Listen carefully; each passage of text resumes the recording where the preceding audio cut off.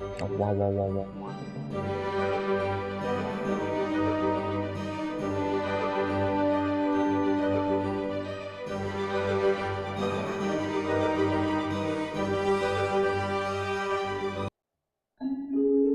I guess I never looked at this title thing.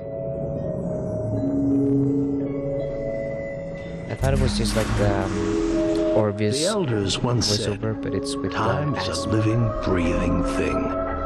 Powerful, beautiful, and oftentimes cruel. It can humble the strongest army, shape mountains to its will, and turn entire oceans to dust. But time itself is not free from jeopardy. There are those who seek to control it, corrupt it, change it to suit their dark will. And if that ever happens, the universe will need a true hero to stop it. Are you ready?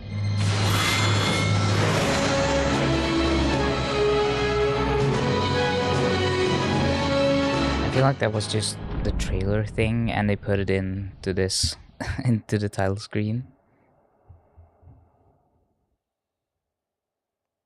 I'm doing well. How are all of you?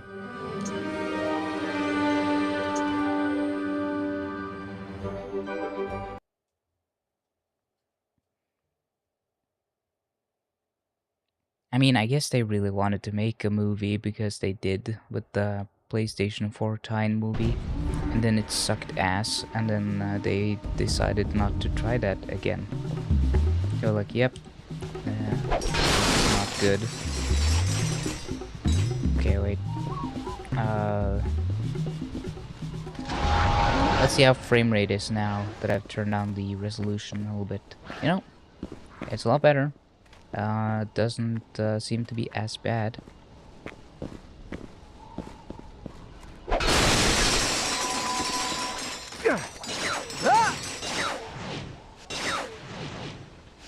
Yeah, I feel bad that Sly Cooper hasn't gotten any follow-ups. Anything that they've... Happy to be of service. However, there is the matter of guiding us to the Obsidian Eye. Yes, of course. Naturally, I can't take you there myself. Far too treacherous for me. But here is something to help you through the caves. Yeah, like I was about to say, I feel bad that Sly Cooper has kind of been abandoned in a way. It's... I don't know if they're ever gonna make anything or do anything with it. Looks like the door rusted right off its track. I'll try to get... Well, looks like the only way out is in. What do you think? Should we give that Omni Soaker a try? Oh. I'm slurping. Good. Now, see if you can use it to fatten up that hydroplane. You have Is to that fat admire enough? Fullard Engineering. That Omni Soaker can suck up almost anything. Water, nectar, even oil. See that? Precus wormroot produces a sugary nectar the tetramites can't stay away from. What did I tell you? They love it! Well, can't blame them, really. That nectar makes an excellent tea.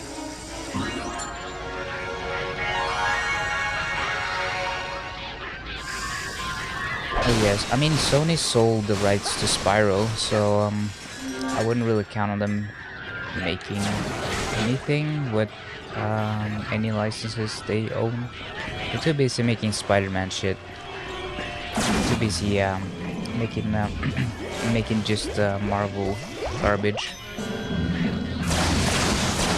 I guess it's a bit of an unpopular opinion, but Spider-Man 2, not as good as people say it is. I think it was sold to Sony, wasn't it? I mean, it's a Sony mascot. It was on the PlayStation, and then it was... I thought it was like in collaboration with Sony at some point, and then Warner... wait, and Universal got it, and then I think... Did it ever go to Warner? Or am I misremembering that? Come on, Ratchet! The great clock awaits! I actually don't remember the full story. I can see Spyro. Um,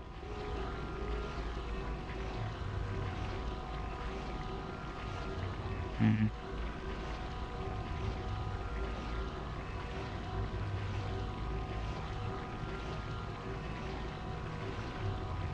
Was developed as an exclusive for Sony's PlayStation.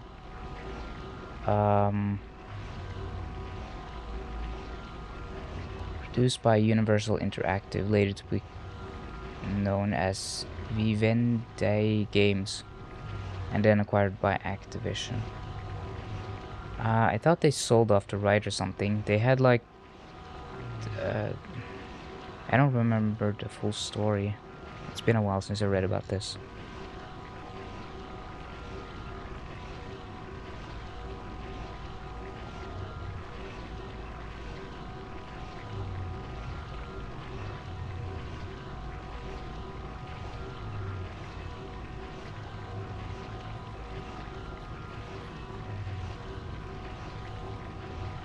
Because it says it's published by Sony Computer Entertainment between 98 and 2000, and then it says Universal Interactive between 2001 and 2003, and then Vivendi Games from 2004 to 2008.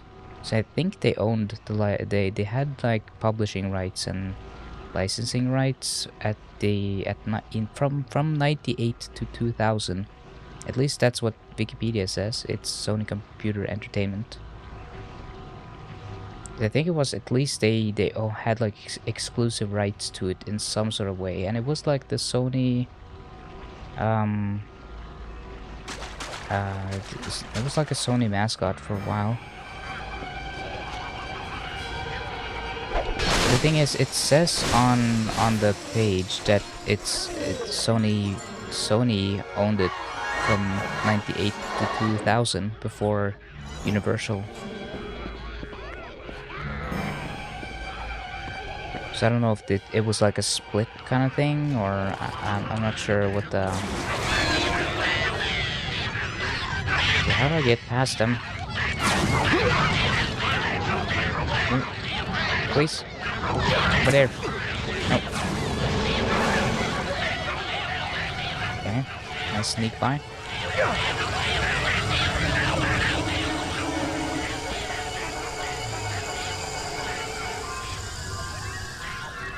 I love the horror music they made for this. Living organism impervious to any munition in the known universe. I remember hating this section when I was younger.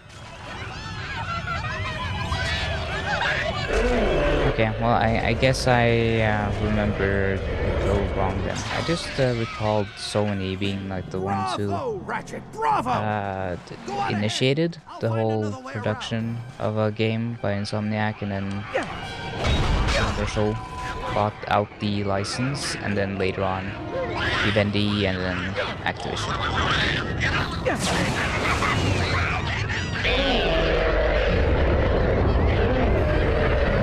Well, at most they had publishing rights, because Wiles only have it exclusively on the PlayStation.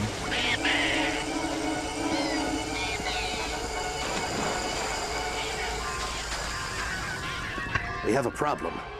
The winch crank for that mining platform is right next to a tetramite nest. And you're not gonna do anything about it, and make me do all of it. Be careful down there. Bombs away! Bombs away? You're just tossing a flare. You did it, Ratchet! Well done! Come on! The Obsidian Eye's right this way! Okay, so it's like a half publishing deal between...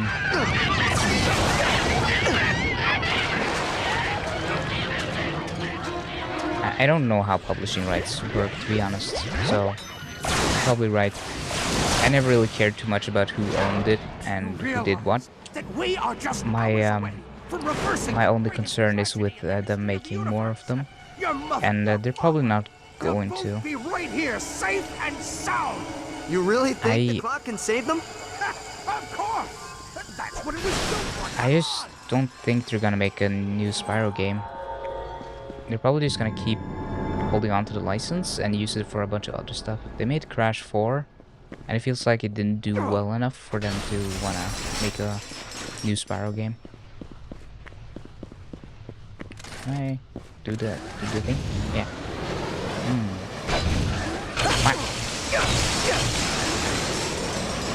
I never understood the camo boxes in this game. I don't understand what purpose they serve.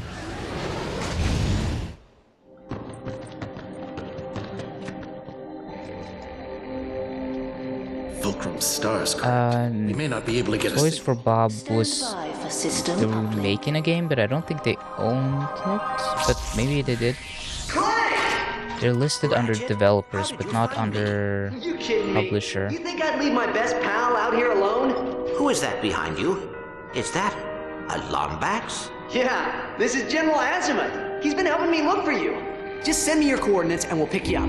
Signal integrity 33%. Ratchet, I need your help. Orvis is in trouble. You must go to Xanathar and confront Dr. Nefarious. Xanathar? Dr. Nefarious hasn't set foot on that rock since his station was completed 2 years ago. Then that is when you must confront him. Head to the Tomley outpost and look for a time portal.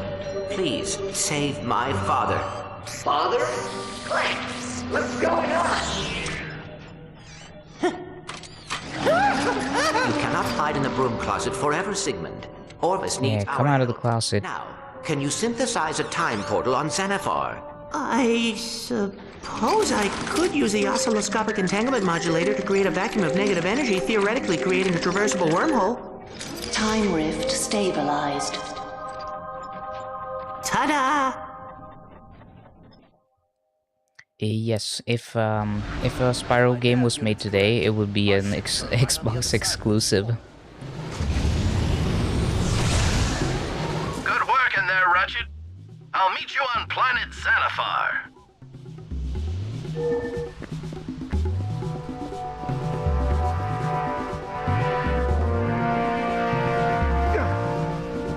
Xbox.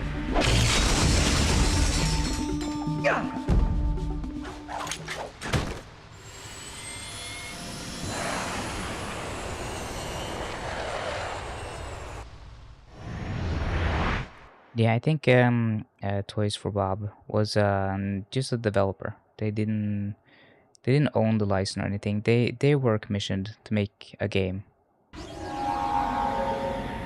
for the Spyro game stuff, but it was Activision who owned the license. There's something I haven't told you about the clock. If we succeed, if we turn back time and stop Tachyon, the present as you know it will no longer exist. You mean I won't remember Clank? I mean, you will never have met him in the first place. The clock may offer some kind of temporal immunity for those who use it, but well, there are no guarantees. If this is my only chance to save my family, I have to take it. Good.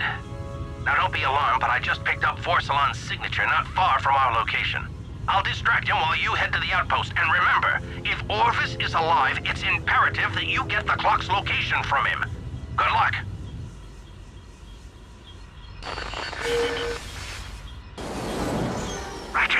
Ratchet, come in. Yeah, they got shut down. I read you, Quark. How are things with the Agorians? Not so good. Somehow they got the idea that I'm some thrill-seeking warrior with a thirst for battle. Well, did you tell them you were a thrill-seeking warrior It's with a thirst for I battle? keep shooting the rockets Just instead trying of to make landing. friends. Listen, I'm in a lot of trouble. They've entered me in their tournament. You gotta get me out of here. All right, I'll be there as soon as I can. Just find some place to hide and stay put until I get there. Message received. Work out. I feel like Activision kinda, well, a lot of companies right now has become the kind of really evil version of themselves. They're all turning into EA, where isn't it supposed to make do a thing? Maybe not. Remember when EA shut down Maxis, and EA was just, they kept shutting down a bunch of studios constantly because they didn't make the profits. Oh yeah, Alan Wake 2 is really good. I'm really enjoying it so far. I just played the section where it's the Alan Wake musical and stuff. I guess the fact that Remedy is based in Finland means that they have worker protections and a lot different worker culture that enables them to still do creative stuff without hello Anthalos, without them being too worried about, you know, getting shut down like most capitalist scum companies do these days. It's just like, oh, you didn't make Call of Duty, so we're shutting you down.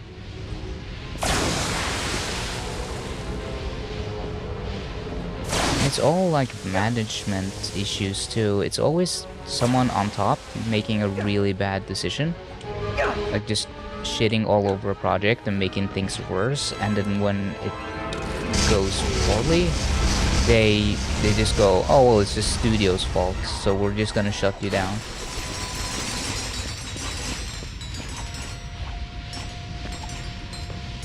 At least Insomniac is still around, but you never know for how long since they've been acquired by Sony, so Sony could technically just shut down Insomniac if they make a few duds.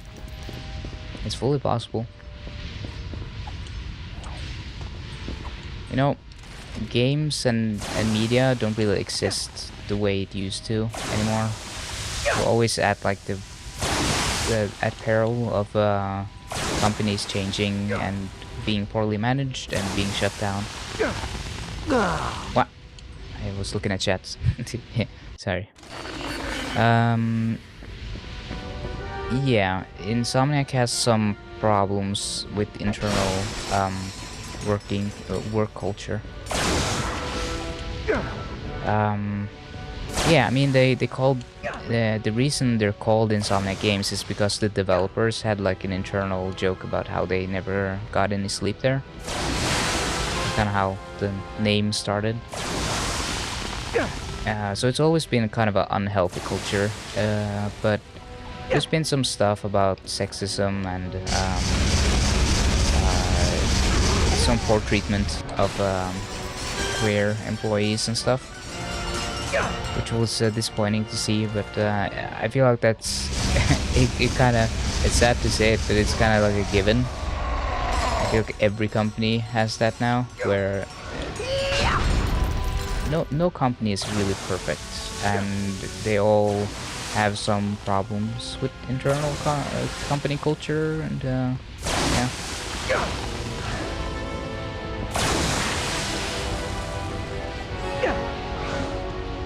No, I'm just hoping that Europe is gonna increase their support and funding for game studios and get better at developing games and doing stuff, because it's kind of sad how much of gaming media has become like monopolized into like China and US and all these places with awful work culture and really bad workers' rights and kind of economy that kills art. So I'm kind of hoping for the EU to regulate more for like tax relief for game studios maybe, and for governments across Europe to be more lenient to, I don't know, give money for startups to make video games. I would really like to see that. Yeah, just wait your turn. I gotta put this thing in a jar. Thank you.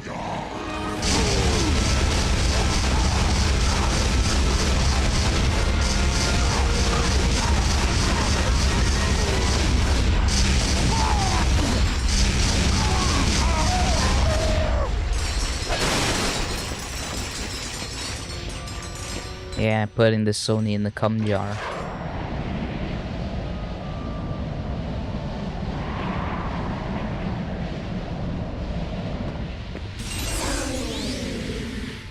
I'm very happy about it.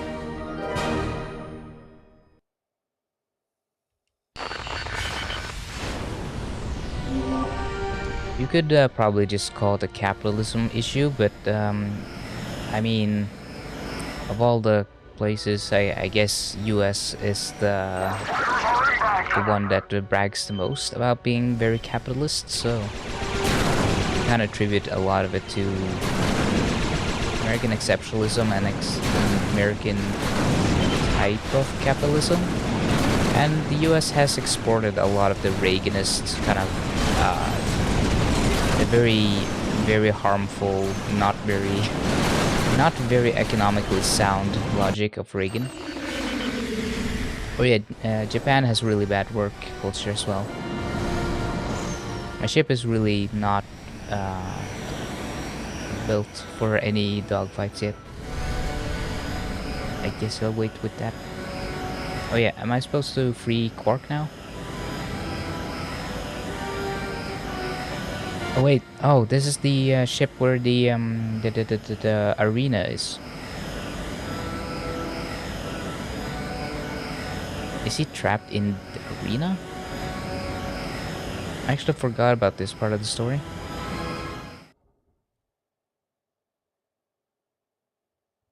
I remember that the last thing I remember from this game is actually playing in the arena as like part of the Platinum Trophy. I think I was just farming bolts or something to get the best armor. Yeah, see, that happened on the PlayStation 3 as well, where they all scream when you break the screens. I'm not sure why.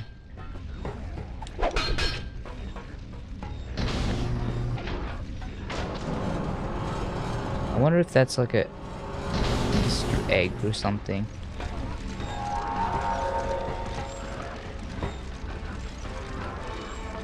Look at that guy. He got it. He knows it. Yankee Doodle Dandy over here. Yeah, he's flexing. Yeah, I remember this. I was standing right here, right here or something when I booted up the game, just to see what I was missing. And then I was like, oh wait, I have a save file, and then I just did the arena stuff, and I got the platinum. Welcome, welcome, welcome to Open Fight Night at the Battle Pots. You like to fight? You like to mix it up? You look like a mixer-upper. What's your name, Spook? I'm Ratchet.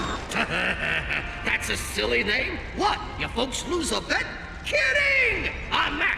You have to excuse the hologram. Folks around here have a tendency to throw things. Take a look around. If you need anything, Mac's your guy. Boys. Where can I sign up for this fight? For the fight? You got moxie, kid. I like that. Head over to the gladiator entrance. Okay. What's with all the terrachnoids? Ah, you noticed that, huh? The Agorians may be strong, but they're a bit shortchanged in the brain department. So they hired us to do That's ableist.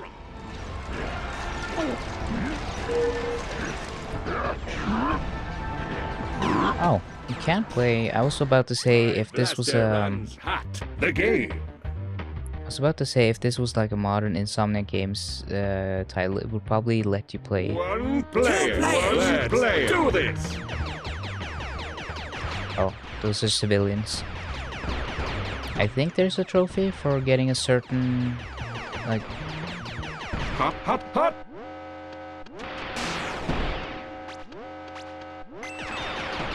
Getting a certain score in this.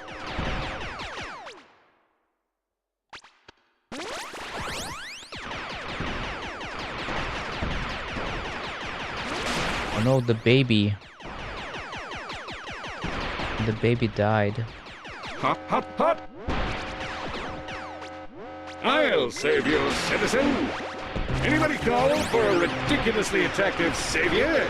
Oh. Anybody call for a ridiculously attractive savior?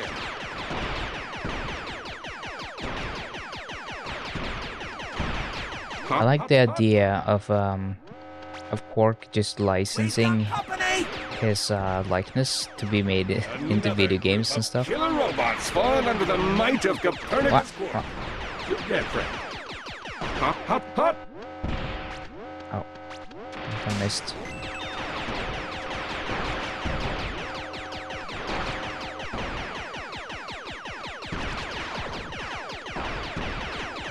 Hop, hop, hop.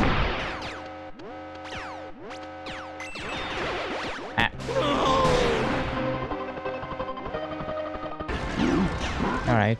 I don't know if there's even a trophy associated with that, but I'm gonna look at that later. Attention Battleplex patrons. Our creature handler has, misplaced one of our wargrocks. Do not be alarmed.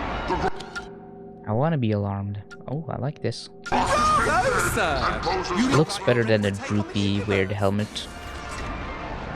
Ah, look at that.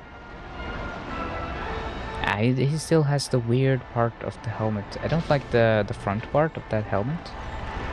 Why is it like that? They should have just removed it. I think it would look cooler without that. It's like a stupid cap. Like the worst snapback ever.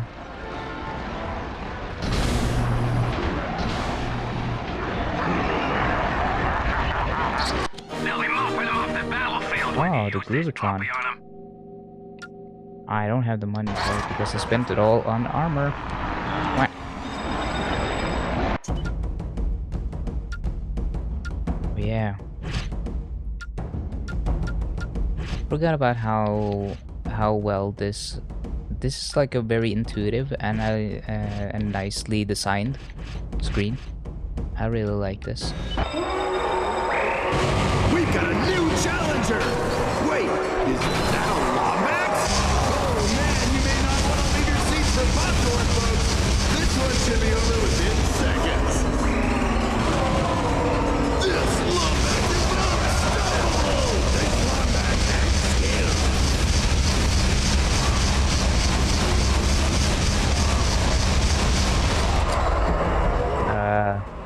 Hold on.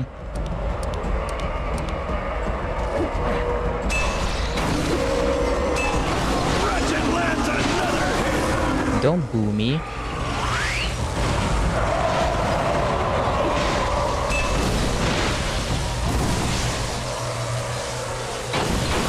You gotta clap for me.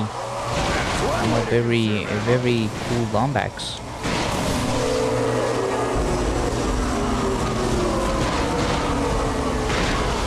And Ratchet thinks another wave!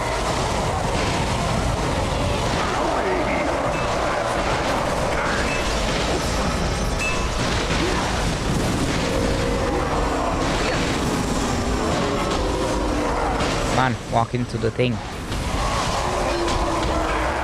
Yeah, that's right. Clean up on aisle 4!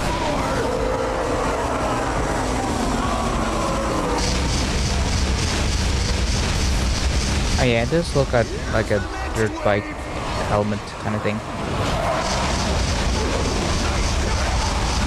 Oh, the shields. Forgot about that. That's a cool mechanic actually. I do like that. It's like playing as Ava in Resident Evil 4 when you got the yank the shields.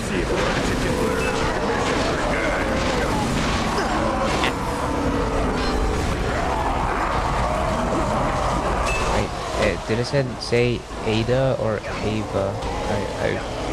I'm stinky brain today. I like the little effect of them dying, where it's looks like a bunch of particles for some reason. Just turn into little small particles.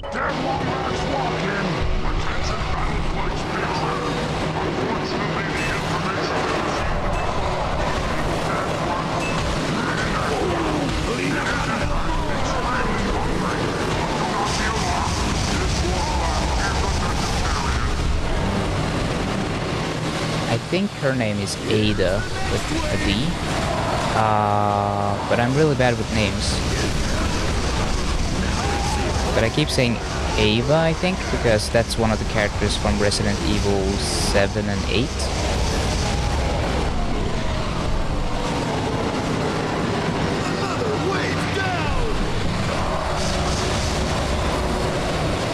Even though you can tell this game is older than a lot of current games, obviously, it has aged pretty well. I do like the visual style of it. It's still very fun to play too. See when they die, they turn into these kind of like dots. Kind of like that effect. It suggests they're getting vaporized or something though.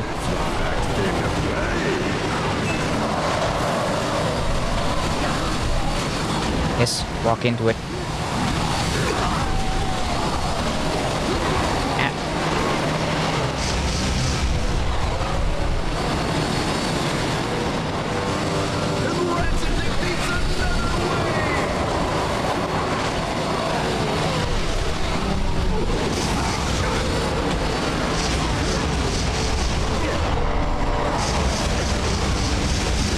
Yeah, I think if I didn't turn down the resolution for this would probably run pretty poorly right now. I turned it down to 1080p, but I'm upscaling it to 1440p with the FSR.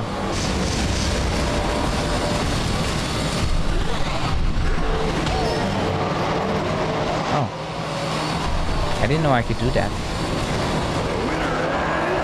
I got a skill point.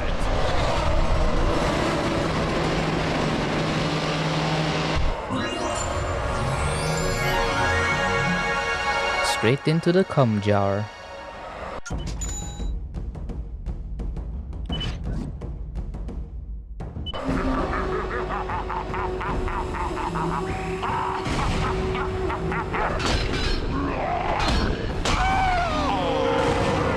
Oh, I have to get bomb kills? Alright. A cheap shot! Good thing we executed all of our referees last summer.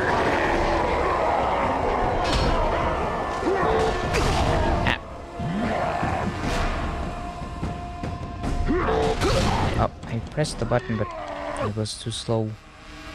Okay, there we go. Ratchet on a rampage!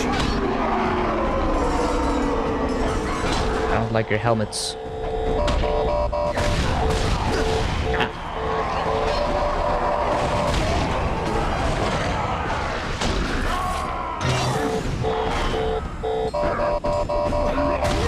Nice shot!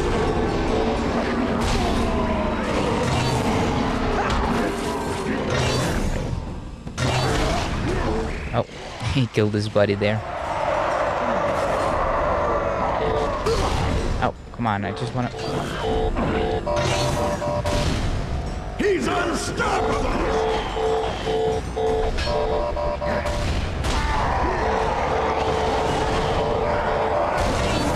No, I didn't want to do that. I wanted to pick up the fucking...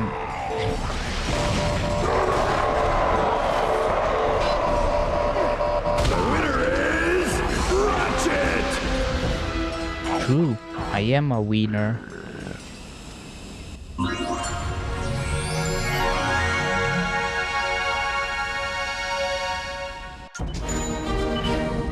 He's a wee little fella, ain't he?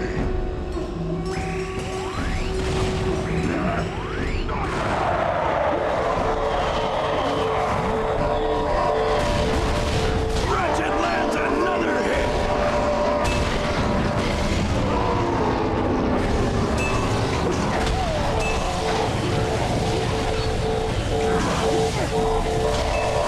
Here's the next wave! Oh, come on, jump. Almost died.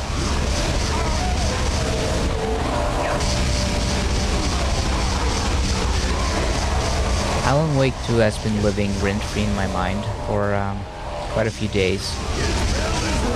After playing it, I still haven't been able to stop thinking about it. I still like think about the musical stuff and all that good stuff.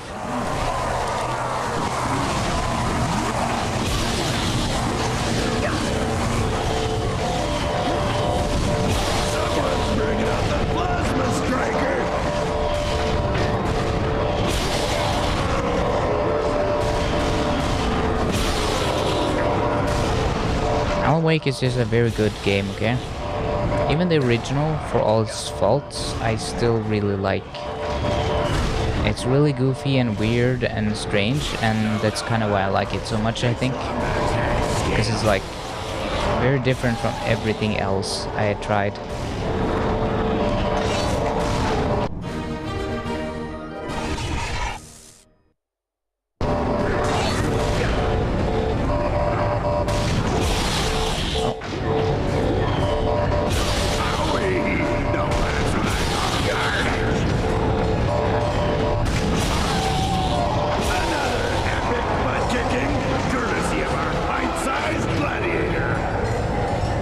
Are those things on the rail supposed to be cameras or lasers or what am I looking at? It looks like weapons.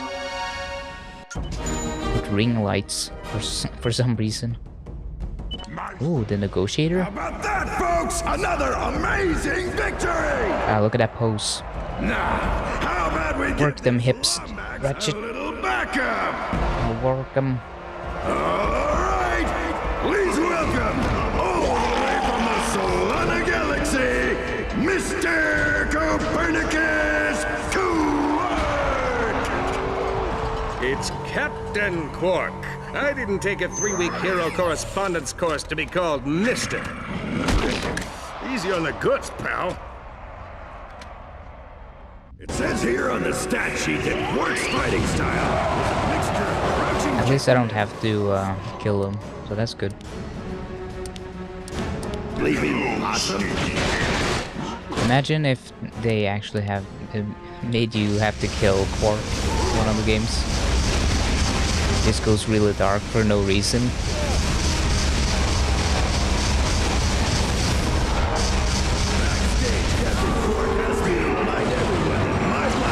I guess they won't do more of Quark since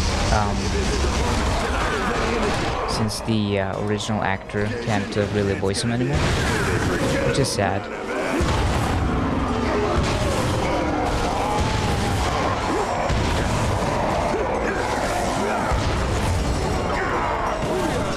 He just got angry, but he not deady. Folks might Can you turn more deader? Stint is a famous super in the Bogon and Solana galaxies. I don't remember it, but some folks might. I thought people liked Quark, so I don't know why they're booing. Isn't the whole point that he's very marketable and people like him? Even though interpersonally he's a very bad person, a dumbass, sneaky.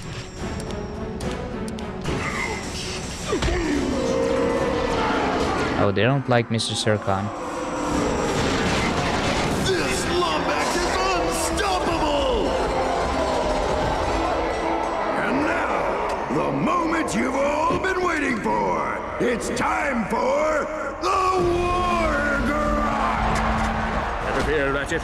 While I was in captivity, I trained with the elite Umbuku gladiators of Terraclon 6. My body is in peak physical condition. My sense as sharp as trillium razors. Release the War Grok!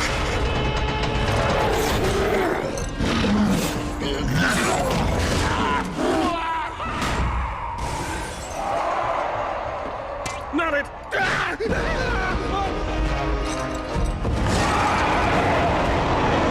Ratchet takes out the War Grok! To be honest, it is a very fair response. I mean, if I was, even if I was built like Quark, I would be very concerned for my well-being trying to fight this kind of thing.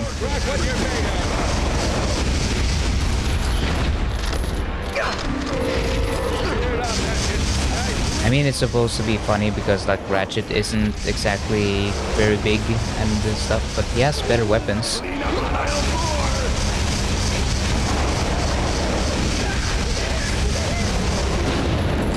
Thank you. Sideways. Didn't sacrifice your ability to aim, but you look that much more menacing.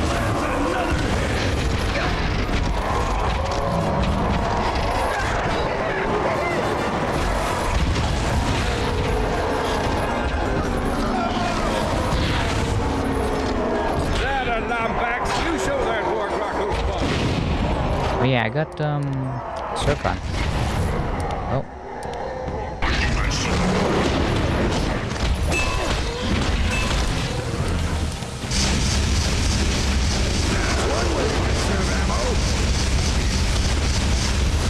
See that? I taught him that move.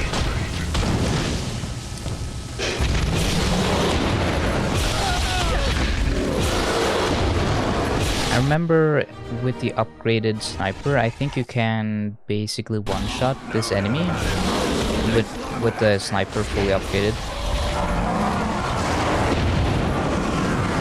Oh, he angry. Try not to stare directly into his eyes. They take it as a sign of aggression.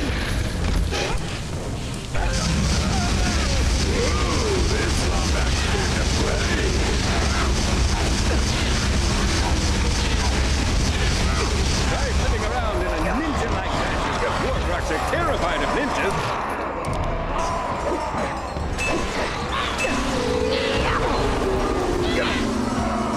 Here he comes!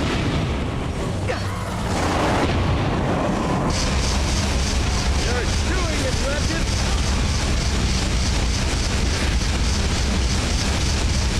I think Ratchet is also a lot more nimble than Quark. Because Quark is built, but he is not very... I don't think he's very flexible or agile.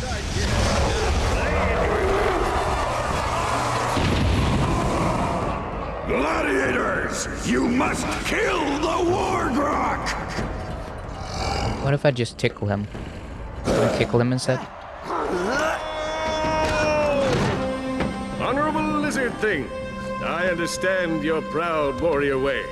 The nobler tribesmen of Florana once referred to me as or he with mighty pecs who had delivered us serenity.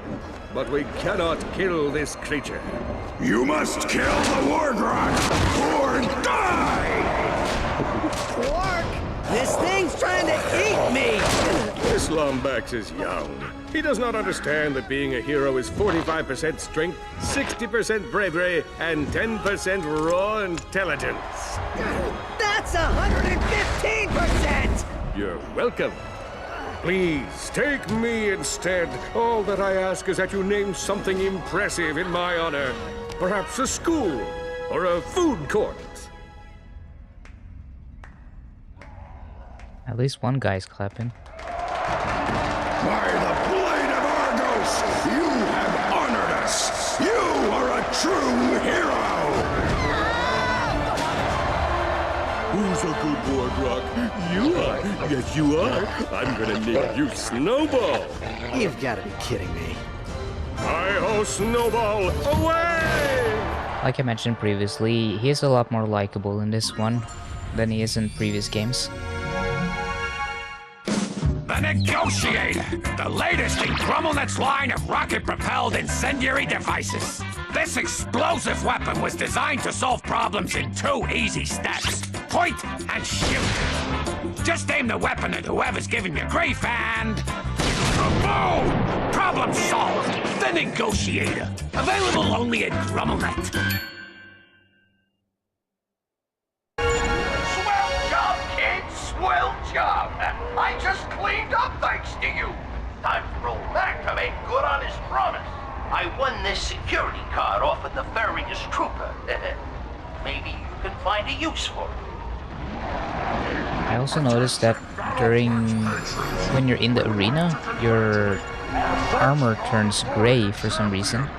Well, let me see if I can do just a quick one. If we go to this one. 60 enemies! Okay, now it's not gray. It was gray in the bronze one. Can Ratchet pull it off? Let's find out! Maybe it was just for cutscene reasons.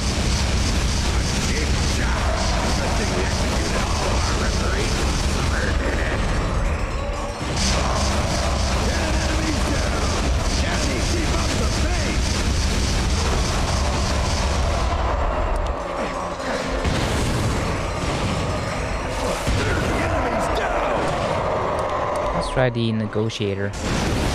Map. Map. Oh. the fire rate is very slow on this. The rate of fire, I mean. Mix word up.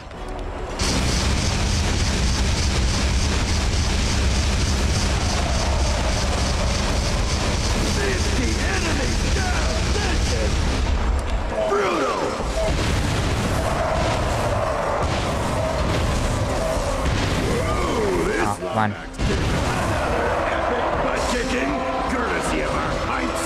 Wait, did I win or not? It felt like I lost, but I guess not.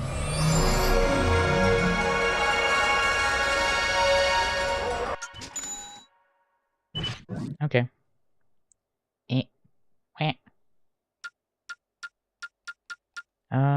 Maybe I'll come back to this later. Or should I do the silver cup? I could just do these, they're not that long. This challenge involves one member against a battalion of trained Andorian assassins. But just to show we're not completely heartless, we've given him a Fuller's fusion turret. Lead up on aisle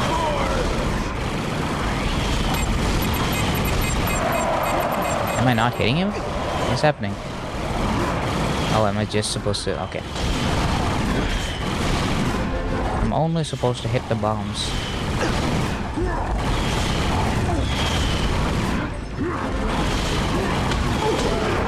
Oh, I killed the guy.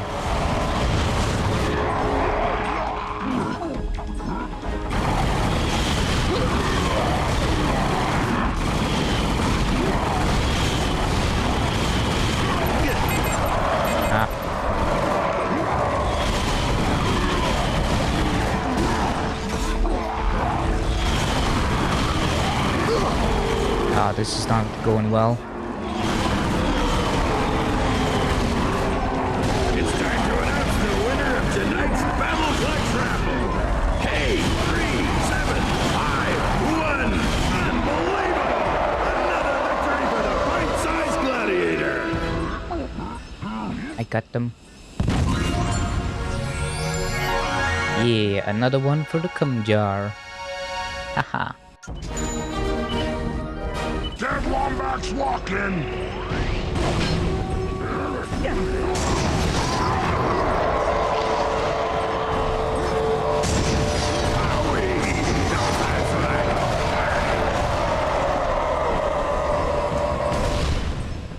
This Hello? Wombat is unstoppable! Hello? Anyone else?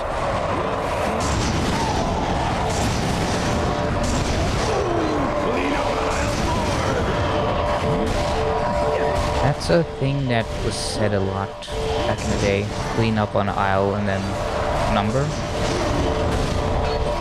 I remember it from Dead Rising. It's one of the jokes. After you kill one of the psychos, he goes like, clean up aisle 4 or something. Another wave down! I don't know why that was a trope back then. Ratchet lands another hit!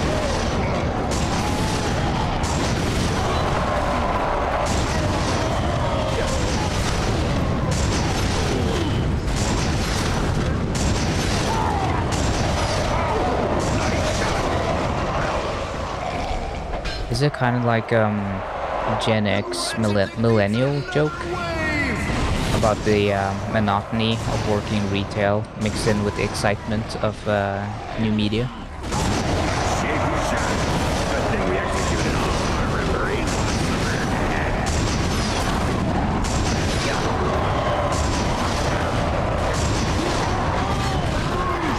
The negotiator is surprisingly not as good in this game.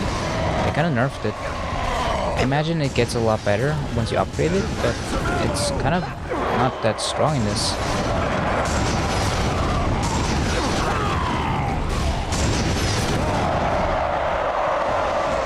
Yeah, Gen X, but probably the older millennials, probably because it was in a lot of video games that even I remember. So I feel like if you're one of the older millennials, then you were kind of in the category. You would have been into that joke, I imagine. Oh, he's T-posing. He was establishing dominance.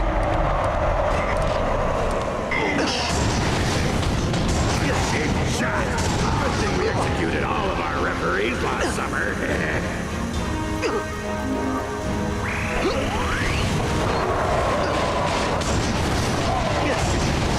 This is what my room looks like when my dog farts.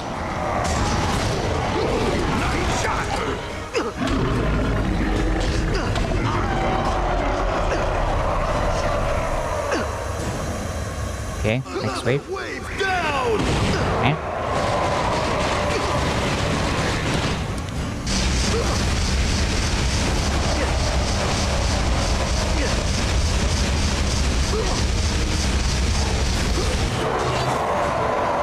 What?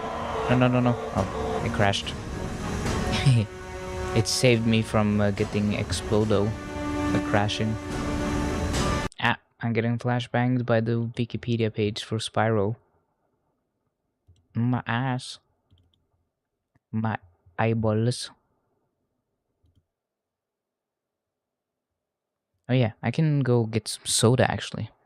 I wonder what position my Vtuber will freeze in this time.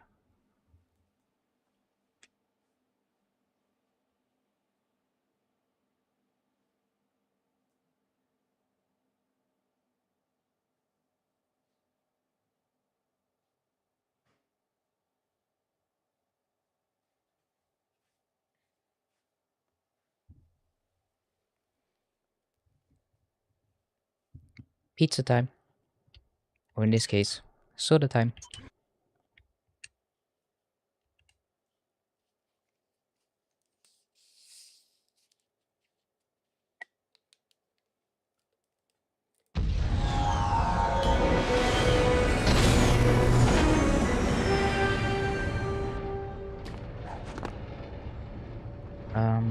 Because it's an old thing grocery stores used to announce on the intercom. Right, but I thought that was something that they did all the way up until the 90s, so millennials would have remembered that, right? It's not like a thing that they only did from, like, I don't know, the 60s to the 70s. For that would be a very specific time range. Okay, so look at this.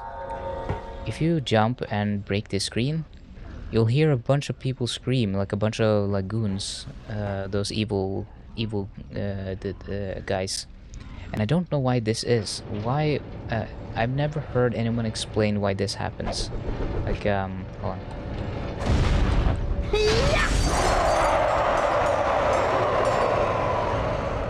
Why? Why does the whole arena cry out like that and scream when you break that one screen? I don't understand. It was a thing I remember when I played this when I was young too. I was always so confused. To congratulate our first non-Arthurian champion! Ratchet has defeated the War Groffin! Ah, the Groovatron. You find yourself overwhelmed. I love this one. The Groovatron is the perfect tool for tipping the scales back in your favor. Simply throw one into a large crowd. The Groovatron will emit a mesmerizing tune, which triggers fits of uncontrollable dancing. This will give you extra time to replenish your ammo, make your escape, or deliver a crushing blow to your would-be dispatchers using the incendiary weapon of your choice. The Groovatron Glove, available only at GrummelNet.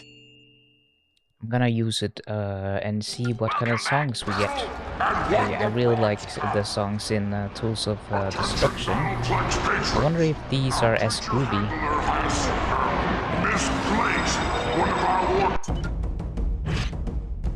Yeah, I did the Bronze Cup. Yeah, the gas chamber, or as I call it, my bedroom after kicking parts.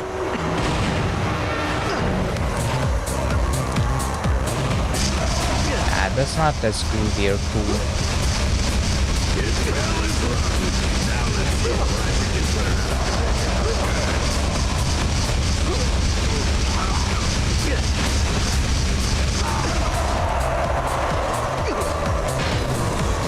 song sucks. Here's the next one. Should just reuse the ones from Tools of Destruction.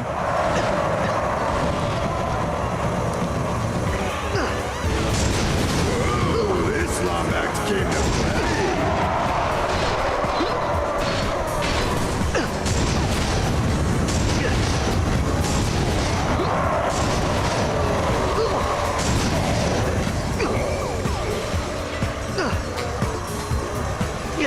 Maybe no one has noticed that, or maybe everyone just assumed that it was like a weird glitch. Them screaming when you break the screen.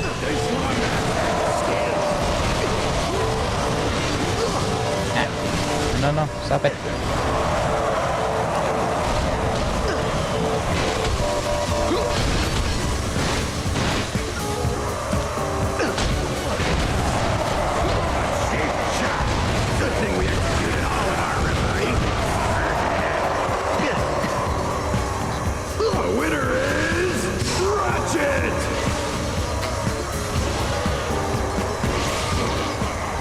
Maybe it's like an in-joke with the developers that when you break the screen it triggers the arena noise. Maybe it was left, maybe it's like a testing thing and they left it in, or they forgot that, Alright folks, that let's see how you could test it, Ratchet and can take then apart this I don't know. tank. Or vice versa. Oh, it's one of these guys.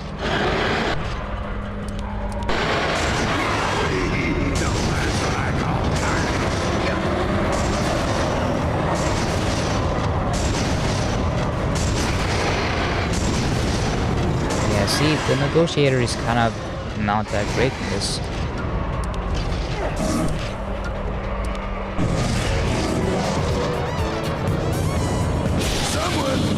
The sniper though, the sniper is very good.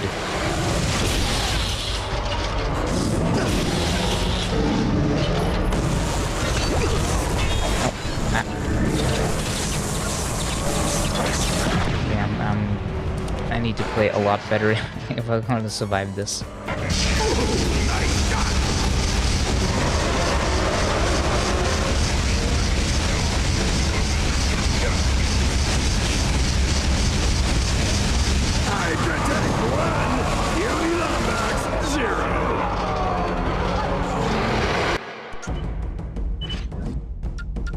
It's good that they just revive me at least. Ratchet can take apart this Hydra tank. They do want to see me win because they keep bringing me back.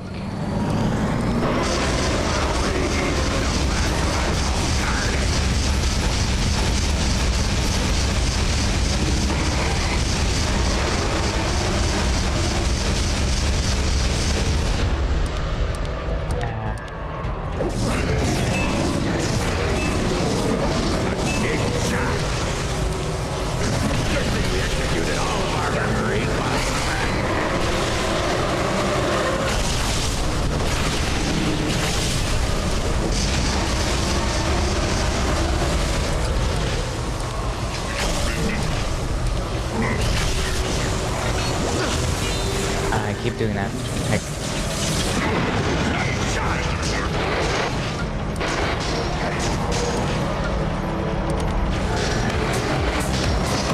Oh, why aren't you dancing? Just use a dance.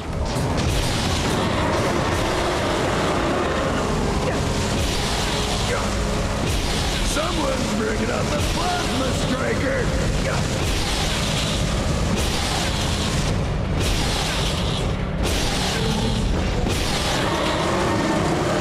This fight is a little unfair because my weapons are kind of sucky, stinky.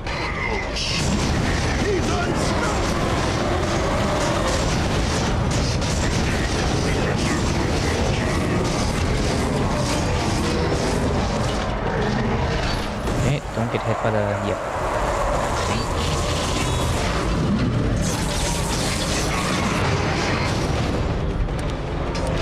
Alright, let's just see if he dances this time. He doesn't. Really doesn't want to dance.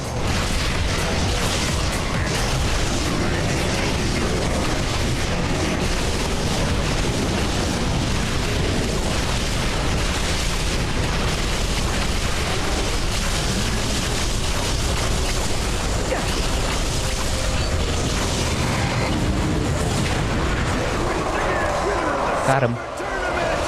Ratchet!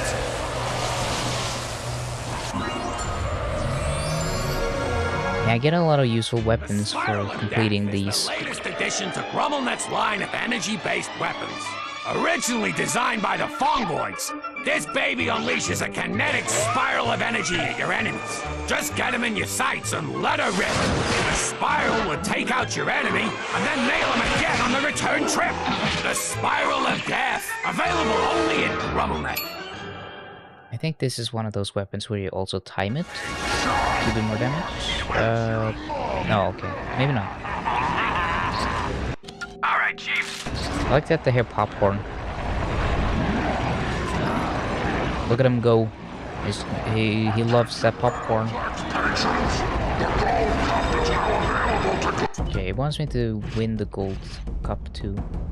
Alright, folks, let's find out if Ratchet can survive the entire fight without being hit once!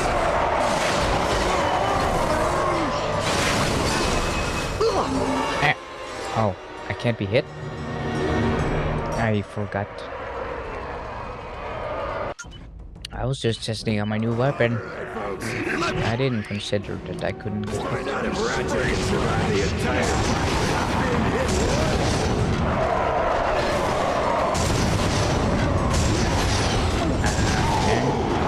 Cutting it loose here. This Lumbex is unstoppable!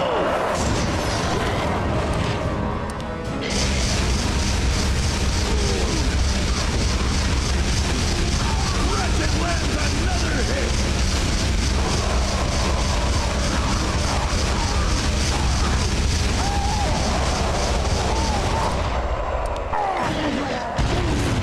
And Ratchet defeats another wave!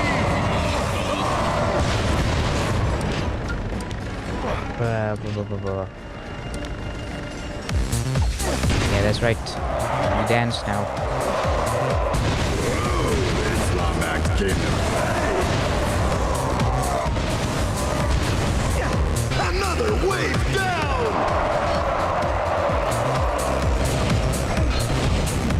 Okay, let's do another Groovatron. What happened? Why did it go backwards? No stranger to battle. This include Versatile Tachyon, Rushdo, Shorthat the Irritable, and Captain Romulus Flash. Come on, hit him. And Ratchet defeats another wave!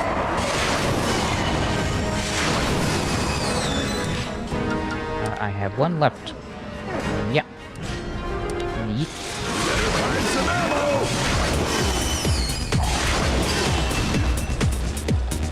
Whoa, whoa, whoa, whoa, whoa, whoa.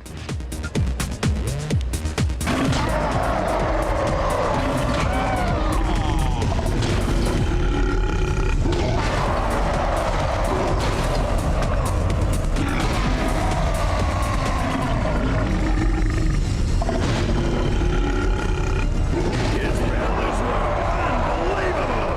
Another victory for the bite-sized gladiator! Bite-sized. It's me. I think I'm actually taller than Ratchet. I think Fiona said that he is 142 or something. 150. He must be here for a school trip.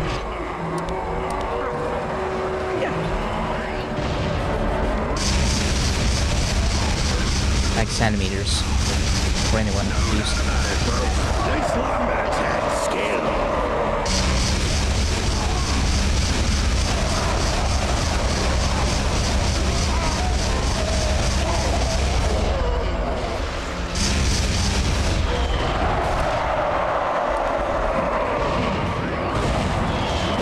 Someone's bringing out the plasma striker! It's interesting that they recorded the specific dialogue for bringing out the plasma striker, but I don't know if they comment the other weapons.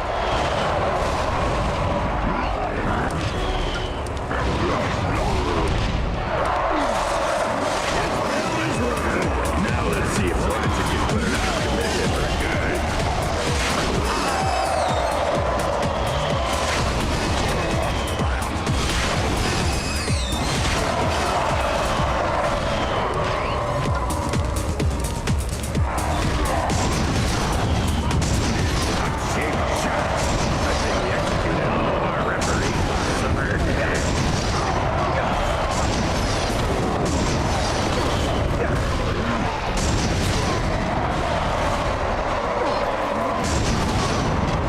I assume if there was something wrong with my audio that you would tell me in chat.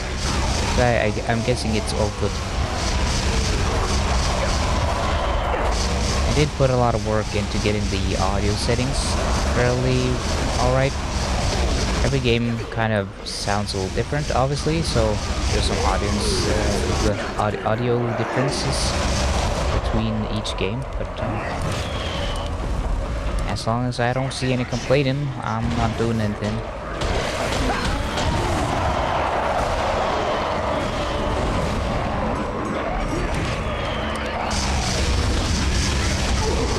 But yeah, I heard stuff about the Loki finale. I'm really excited to see it now.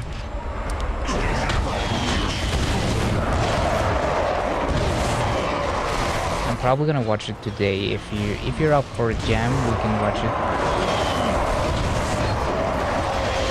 Tonight's bloodbath is brought to you by Terratrex Energy Drink. Now 7% less likely to cause brain damage. Oh yeah. I'm not doing so hot here.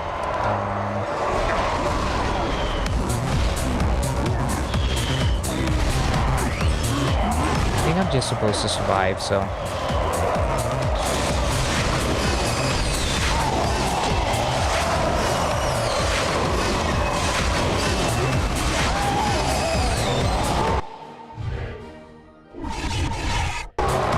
The audio was very low on that one.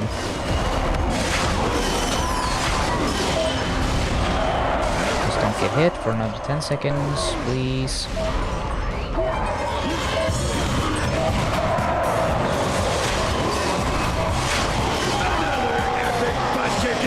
Courtesy of our bite-sized gladiator.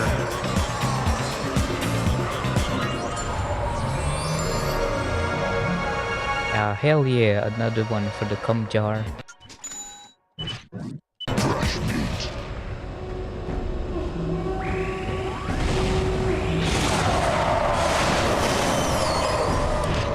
Okay, so I have to kill 100 in 2 minutes. I can probably do that. Probably.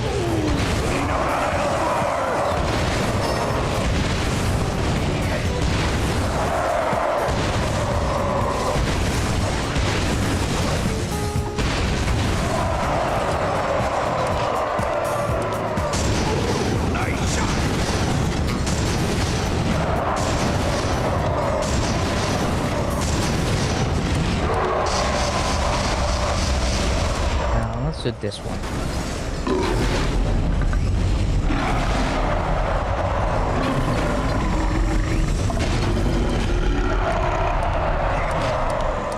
Yeah, this.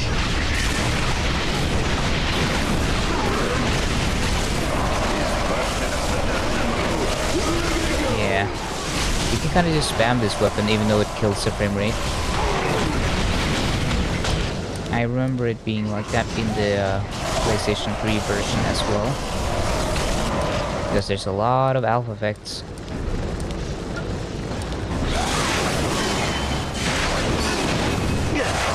I think I'm using it right, alpha effects, because it's like flames and those electric effects and that sort of stuff.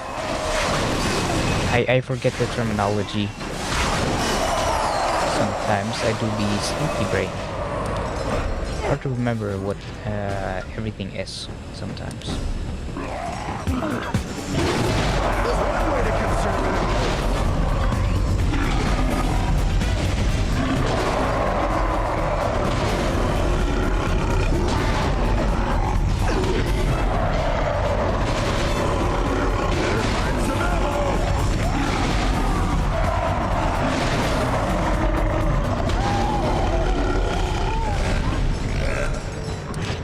He's out of burp.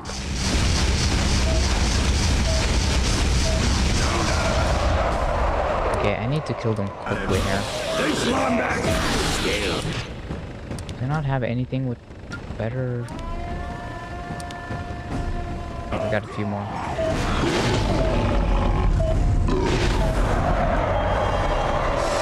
It was just 2 left, but my weapons aren't strong enough. They're too weak.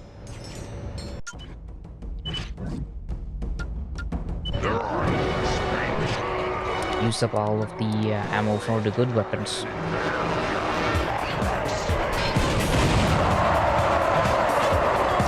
Alright.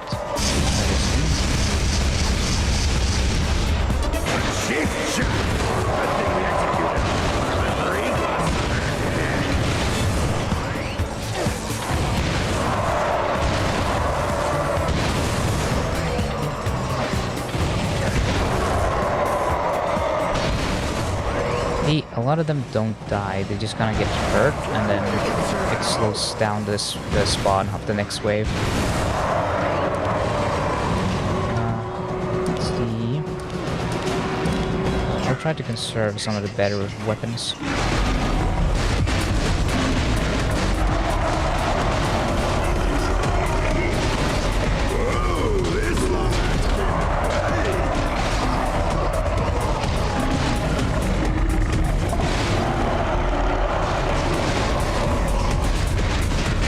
Come on. Too many enemies.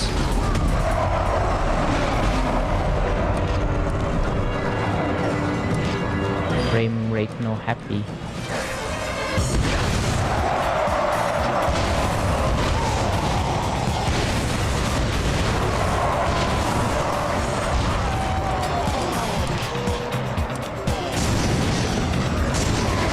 Yeah, the negotiator really doesn't have a lot of damage to enemies around the ones I'm hitting. It kind of just hits the one enemy I'm aiming at.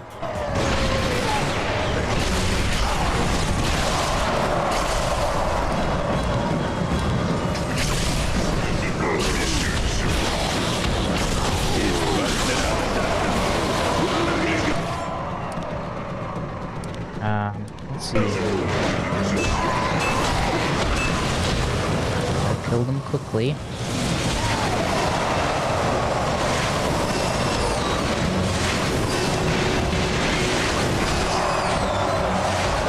Yeah, I got it this time. How about that, folks? Ratchet does it again! That's true, I'm great at killing enemies and the frames. Secret enemy. I read that a bit late. My brain too occupied with the game. Equal opportunity dismemberment. He's busting out the dynamo.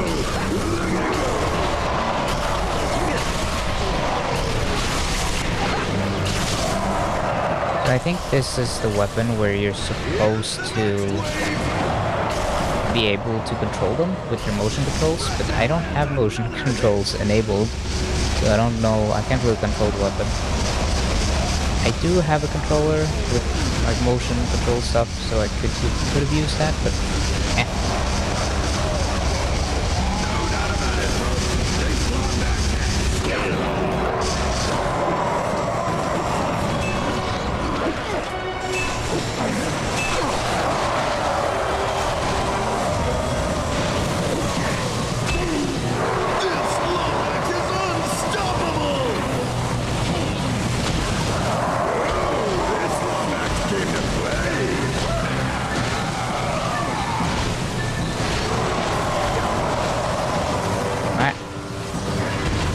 Finally got a better weapon.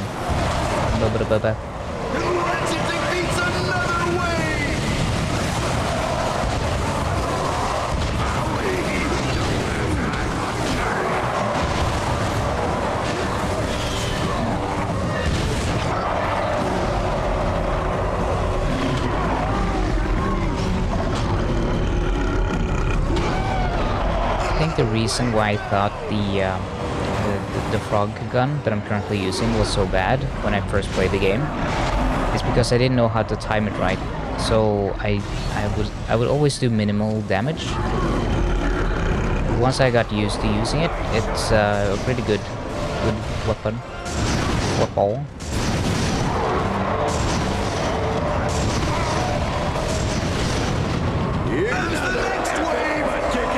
Oh, he started talking over himself there.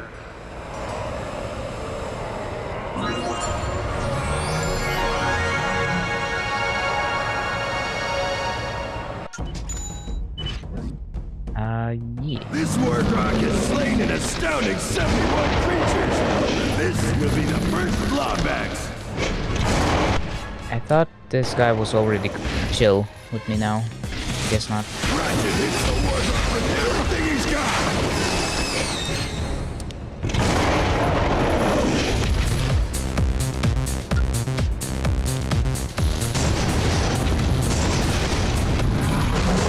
Ah.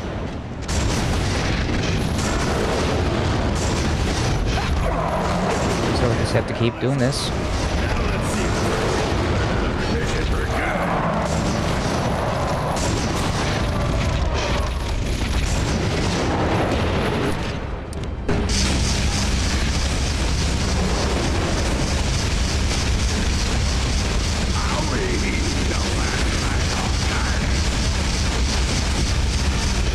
Oh, I have to fight both of them. Yeah. I don't like this guy. This enemy I don't like. Okay, let's see if I can use some Tesla spikes maybe. Then Dynamo Doom.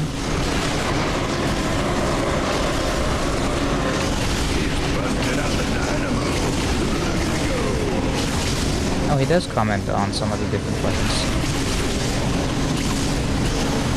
So the Dynamo and the Sniper one is the one that he usually comments on.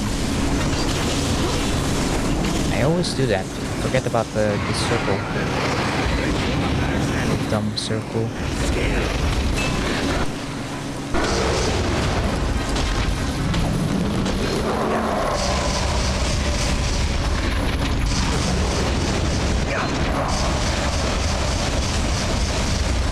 Oh, I keep forgetting I have Circon.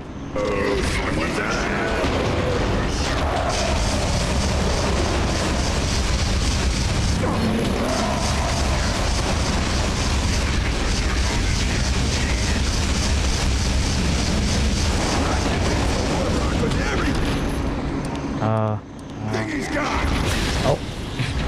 I like that his weak points are his nipples. That is a interesting detail.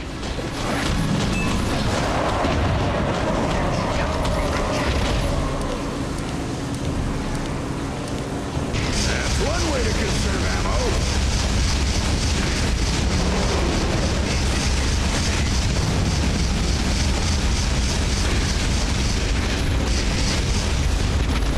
Oh.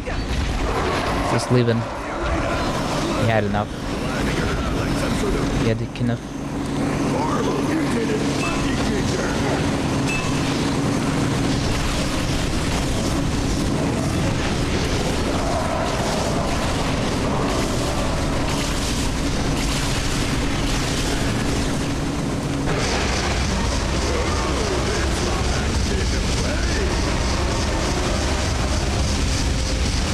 Come on, can I get upgrade? Oh, I wanted to jump.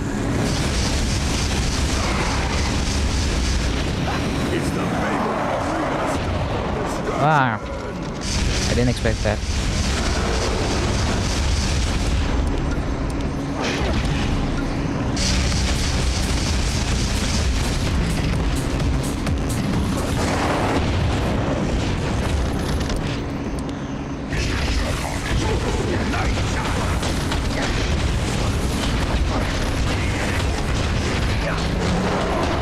Ah, come on.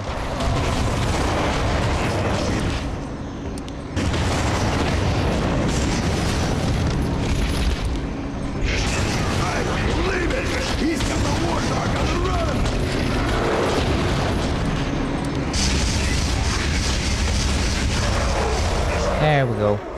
Now I just gotta survive the last guy. The last dudeski. Okay, how is the best way to survive? How I survive? How best I do survive this?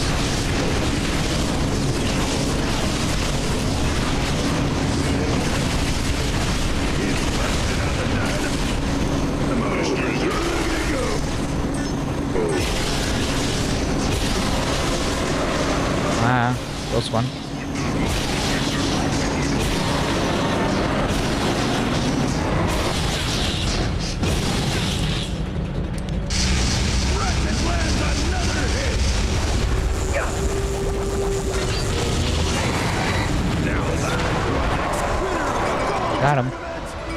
Got the stinky. Okay, is someone trying to call me? Yeah. Welcome back. Just give me a second. I'm just gonna take this call, and I'll be right back. All right. Just don't go anywhere. It's just a quick little call thingy.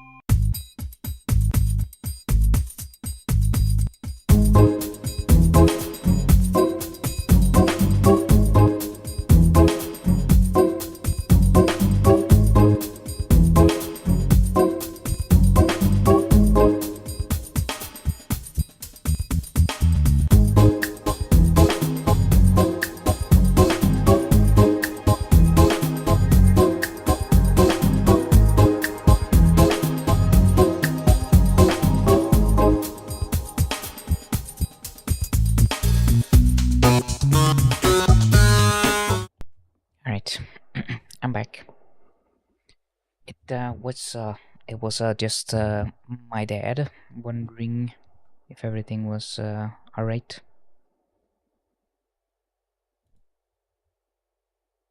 Wait, why is the game capture not? Is it because it crashed? Oh, probably. Yeah, that tends to happen. Oh, my model is weird now. um.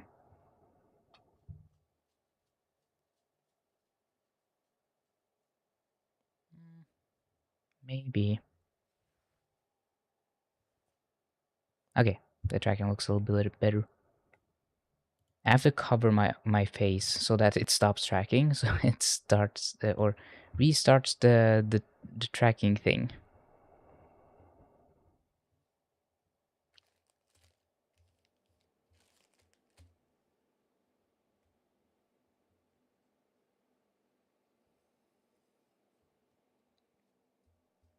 Lots of snacks.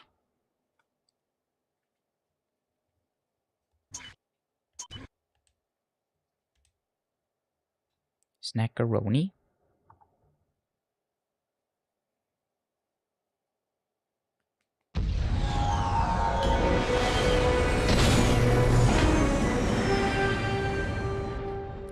My dog is making a bunch of noises and looking at me.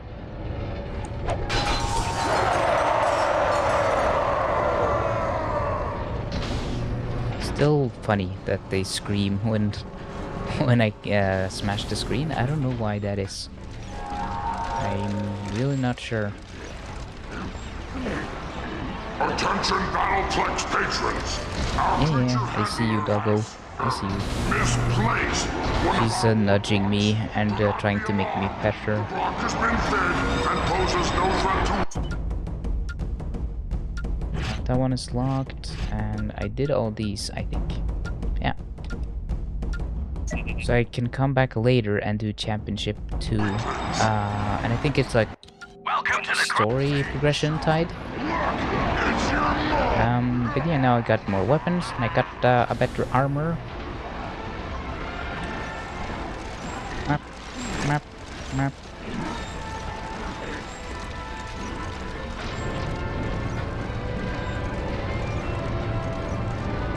I like the fuzzy ears. I didn't walk far enough into the elevator. I like the fuzzy ears. They're so fuzzy. I just want to grab them, pet them.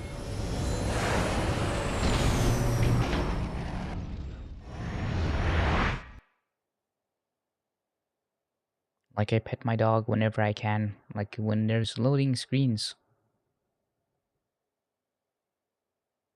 I almost wish you that the mic could pick up on all the noises she's making. Ratchet, repeat, Mega Hero to Ratchet, come in. Mega Hero? Yeah, the fellows and I decided it's time I graduated from Super. It's got a nice ring to it, doesn't it? So I'm chilling here at a Battleplex after party when this foxy young lady tells me she knows of a secret entrance into Nefarious' station. At least I think it's a lady. Hard to tell with Agorians. Either way, you leave the investigation to me. I've got a plan.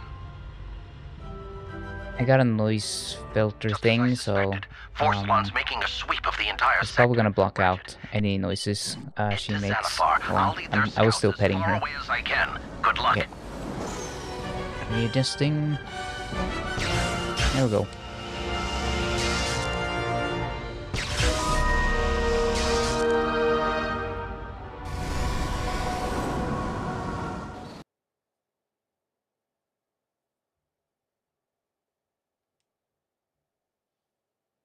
It's making a bunch of like snoring noises, kind of. Oh, this looks like one of the winter levels from Going Commando, Similar to the one I believe. The one where you fight the not the actual villain, but the Lombax lady. So where is this time? I don't even remember this planet.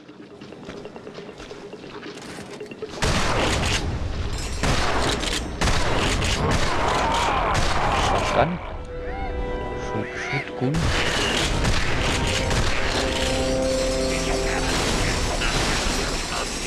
Yeah, I don't remember this planet that well. Oh, I see.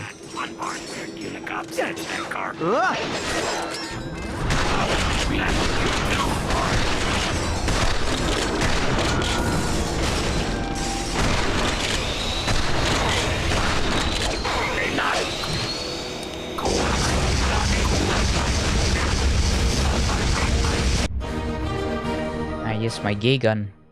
Now it's a mega gay gun.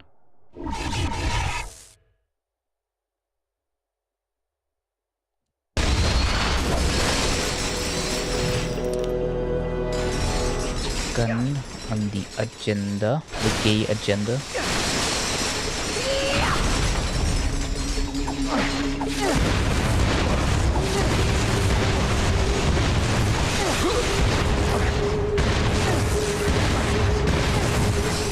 There we go. Whack.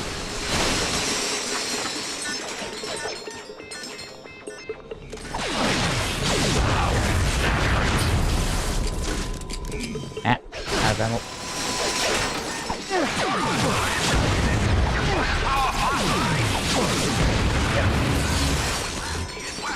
They'll be mopping them off the battlefield when you use this puppy on them. It's a little expensive. I don't remember liking it that much, but I'll get it. The Cryomine Glove is the perfect marriage of GrumbleNet technology and Lombax's ingenuity. If enemies get the drop on you, simply toss a few out onto the battlefield. The mines will home in on any foe unlucky enough to wander within range and... Now that's cold! The Cryomine Glove, available only at GrumbleNet. If you like doing melee, then it's a good weapon because you can use it and then smash enemies, but...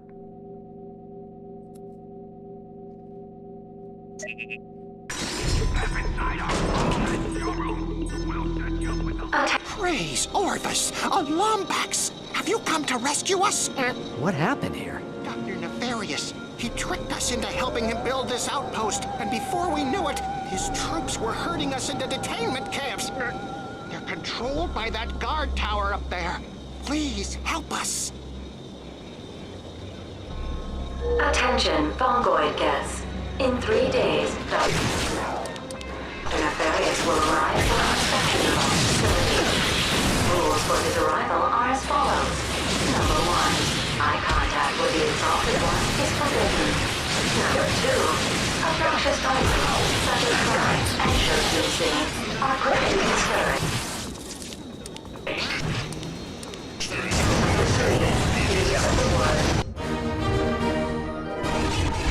Yeah, this game doesn't have a lot of Clank in it. There's a lot of Clank section, a lot of sections with Clank, but you don't really spend a lot of time paired up with him.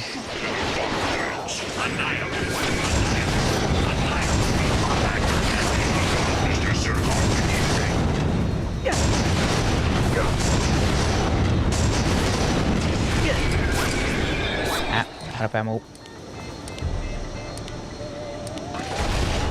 That thing. We're just kidding. That was a bad shot. This is a reminder that all common residents of the Tomway outpost should stand at least 4 feet away from the containment grid. We don't want any more accidents here. Now do we? Attention, Fongoid guests. If you have been assigned work at the space station, I should get more sound, those kind of soundboard things to play, because I always think about different noises I could be playing. But then again, I would have to take my hands off the controller and start pressing buttons, other buttons, to trigger those noises. So. Your Synthanoid is upgraded to Zircon the Destroyer. Your mechanical bodyguard now comes with an explosive fusion cannon and rapid fire capabilities. Alright. Hey, thank you, thank you.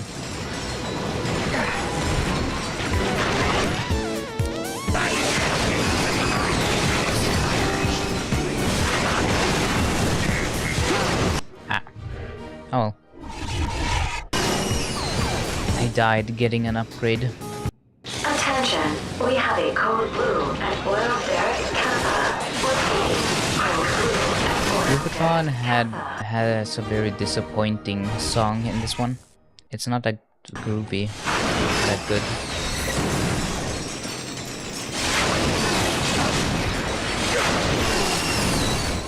It kind of sounds like a parody of what people think is a good groovy song. You know what I mean? I don't know.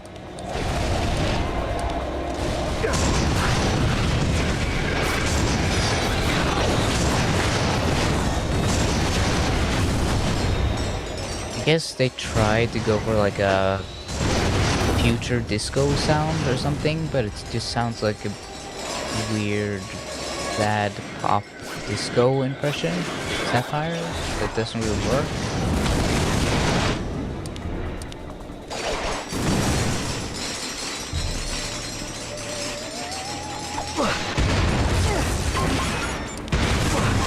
I still have to use it even though the music isn't that good.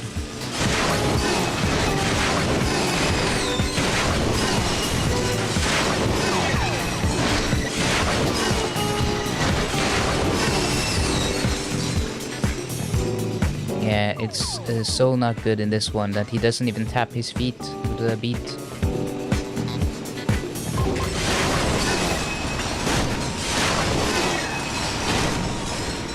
They don't, they removed that feature, which they had, in Tools of Destruction.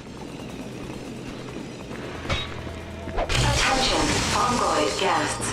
This is a reminder that all permanent residents of the Topley outpost should stand I at think least Tools 4 of feet Destruction away is just a better game, actually. We don't want any more accidents here. Actually, Now do we? I walk away. You scared me! I thought you were one of the troops. They've been searching for me ever since I escaped the detainment camp. I need to get back to my hut before they close in. Can you help me? It wasn't very difficult to find. You're not very good at hiding. Nope. No. Mike here. What? Did he say wiener? It sounded like he said wiener.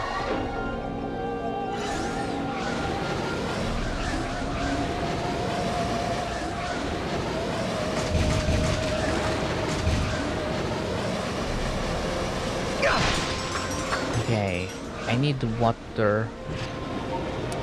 Water. Walter. Put your dick away, Walter.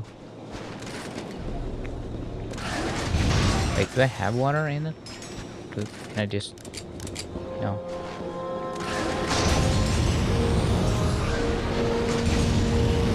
Water? What? Oh. What? Oh.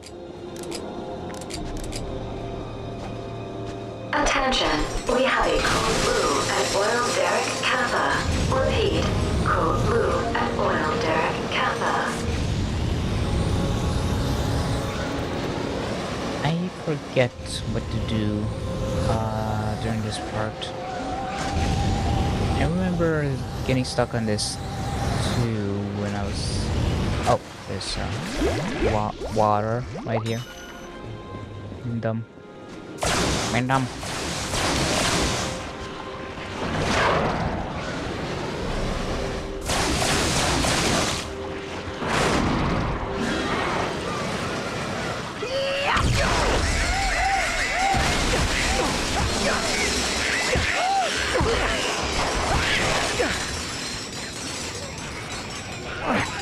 Oh, I need to do that.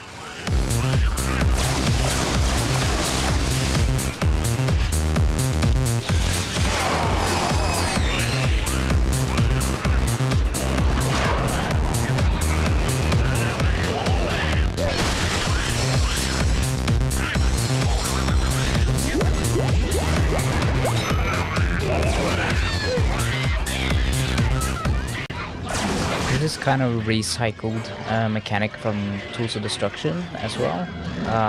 The gel bots, basically.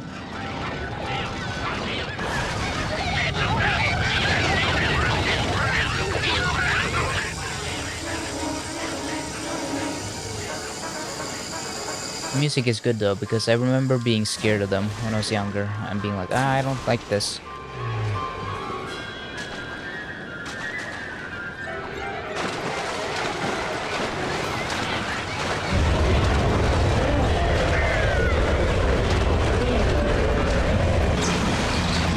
Wow! An Omni-Soaker! Thanks, and come on, we'd better get moving before they find us. This was Ratchet doesn't need an Omni-Soaker. Omni-Soaker. He already makes everyone soaked. Can't remember why. Making all the ladies soaked.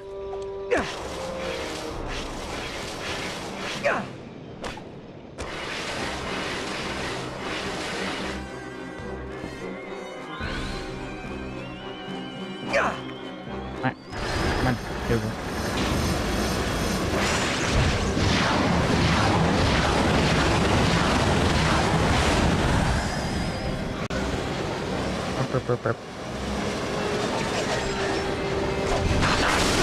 I don't think it wasn't like I was terrified. I was just stressed out because the music was going like and you're just going, oh my god, these freaking things are gonna kill me. I like that they programmed the robots to feel pain. It's completely unnecessary. It just makes them worse at their one job at being battle bots, or making them feel pain, so they can't, like, they get interrupted in killing because they go, ouch, that hurt.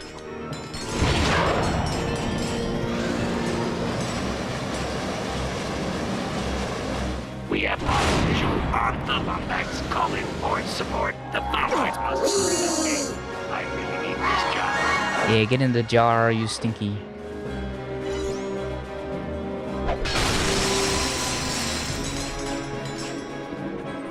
Oh, security scanner. It's not gonna let me in, is it? Oh. Security guard identified. That's a really bad security scanner then. It just let the enemy in.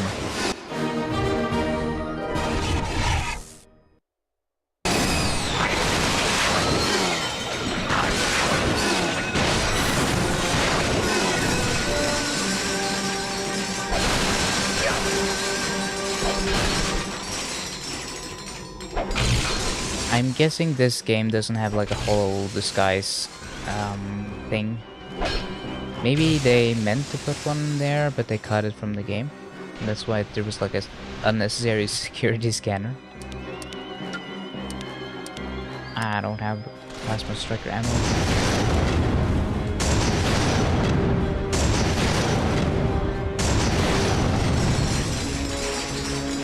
Yeah, I didn't know their security was chill like that. They just let you in. Primary containment generator disabled. They were really ready to cheer. Hey! We're free! Praise Orvis! We're saved!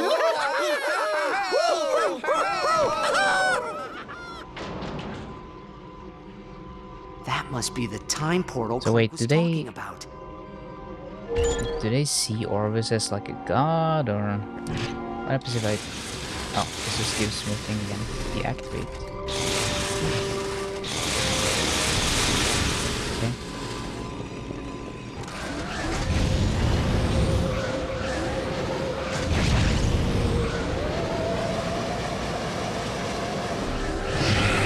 If you are down to your I remember this being super impressive to me when I played it. asked for it, you Like would I was give him the gun. in the same place, but it was all different. I was like, wow, it's all different now.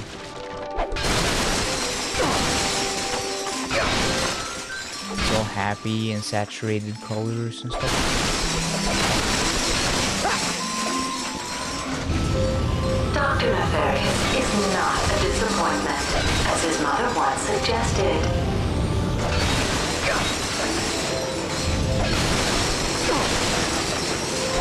Yeah, don't worry about me. I am just destroying your village for money.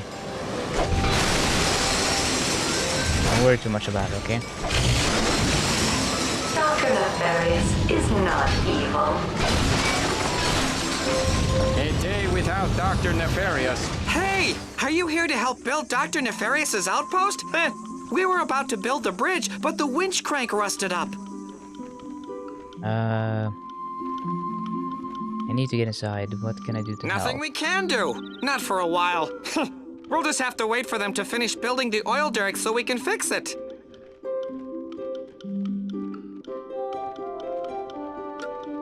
Have you seen Orvis? We're not supposed to talk about it, but he's inside right now. Can you imagine what those two have to chat about? Dr. Nefarious is brilliant. It's weird how his accent kind of dropped there for a little bit. Why? Why? Because a day without Dr. Nefarious is a day without sunshine. He sounded a bit like a character from Rick and Morty there.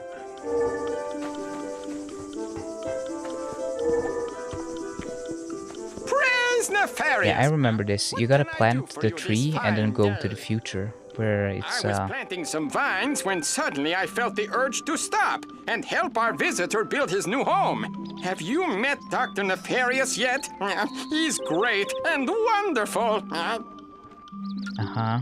Glad to help. I know more about horticulture than any fungoid on Xanathar. First, you need to scoop up a seed. Then, find a nice patch of soil. Then you just plant it, nice and deep. In a few years, you'll have a nice, healthy vine. There are 2 more planters around here, if you want to give it a try. I hear he's in the outpost right now, talking to Dr. Nefarious. You can't see him, though. The winch crank rusted up in last night's thunderstorm, so we can't lower the bridge. Yeah, Orvis went to see Nefarious. I get that, but I don't remember what happened. Did Nefarious kill Orvis? They're on the other side of the bridge. I would have planted the seeds myself, but there's a burrow of xiphoids back there.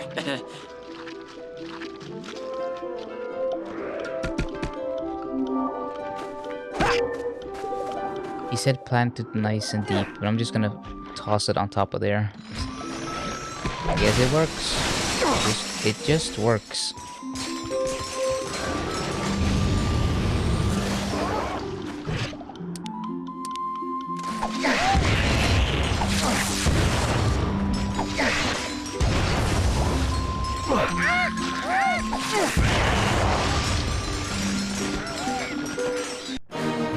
Yeah, plant it nice and deep. That's some kinky seeds. Kinkaroni? It's so annoying that the negotiator only kills 1 enemy at a time. I don't understand. Oh, it killed 2 that time. It's kinda inconsistent. It's a little inconsistent. I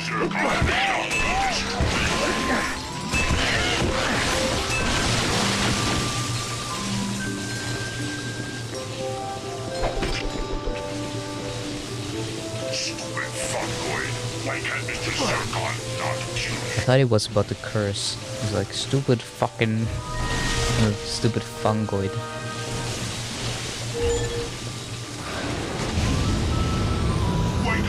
They haven't started growing yet.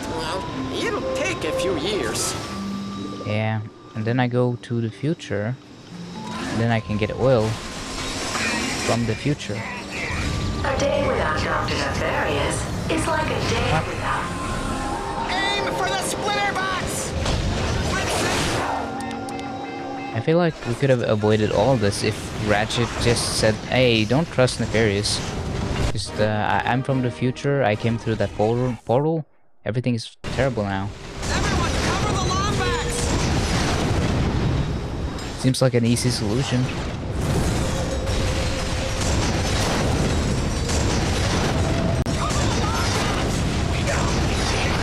It's not like they wouldn't be able to believe him, because they are, these are the people that they talked about who broke time travel because they used it too much.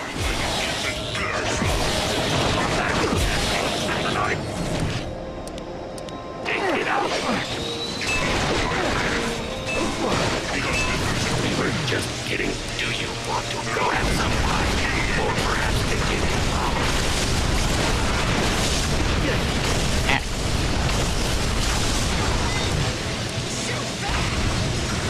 I am shooting them. Stop walking into my line of fire. Free our friends! Map. Burp, burp, burp. Map. Map. Map. Burp.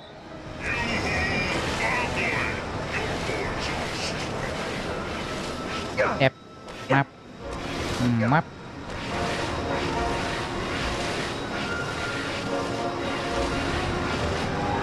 There we go. That time it sounded like he said fuckboy instead of fungoid. Maybe my brain is just broken. Oxified by the internet. Oil bear containment generator disabled.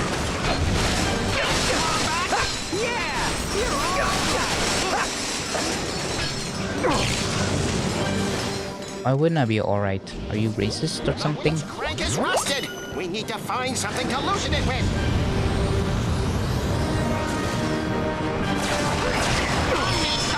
That's genius. I feel like they could have probably just scooped up some oil with their hands and done the same. Let's go! I can't wait to see my wife! Yeah, me too! At least they love their wives.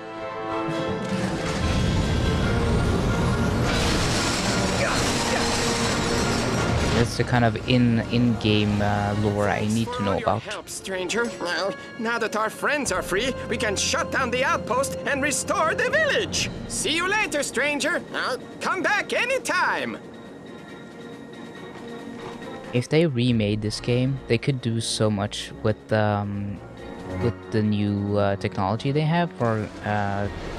Because in Rift Apart you have like the portals, right, where you rift through like directly into a new world, and this is like with time, but could just do the same and go through this portal. Down to my last I mean, piece it's of super gum, fast though. And Dr. Nefarious asked for it. I would give him the gum. Dr. Nefarious. Hey, you I just hope that they would be able to remake it, but I don't think they're going to. That winch crank, will ya?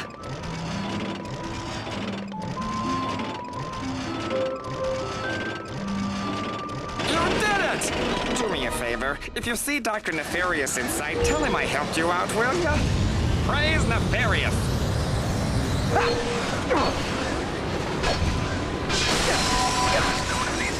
Welcome to the field.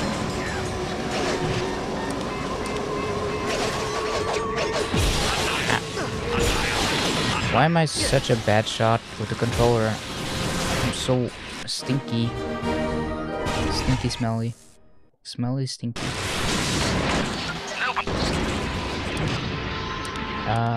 Okay, let's see.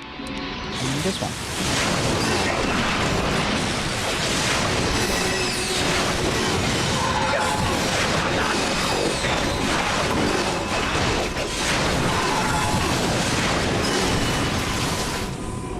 We come in peace. That hurts.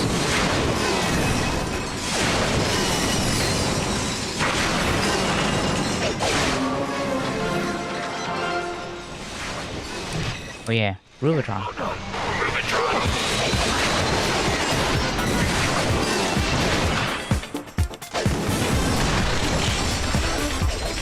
We're gonna go. Me dancing.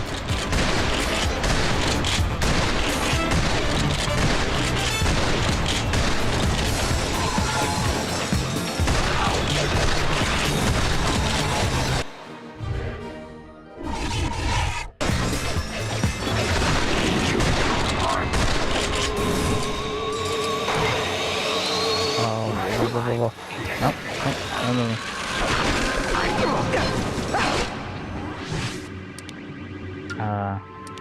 Whoa.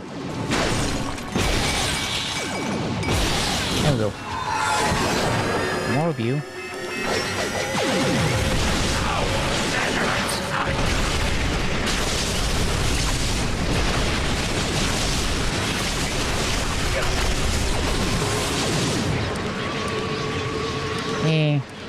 see. Okay.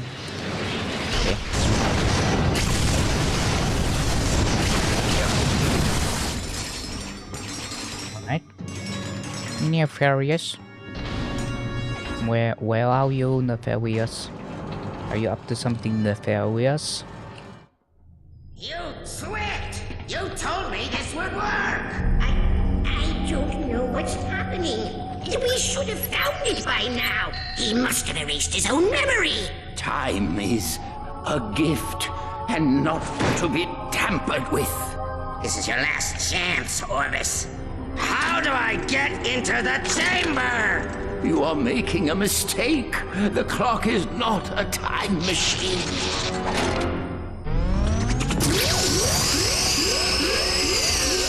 There is only one who will enter my chamber, and he is safe, far from you.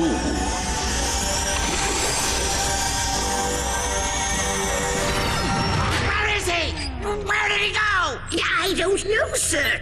I'm pulling up a residual image from his database. We scanned it before he dissipated. Clank? You!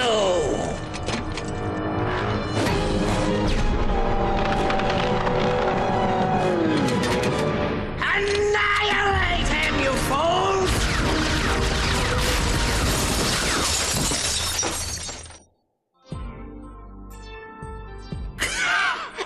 And then I said, not so smart now, are you? You get it? Because he's a moron! Oh, Dr. Nefarious, you have such a wonderful sense of humor, and you're so...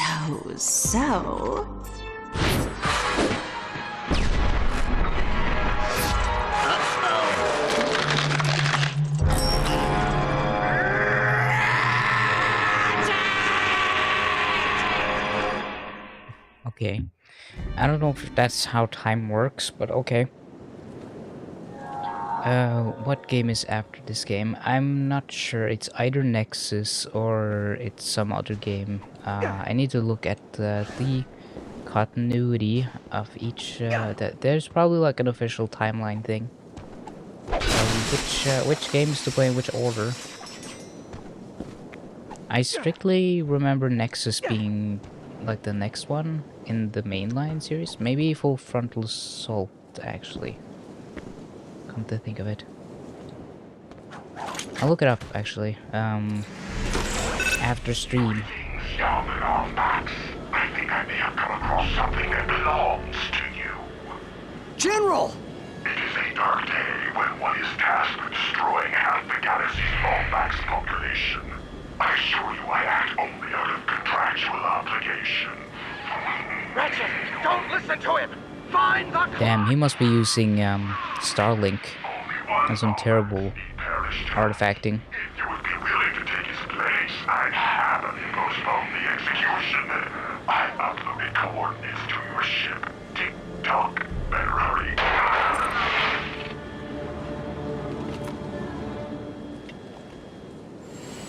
Yeah, I'd be angry too if someone called me with Starlink. Really bad quality on that call.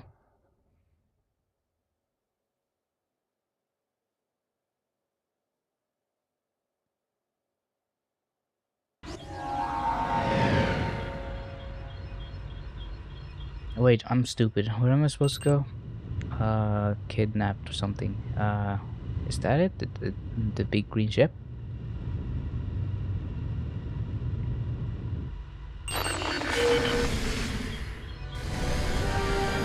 If it's all for one, then I'll play that.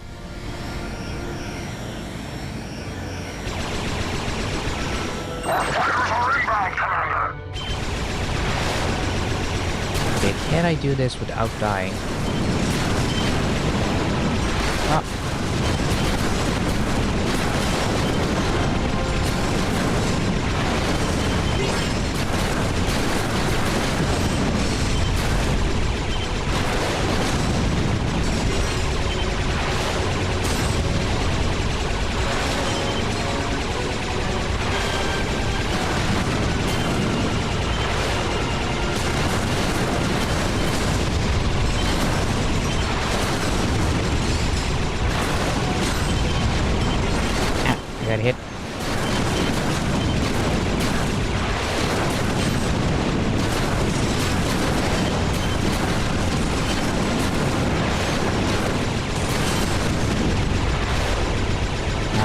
ones are so tough.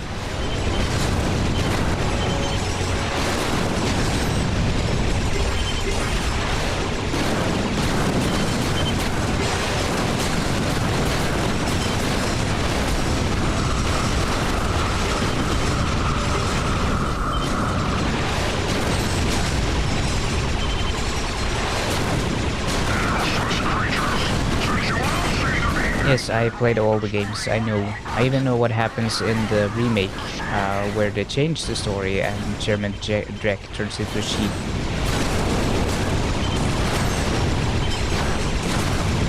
And Nefarious becomes the villain instead.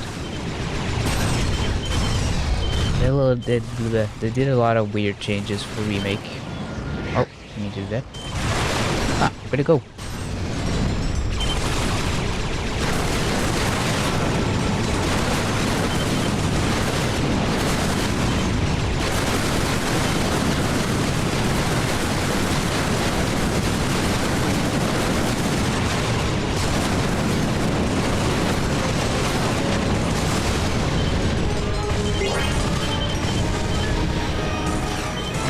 What? Oh, don't get it. Wait, who are you? I never thought I'd be so happy to see an outsider. Please, you must help. My ship's battery box went on strike. Can you help me get to the depot? I'll pay you in bolts. Oh yeah, okay. Thank you, outsider. Standing by for tether deployment. How do... okay, there. I got you. Okay, where do you want to go? It's over here. Okay.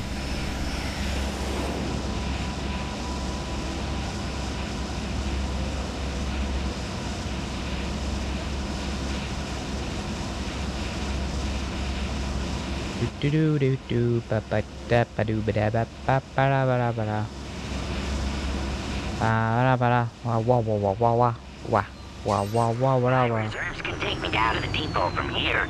Thank you, outsider.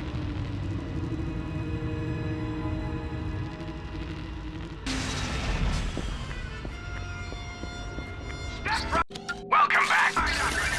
So aggressive. Just yelling at me. Hey there, outsider. Are you here to claim the reward? Yeah, give me a reward. Reward for my missing Omni casket. I left it on one of the moons when I moved my shop out here. I would have picked it up myself, but work's been crazy around here. Yeah, just enough. How about you just give me the reward and I just don't do it? How about that? I'll give you a reward. Sounds like a better deal for me.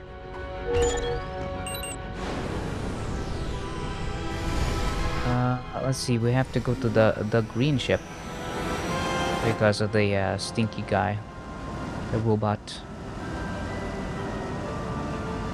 Well, he's part biological, so he's more like a cyborg, right?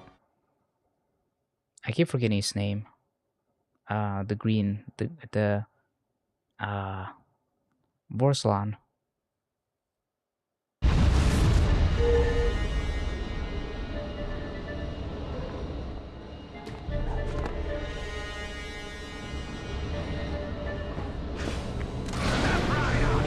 Oh, now he has the mask on.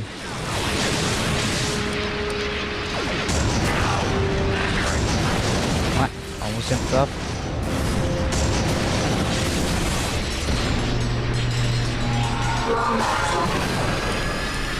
Airborne detected in Sector 7 Command.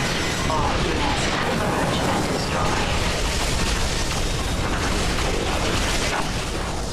Okay, let's see. Map. Map. Map. Maybe I'll use the sniper, but I'll shoot the shotgun.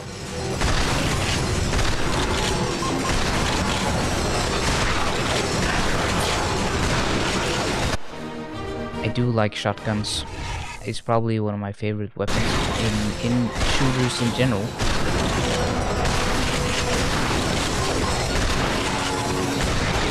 I remember back in the day when early Call of Duty games, you could basically use a shotgun for everything. Long range, short range, the close quarters is obviously what it's made for, but you can just dual wield the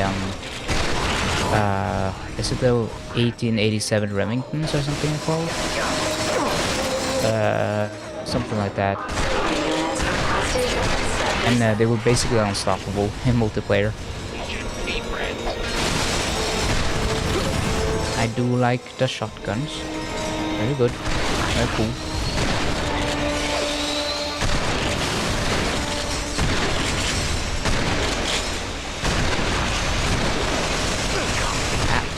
Don't kill me. Don't kill me. Don't kill me. I institute ban on killing. No killing. How about you dance for me? Do a little dance? Do a little dance?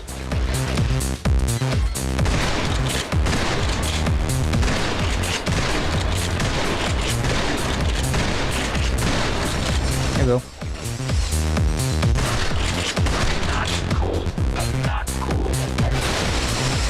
I think it's pretty cool.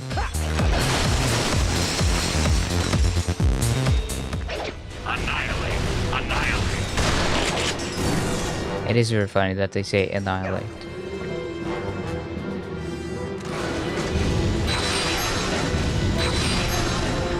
Is there a third button? No. Okay.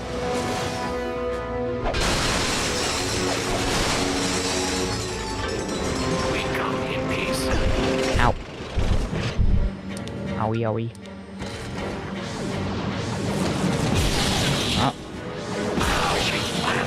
Squishy.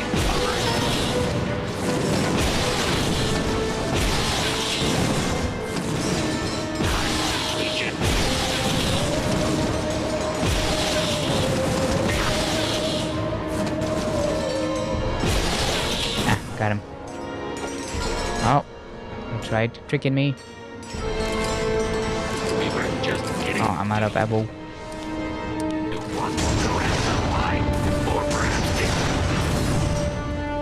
Ah, here we go. Now it's safe. You can't trick me. I'm the trickster. I'm the trickster master thingy thingy. I feel like my brain has been deteriorating a lot lately. Like just getting worse. More brain rot. More brain go away. Cognitive decline arc. Stop, stop. Look, look.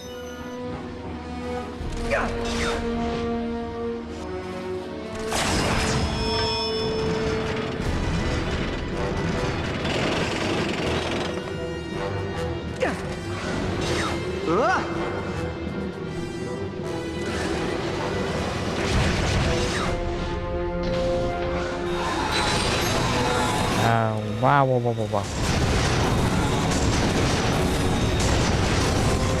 I feel like I have periods of being better or more well spoken, and then I kind of regress and I become less coherent and forget more words than I normally do. Physics. What is physics even? And it kind of comes and goes. Sometimes I'll be fine and I'll do pretty well. I'll do stream that I feel like, oh, I was extremely coherent and I was extremely well spoken for that stream, surprisingly enough.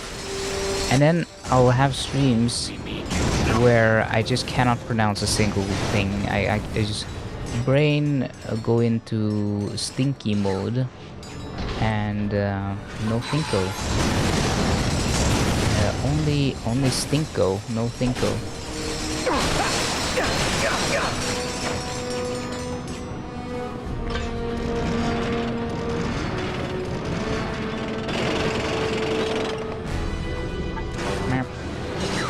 What? I wish I had the box breaker. I want the box breaker. I don't know if I need the oil, but I'm just gonna take it with me, just in case. Why does that happen? That's the second time that happened. Okay. It's something about how I release the button. Time it too early or too late.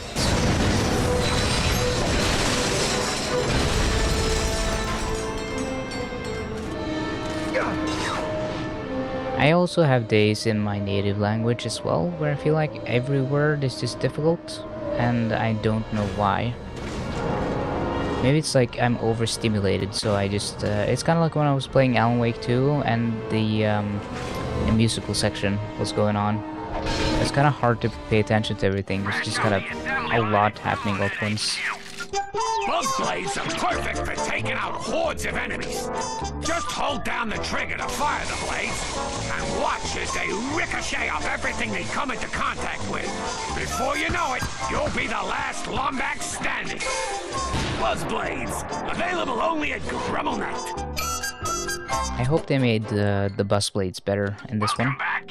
Because they were kind of a letdown in Tools of Destruction. I remember them being so good in the first 3 games. Okay, now I gotta fight Warsalon again. Much longer than I expected. Arsenic has taught you well. Where is he, Porcelain? Let's see. Now, where did I put him? There's the airlock, the torture chamber, the day spa. Tell me what. Defeat me, and maybe I'll tell you.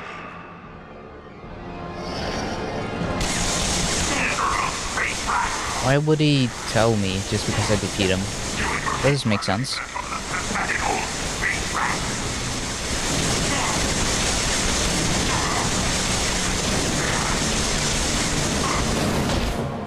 Will you dance? You do be dancing.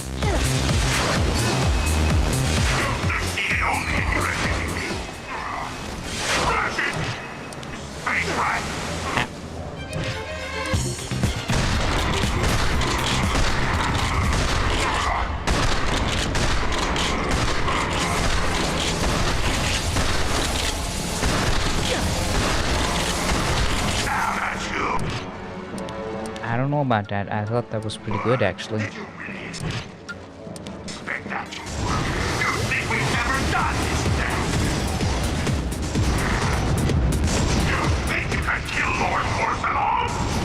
Yeah, I think so. I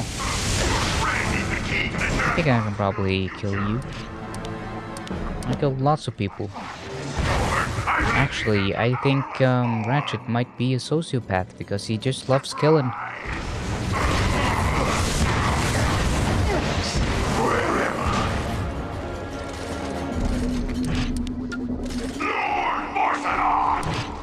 More like a Lord Dance-A-Lot.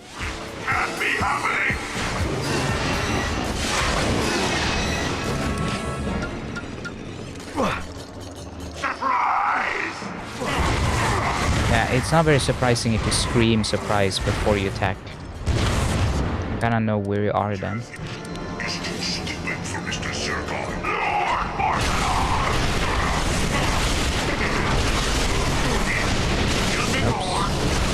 Oops.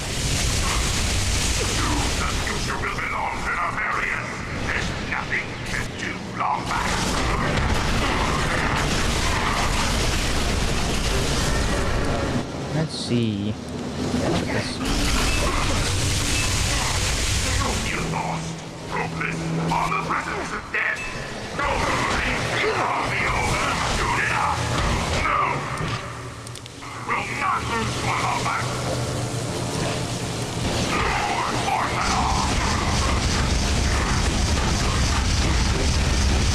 Sure loves saying his name.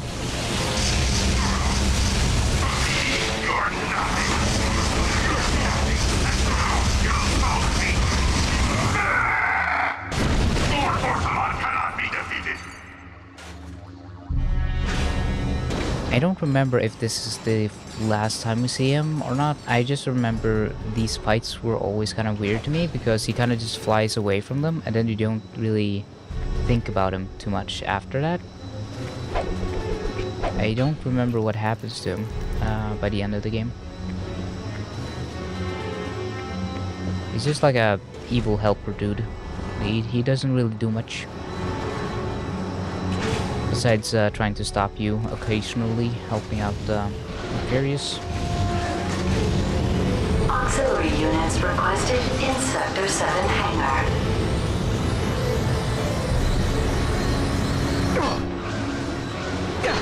Alright, there's nothing here.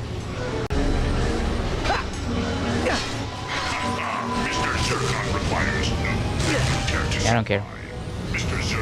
I'm just going through. Coming through. Ratchet, what are you doing?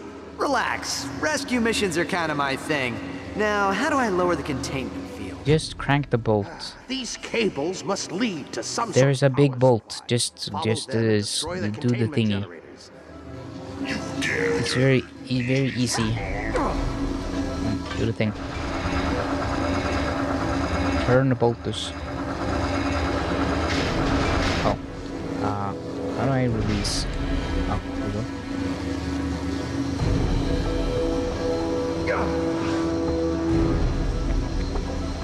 That's weird. They're not. Oh, there we go.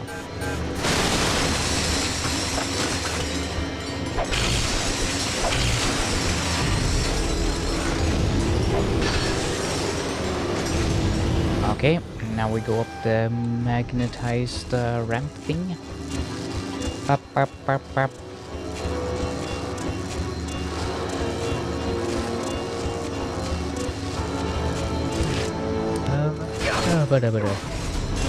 Again and follows. Yoink. Hyperspace fueling module released. Ah. Surprise attack. Containment generator gamma deactivated. Now just go back. What? Just don't die. Wop wop wop. My bases. I don't. Oh, bases. The earbuds. Got it.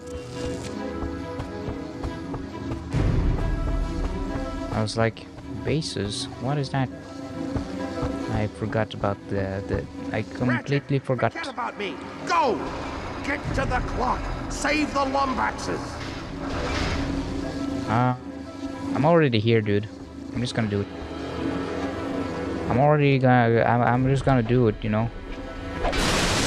What if Ratchet just went, nah, okay, I'm not gonna save you. I'm gonna listen to you and just leave. That'll be an interesting story beat.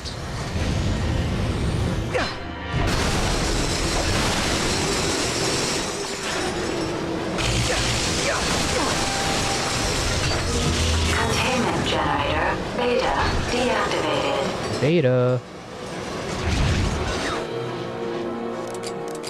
What? I didn't realize that you had to float. I was trying to use the slingshot to... at least I don't have to do it again. Okay. Reinforcements will be here any minute. You have to go. No, shut up. I'll go when I feel like it.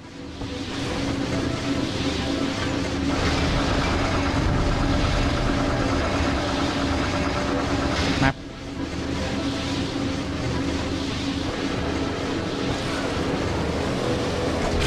I don't get the point of these, the camo boxes. Is it just because the developers thought they looked cool? Because they don't really have any, I mean, compared to these boxes, I don't think they really make a difference. I don't know. The music and audio quality is pretty good in this game, so I hope that the stream gets across the audio and everything, even when I'm talking. And my mic setup should be pretty good as well, so hopefully it pleases your ear holes and follows with your new ear pluggos, ear pluggerinos.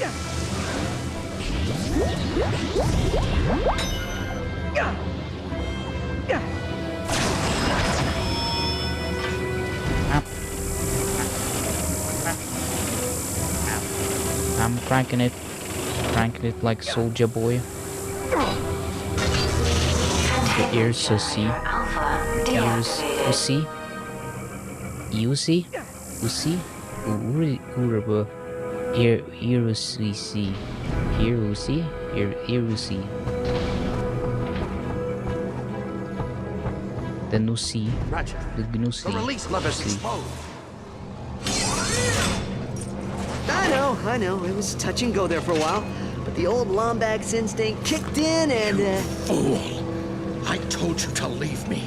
You shouldn't have come back. Wow. That was not the reaction I was expecting.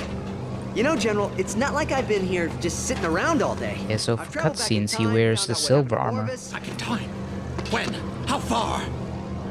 Not far enough. It's just... we're the only ones who can fix the past. I'm proud of you, Ratchet. Come on. It's time to go.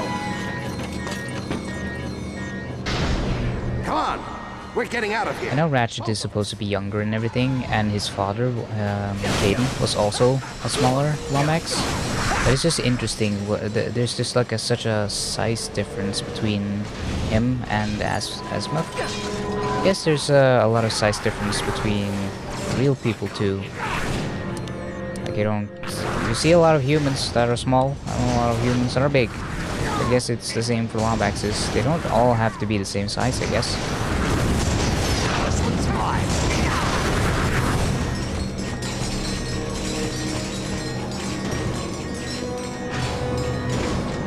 They're not going to let us off this ship without a fight. Are you ready? Femboy Ratchet and Big Daddy Azimuth.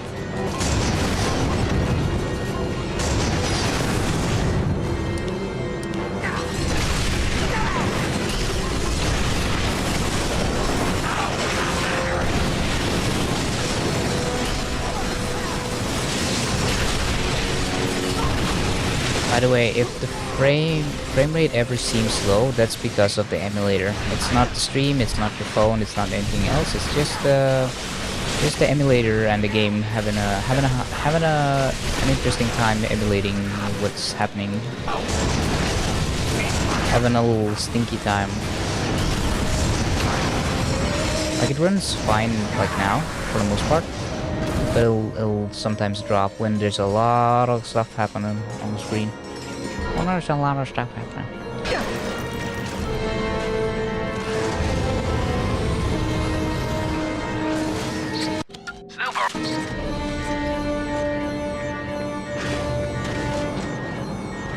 Beep boop, beep boop. Yeah, his ears are a little droopy because he's low on health.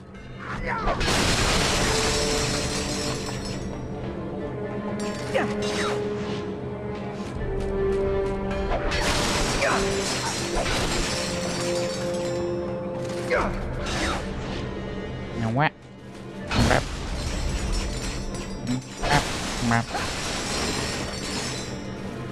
Looks like they locked down the hangar bay doors. Cover me while I hack the terminal. Okay, but I'm gonna die though. Because my health is too low.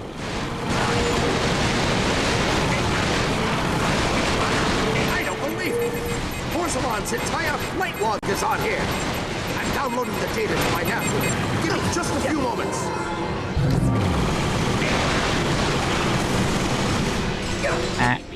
Okay, I'm so dead.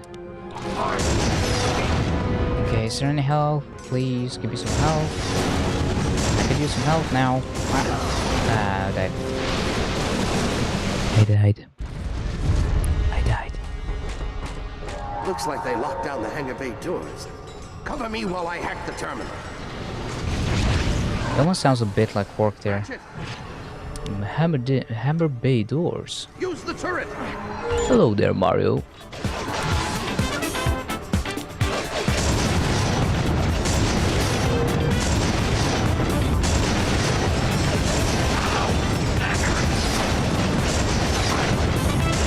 Hello, Mario. I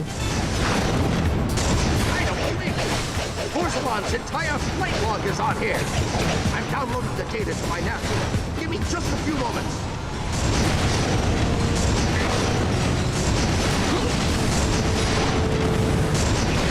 I do have a really good microphone, so it is fitting that I can use the proximity effect to my advantage.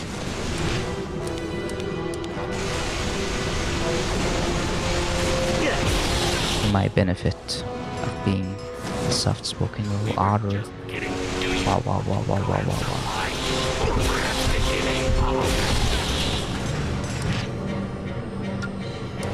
I actually don't know how it sounds. Maybe it doesn't sound that great. I haven't really set... you kinda have to set up your mic for ASMR stuff. They usually... you usually use a dynamic... No, not a dynamic. Cardio mic or something? Cardio... I did look into this and now I forgot all the words, all the technical words.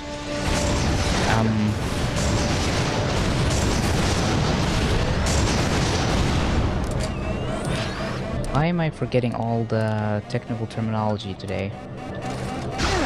It's like different types of mics. You have the dynamic mic and then you have the other type, which is the type that they use for hold on. I have to look it up because it's so frustrating not remembering what it's called. It's dynamic mic versus condenser mic. Because condenser mics are more sensitive. So they're used for ASMR stuff because you can you pick up a lot more noise that way. While this mic is dynamic, so it only picks up what's happening right in front of the mic. So it picks up voices very well. So it's used for like podcasting and radio shows and that sort of stuff. While condenser is more like for instruments and if you want more room noise and stuff. So it's not really recommended if you're doing streaming and you want a mic that doesn't pick up too much noise. Which is why I recommended the Shure mic for you, Jam, since you wanted something good. It's what all the pros do. They get the Shure mic with like Jimmy here and I think Joe Rogan and all those like the biggest podcasting people use Shure. I think it's Shure and Rode. That's usually like the ones that everyone use.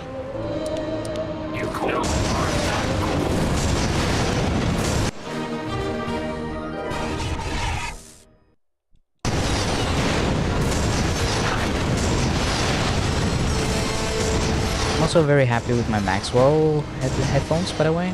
It was a very good purchase because the dongle is you get lossless audio with the dongle, so you can use it wireless without reducing the overall audio quality. So you get that's probably why everything sounds so good, because even though I'm using them wirelessly right now, it's all lossless audio. I don't remember if they didn't really do that much audio compression for PlayStation 3, I think, because everything was on Blu-ray and they had like a lot of space on the Blu-ray discs. So there was no reason to heavily compress. So this game is like 18 gigabytes, which is a lot for the games during this era. Because you gotta remember, the launch console was like 18 gigabytes or something.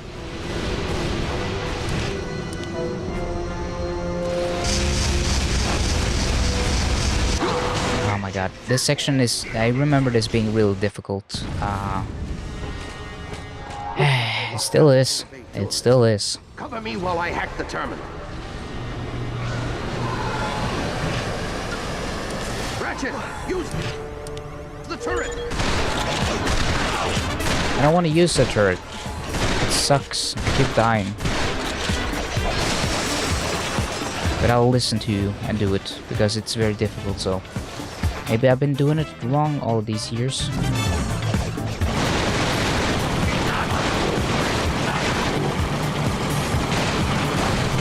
I don't believe it! Vorsalon's entire flight log is on here! I'm downloading the data to my nav unit. Give me just a few moments.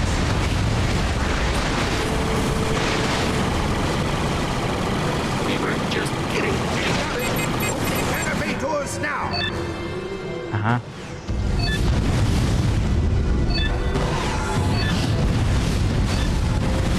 Okay, frame rate go burr. Go ba. Gabe. Ba ba ba.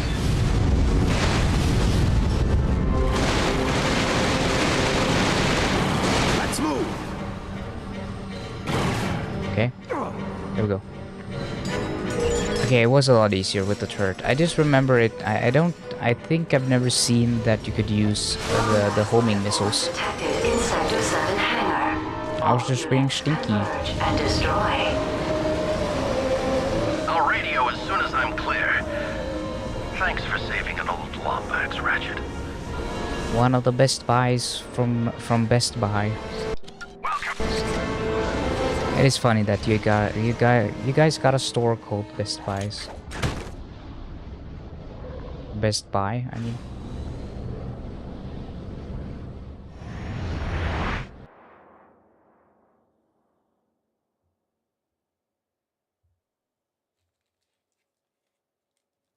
I really want to snack on stuff, but it's gonna be very audible for the mic, I think. It's the kind of stuff you can do in private in a call, because it's like, you know, it's fine. But when you're doing a stream, you probably want to not snack too much, and make too many the uncomfortable noises. Were you able to decrypt Vorsalon's flight data? They were encoded with a double hexagonal holokey, but one of the files was unprotected. It looks like coordinates to the Bernelia sector. Well, it's not much, but it's our only lead. Upload them to my ship and I'll meet you there. Ratchet out. Okay. Where do I go? Wing. Lombax is using holograms. Bonk.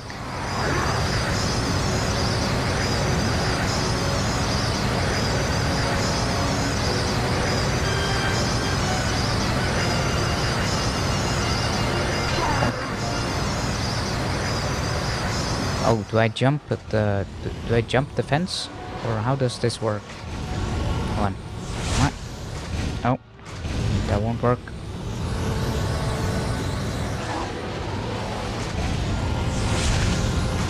No, that won't work.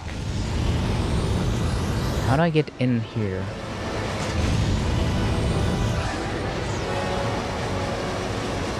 Oh.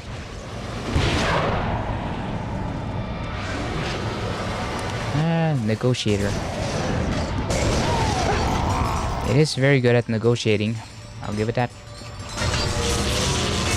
Pretty good stuff, you know? Yeah. Yep, bringing in my negotiator right here. Bam. Bam. Bam. Negotiated. Come on, pull it out. Otter out of context clips. Just screaming to pull it out.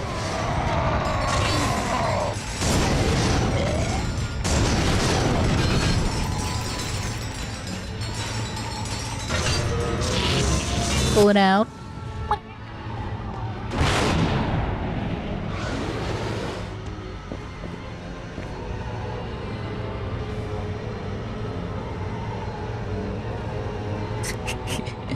My dog is just so confused. You know when you make noises and your dog your dog doesn't expect that noise, and they're just like, huh? What the fuck? Well, and they just get up and look around and then come over to you and check in to make sure that nothing wrong is happening.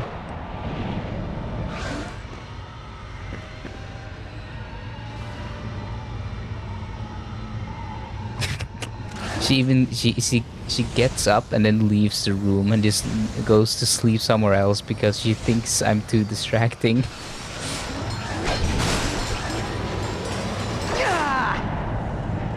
And she's back.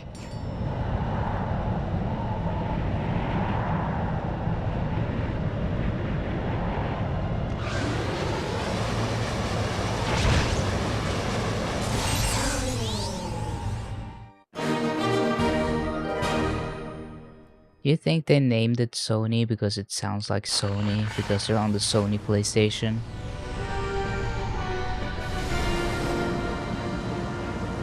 Because I think they probably did. They did do that. They did do that. They did do that. That did that do.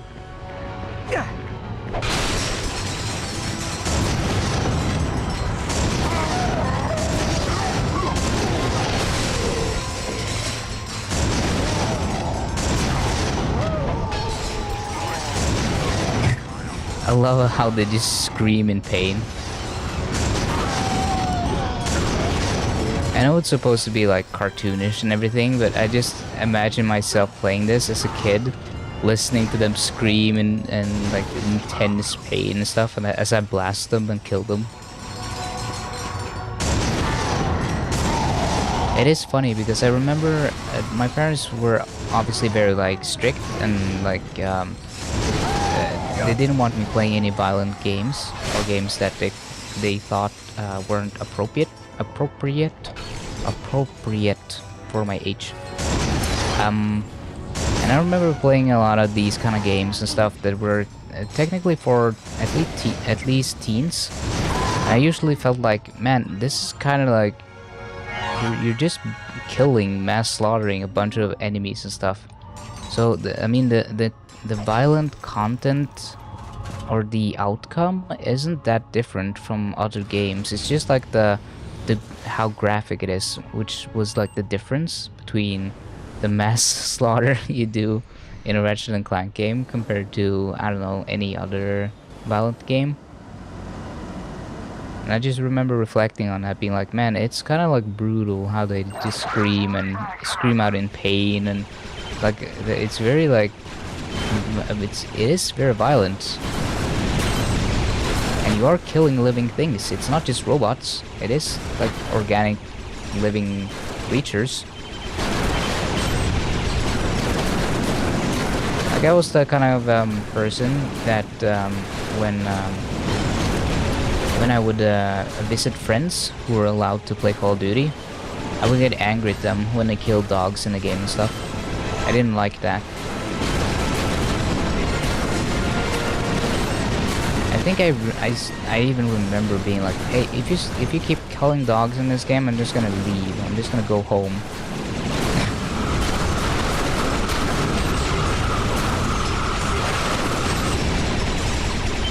I think my friend was like, oh, but you have to. They're angry. They're aggressive. They're gonna kill you.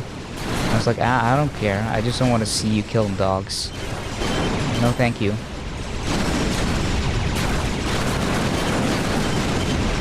Which is weird because I didn't really reflect too much on the fact that you're in like the favela, just mass slaughtering a bunch of like I think it's Brazilian militia or something. I forget what all the contents of those games, but a lot of dehumanization of other races and cultures. But the one thing that I was able to reflect on at my age back then was like I didn't like seeing animals hurt. That was like the only thing I reflected on, I guess. No thoughts, empty head, brain empty, head empty.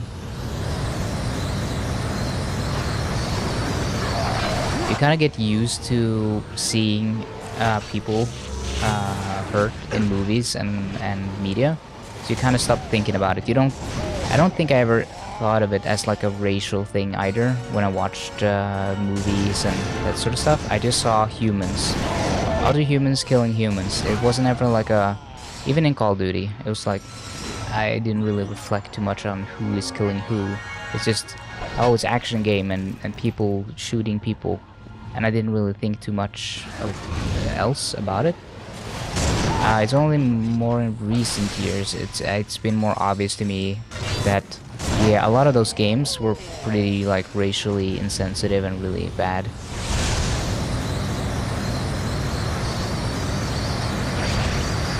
Really like fucked up kind of American propaganda, it basically.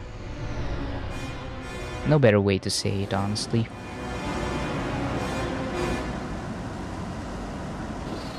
The Sigma balls. Meow.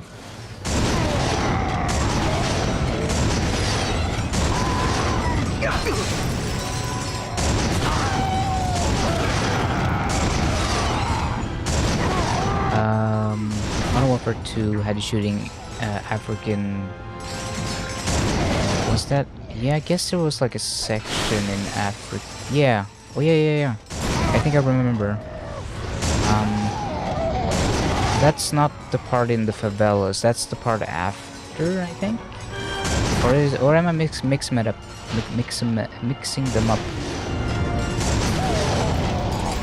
I remember there being like you went through like a poor neighborhood and a bunch of like houses in like a street, like a tropical kind of setting. About survival mode. Oh, I mean, I completed all of Modern Warfare 2, so multiplayer. I got 10 prestige, and I played all the campaign, got all the trophies and achievements for that, and the special ops missions. I mean, I did everything. I was very addicted to the game, and there's like a culture in school that if you're good at the game, it kind of made you cool in a weird way, where it was like, oh, he got skills, he's like he's like a YouTube montage, a YouTuber, this trick shotting, blah blah blah blah blah, that kind of stuff.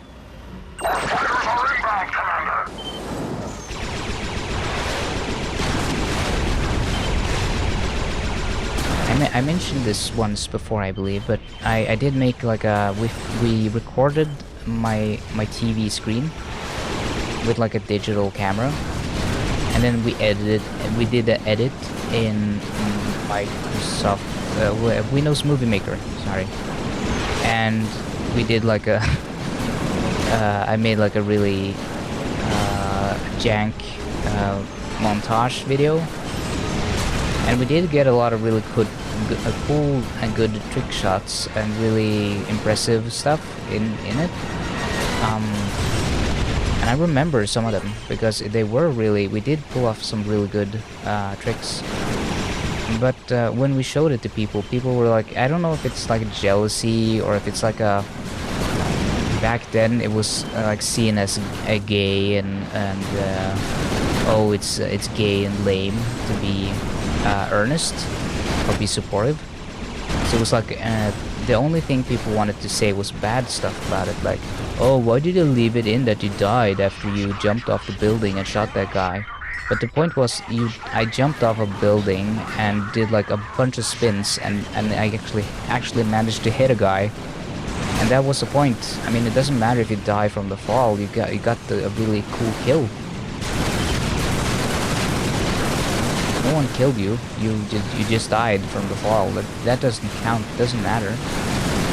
I guess it's just like back in that time, it was like more homophobic and more like if you weren't doing things just like the way everyone else was and act all toxic and like if you were ever emotionally available, vulnerable, or acted in a way that could be seen as effeminate.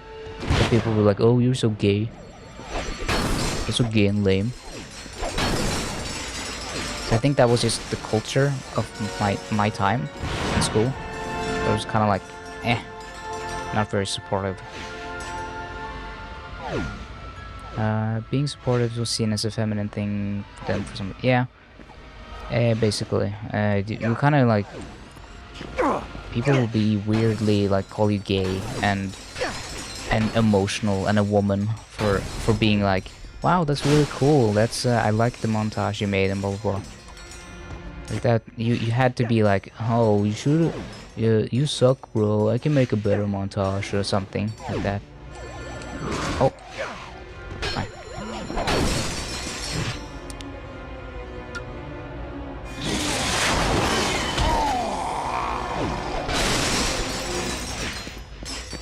Okay. Did it? Okay. I was worried I was at the dead end.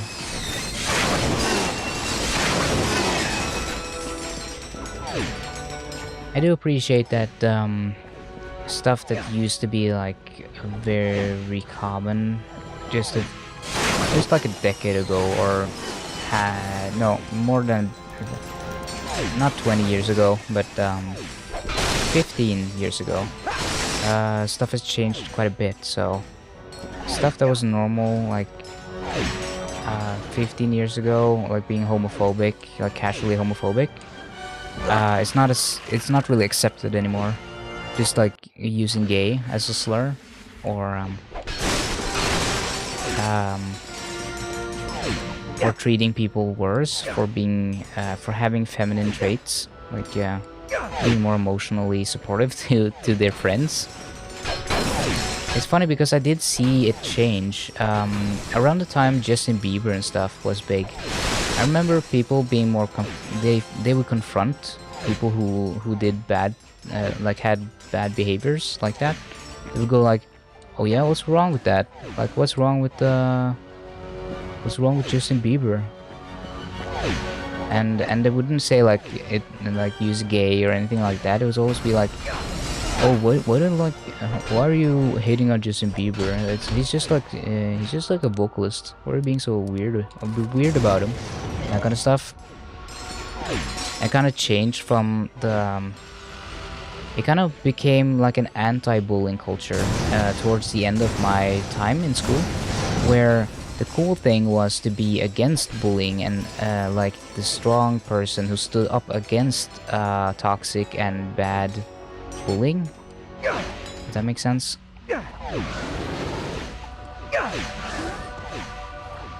Like the cool kids were all the ones that stood up to the ones that were weirdly fragile about new pop music and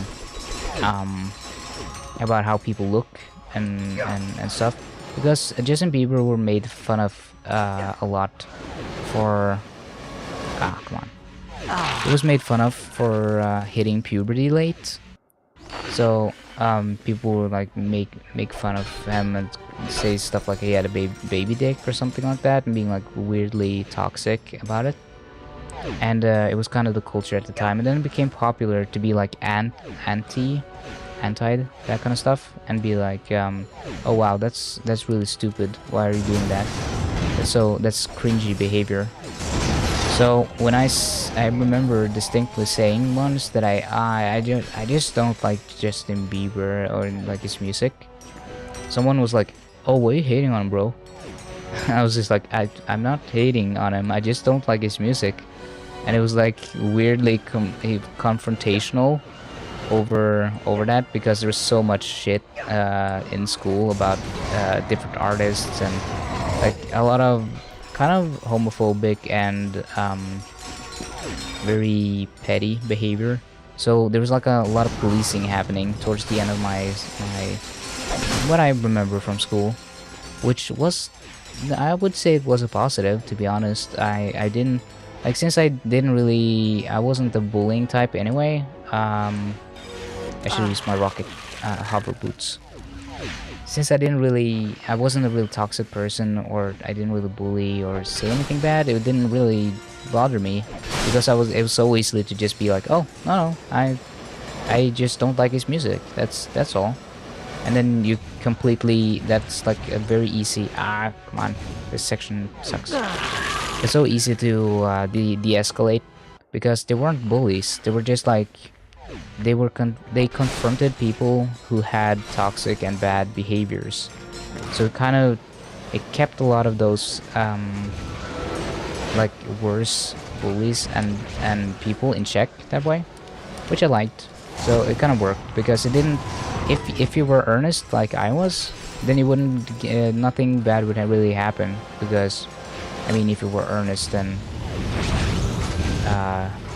they weren't really gonna do anything against to you. Because then we're like, oh yeah, that's cool.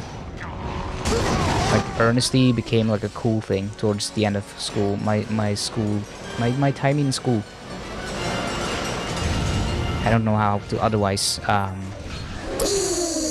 say it.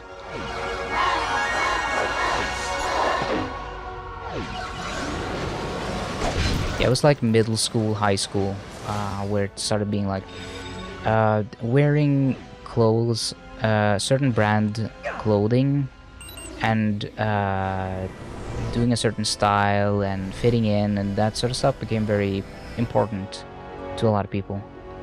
Starship Signature 3371 Alpha, declare yourself. Aquarian, Ballard. Lombax, actually. This is the Starship Aphelion. What seems to be the problem? I was heading for the Battleplex when my competition took out my thrusters. The honorless swine hopes to win by forfeit. I would be grateful for a tow. Yeah, sure. You are an honorable Lombax, but use caution. Cirrus the Cheat will do whatever it takes to keep me from competing. Yeah, don't worry about it. I got you.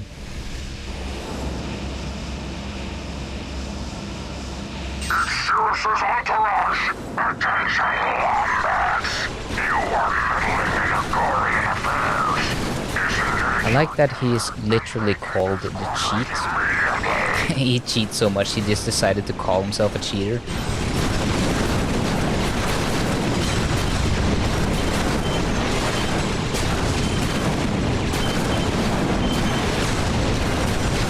I'm just hoping that the culture change that I saw is something that kept happening or is still a thing in schools today, because I remember it being like a good change where people went from being like typical bullies who picked on minorities and people who were feminine or gay or anything like that, and it changed to, oh, it's cool to be supportive, it's cool to like protect these groups against the actual bullies who are the ones who are picking on people for their identity. And it's cool to be like yourself and have your own identity and stuff. So I felt like I was left alone a lot more in middle school and high school. Like, people didn't bully me for being weird or strange, as they would have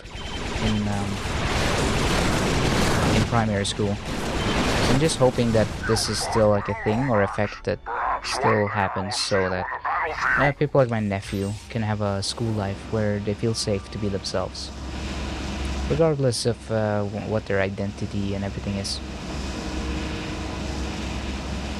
You shouldn't have to be gay, or you shouldn't have to be straight, you shouldn't have to be anything to feel safe in school and feel accepted. I am within docking range. Now I will repay Cirrus for his treachery. Thank you, Honorable Lombax. Mission log updated. Like, no matter your identity, it should you should just be chill, and things should be okay and pleasant for everyone in school. Okay, well, let's go to this sector and continue the story. I keep getting distracted by side quests. Meanwhile,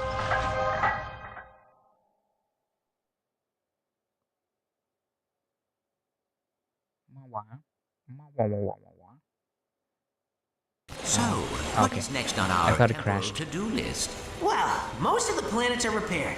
I ordered us a new quantum entanglement modulator, and time cleaners are eating away the residual facility rifts, so only one last thing to do. Test Mnemonic Station Iota. Mnemonic Station Iota? Yep, as in Iota test the mnemonic station. Hey, sorry. Orvis's sense of humor rubs off on you after the first 1,000 years. that's a Ligma balls level joke right there. Wait, what is this? What does this do? Different section of the Grey Clock. I'm just gonna follow the story. Doobadoo. Babadoobadeebee. Ba. I have a few things to take care of in Sector 9. I'll meet you at the station. Sector 9. It would have been nice if you installed turrets that don't try to kill your staff, you know.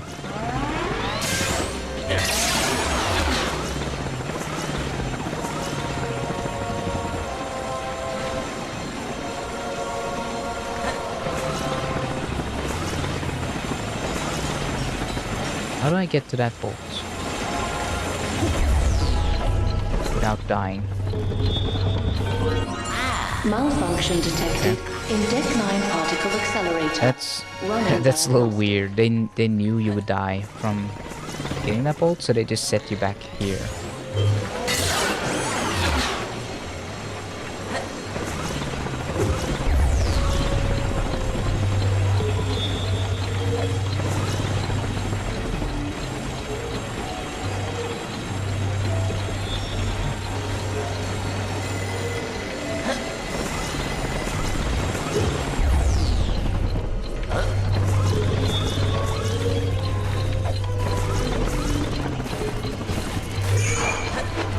There is a lot of Christian schools and stuff here in Norway still, which is a little weird. There's been a lot of outcry over students getting permission to do like a sick leave or whatever it's called when or religious leave or whatever you can call it when there's when they're going to a place that contain gay themes and stuff. So a lot of people are not happy about the fact that it's like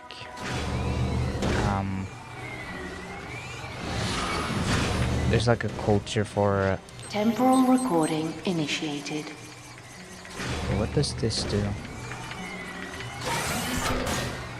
Okay, I see.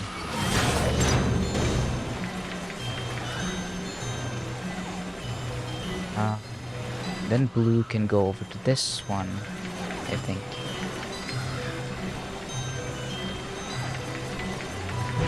Temporal recording initiated. Then the blue go over there, and then I can step off. Let's try that.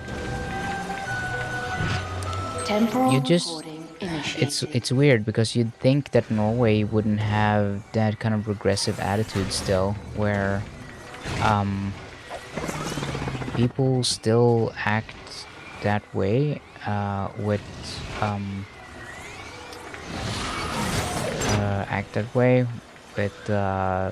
progressive stuff, like being inclusive and supportive of different cultures and that sort of stuff. I don't know. It's always so weird. Okay, so this. Okay, I was supposed to get on that. Temporal recording. It's hard to focus. You'd think a place like Norway is progressive and come far enough to where it's not really a thing anymore, but it kind of is, sadly. So.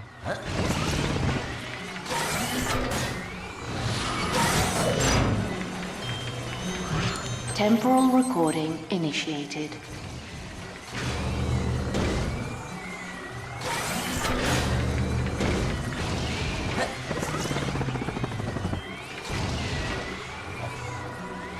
Oh, I gotta make it over there.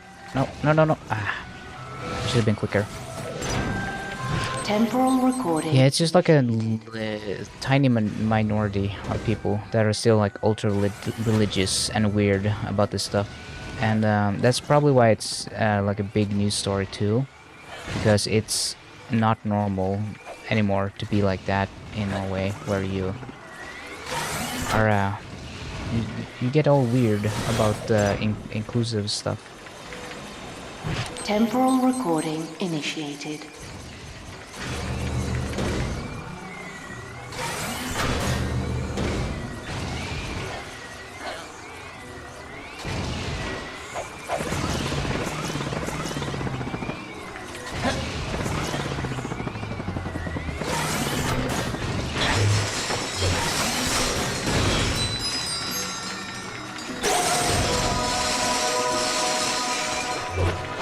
do like these puzzles because you can solve them when you're younger, but it does require you to actually think a little bit and focus.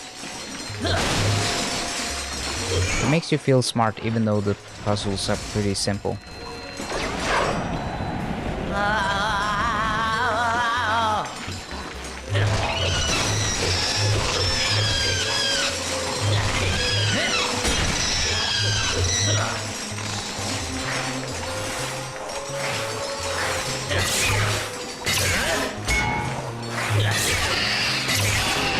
Error 47? That's ridiculous!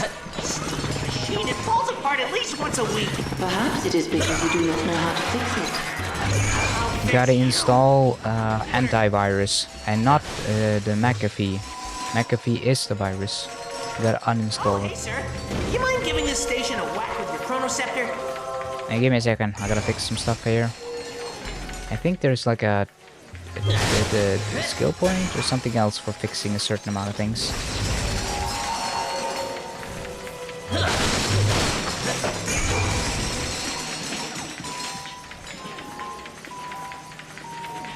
I do like that things have gotten a lot better though. It's rare to see sexism, homophobia, racism, that sort of stuff here. And I mean most of that stuff is illegal too. You can basically just call the police on anyone who's being a bigot. Oh, the plumber.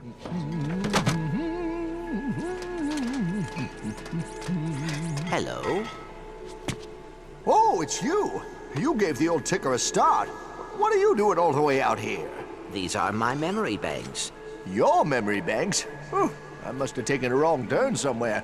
I thought I was in that green fella's head, what with all the emptiness. Oh, well, no matter. Aha! Here's the culprit. Now what could this thingamajig be doing cluttering your brain? That is Ratchet's Omni-Wrench. Ratchet. Oh yeah, furry little fella. Don't think I've ever seen you without him. Ooh, you two ain't on the outs, are you? No, we are still friends, but I have new responsibilities. Moving on, huh? Well, we're all trying to find our own path in the universe. The hard part is taking those first steps. Come on, I'll give you a boost. Go ahead. If he's your friend, he'll understand. Are you coming? Plumbers don't just go diving down strange pipes all willy-nilly. That'd be ridiculous. No, this one you'll have to do alone. Little jab at Mario there. By the way, I wouldn't risk any more than 6 minutes.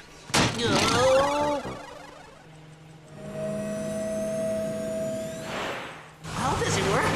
I thought I saw some strange neural activity there for a second. The station is operational. Great! Then on to the Orvis chamber.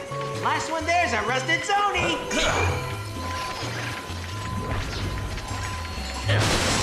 Time calibrators coming online in 3, 2, 1, mark.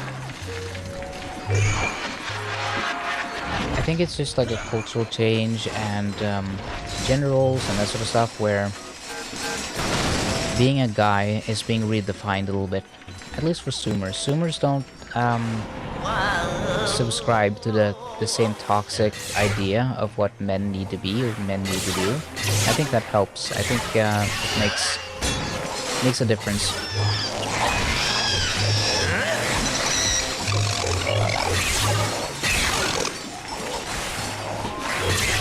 Updating rift prevention protocol. 53% complete.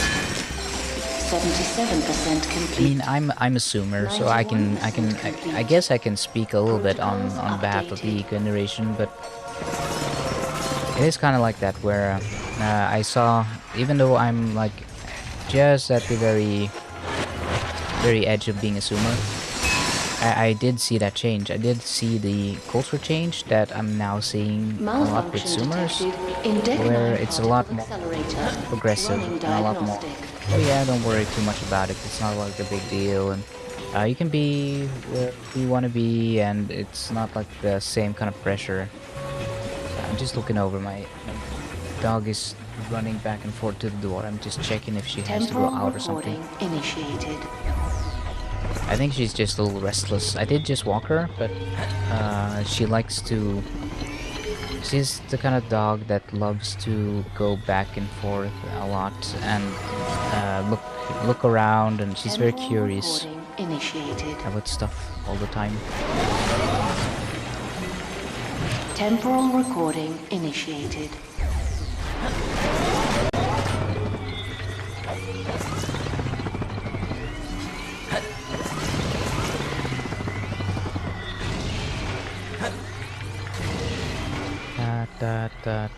Up.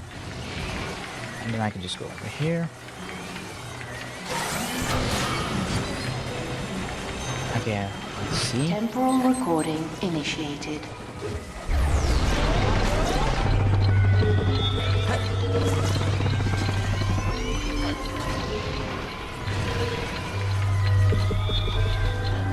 Let me up. Come on.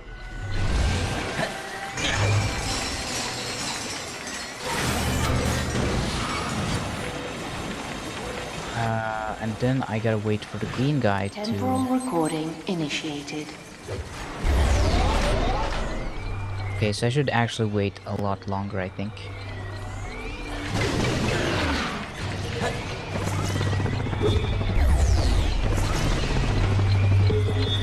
Can I make it, please? Oh no, I should have waited longer. Okay, I gotta redo this then. Temporal recording initiated. Okay, so this guy stands here. Temporal recording. Yellow has to wait a little longer.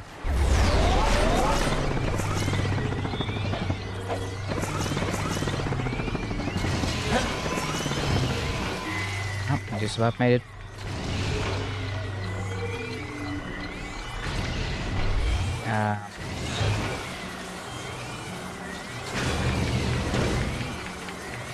I think I'll try that. I was still thinking about blue, so I should Temporal recording initiated. not think about what blue does.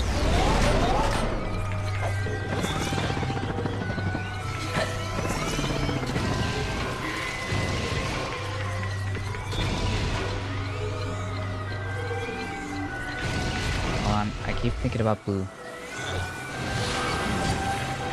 I should redo blue, so I don't, so I just ignore him.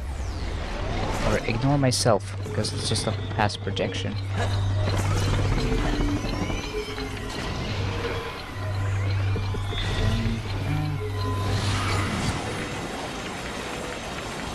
Temporal recording initiated.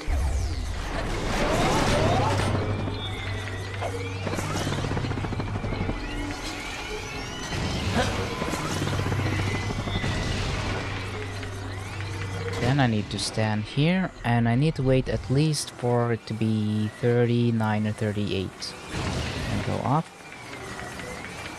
Then I step onto this. Now I try Temporal this. recording initiated.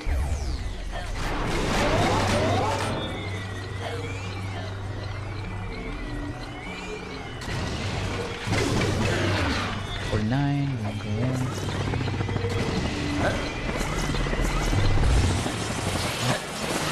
Not good. Ah. Still not enough time. Temporal recording initiated.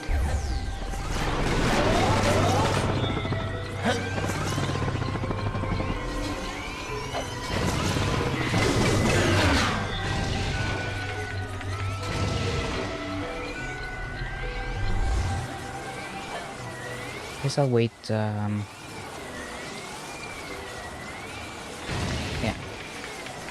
That, then over here.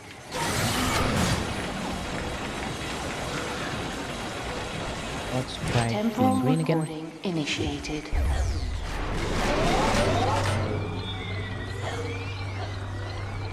Around 50.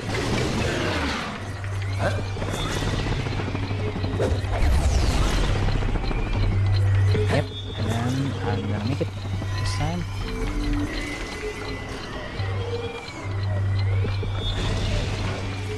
Then we go to this one. Wait for him to get in. Then we'll release it. Go over here.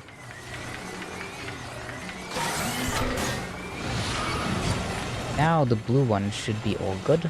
Temporal recording initiated.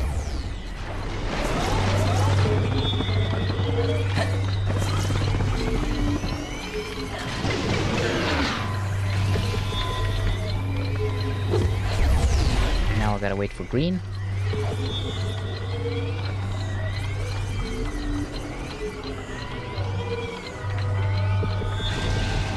Now green opens. Here. That means we got all of them. Temporal recording initiated.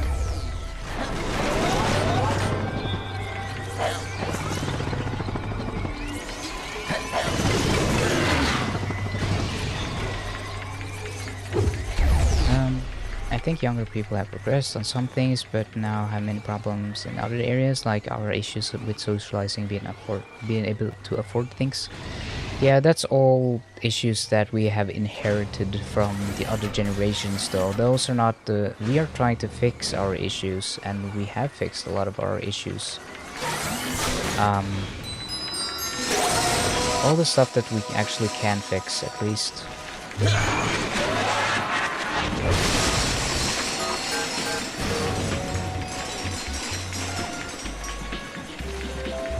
Because we can't fix the economy, and we can't fix how we were raised and socialized, and we cannot fix all those things are just issues we have inherited from the failures of previous generations that have done a bad job. So I would say that a lot of the issues with Gen Z are almost all exclusively issues that we have inherited from other generations that suck, that are just bad. Anomaly sequencing complete in Control Substation Delta.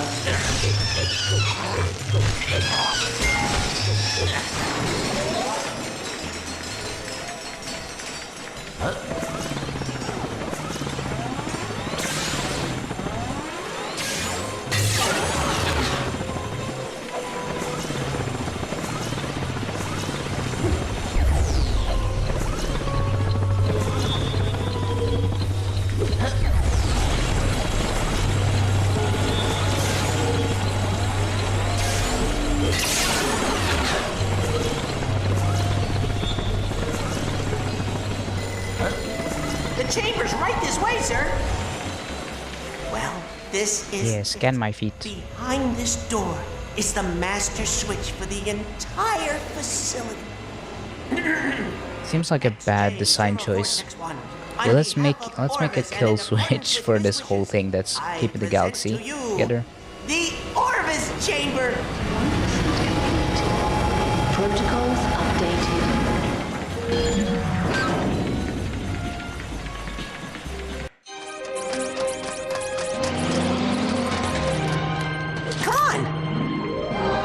I was going until you blocked me. Here it is. Your father went to great lengths to protect this room from those who would abuse it. Control terminal activated. He loved you very much, you know. He was always XJ0461 this and XJ0461 that. I'm supposed to play this for you. It's sort of an orientation message. Hello, XJ0461? Or should I say, Clank? Here, in this very chamber, I watched over time. And now that you understand the power of the clock, I must ask that you protect it at all costs. For even the slightest misuse of its power can rip the very fabric of existence. The clock, much like time itself, is a gift, and not to be tampered with. But like any father, my only wish is that my... I'm sorry. Were you in the middle of something? Intruders! Protect the chamber! I've got you now. Take this, and now, the Haymaker! in your face! What is it? You were correct, sir. Clank led us straight to the Orbis chamber. Splendid! Notify the Valkyries! It's time for... Unnecessarily Evil Initiative Omega 91! Right away, sir. Ready for your massage, Dr. Nefarious? I didn't send for a massage! Go away! Would you cut me a break, pal? I mean, Would you just open the door, please? Hey there! Okay. Now entering Vanilla sector.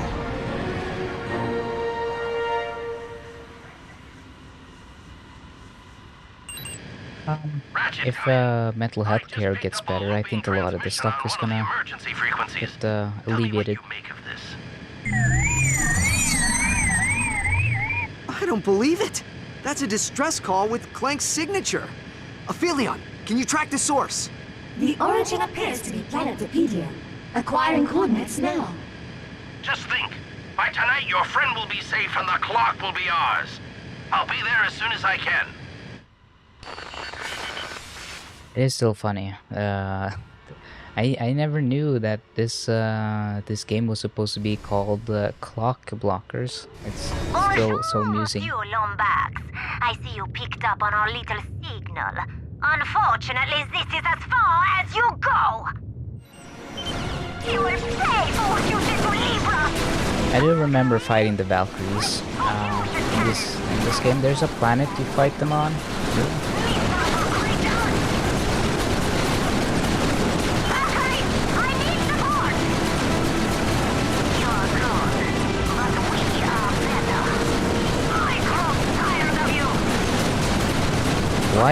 Why do the Valkyries sound Russian?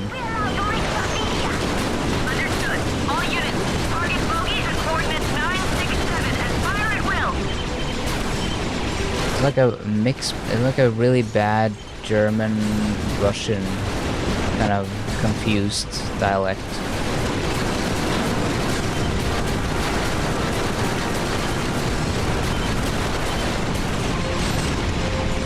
Neither Russia or Germany has anything to do with the Valkyries.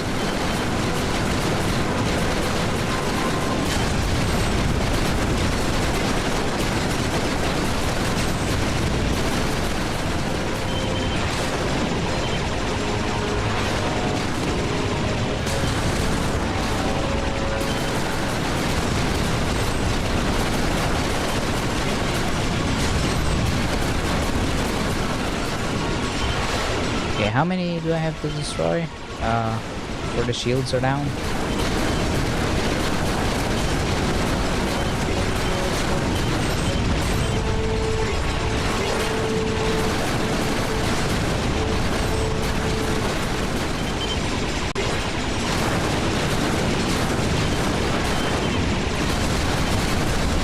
Oh, wait, there's a thing. Oops. I was like, man, this is taking a while.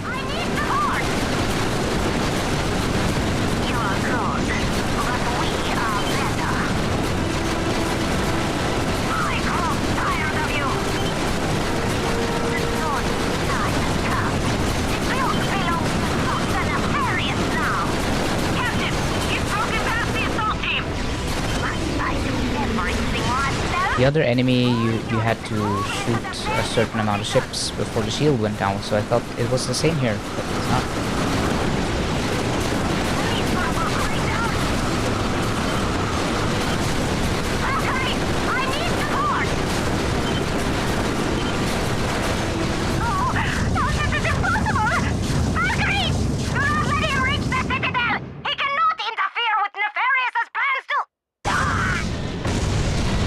They're doing like a Russian sound and a like the Russian sounds and then the German accent. It's really strange.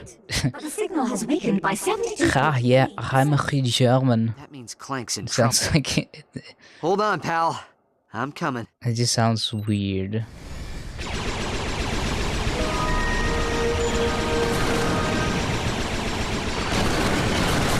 It's like someone who hasn't heard German trying to imitate what German sounds like in English. But they've only seen like American movies that depict it wrong. Chaim German Werkeli. I can almost not even do it because when I do a German accent, I do the correct one. Clank's distress call noise. terminates somewhere inside the Citadel. This calls for a classic smash and grab. Fresh off the assembly line at GrummelNet HQ. The magnet launcher is ideal for incapacitating large enemies on the battlefield. Just fire a magnet at an enemy. The ionized orbs will imprison the poor goon in a deadly web of electricity, giving you a supreme tactical advantage. Now you can blow them up or make your escape. The magnet launcher, available only at GrummelNet. All right, Chief. It's like a weird noise in this level.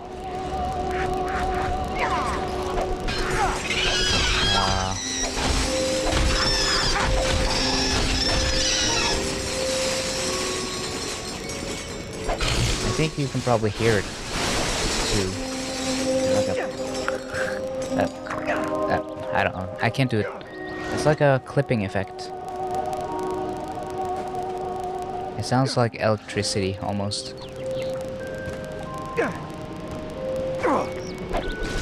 Yeah, this is the Valkyrie. The Valkyrie level that I remember.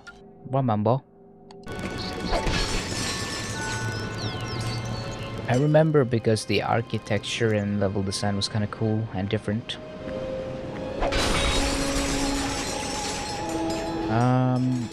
I don't think this game doesn't have raritanium. I think it's just bolts and the hollow plants and weapon upgrades. Which is a little sad. I kind of liked the raritanium. Oh, stop.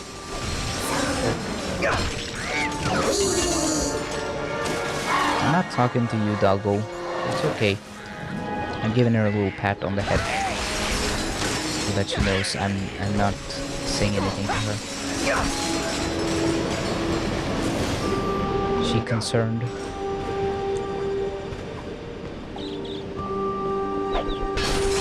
She's a terrier, so she's always a little shaky too.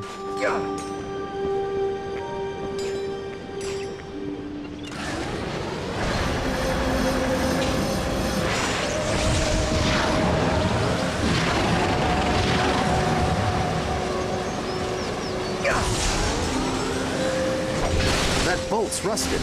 We're going to need some oil. If you want to know what an authentic accent sounds like from different people, different regions, then I recommend watching just people from people in the UN and stuff talk from each country that they represent. Like if there's like a I forget what it's called, but the people that you send, it's not senators, it's not diplomats, it's something else. It's like a commission? No, is it? It's like something that if you just listen to them talk in like the UN or some other international conference where they send people, delegations from different nations, you can just listen in and you can hear what their actual accents are from each country, and it's a way better way of learning what their actual accent sounds like. Hell, just look up a speech by the president of a country or prime minister of a country and listen to how they talk, and that's just like a good way to hear what their actual accent is instead of faking one or or assuming the ones that you hear in American movies are real, because they very often aren't.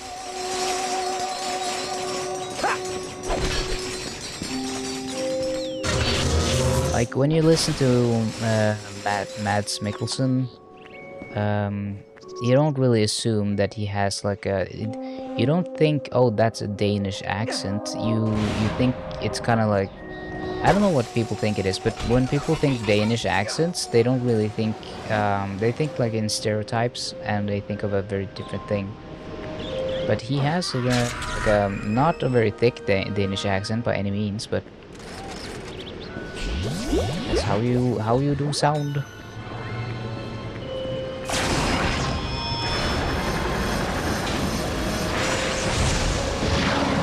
Boing, boing. Hey, give me a sec. I'm gonna get the golden bolt. What?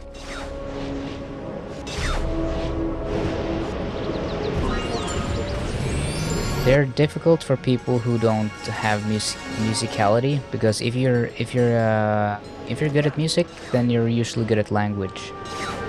It has to do with being able to replicate things, and replicating accents and tones and languages is kind of like learning music. You're learning the tone, you're learning the rhythm, you're learning. There's a lot of stuff you're learning that are kind of musical in nature.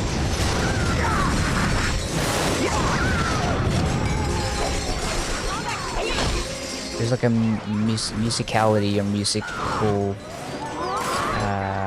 kind of quality to learning languages and understanding how it works. So if you're good at music, or you have a good musical understanding, or you are rhythmic, you're just good at that kind of stuff, then it's probably easier to get down accents, because you recognize it the way you'd recognize types of music. At least that's how I feel about it. I've never met someone who's good at music who sucks at doing a good accent. I should test that theory out more though, but I'm pretty sure I'm onto something with that.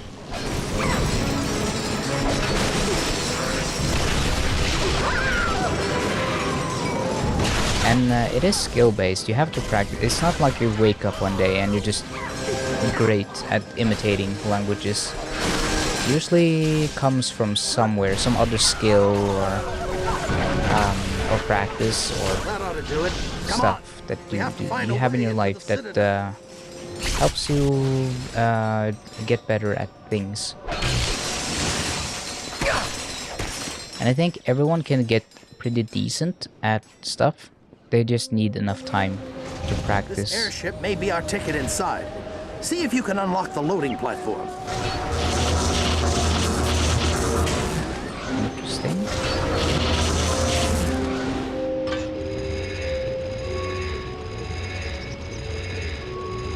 I'm impressed! Follow me!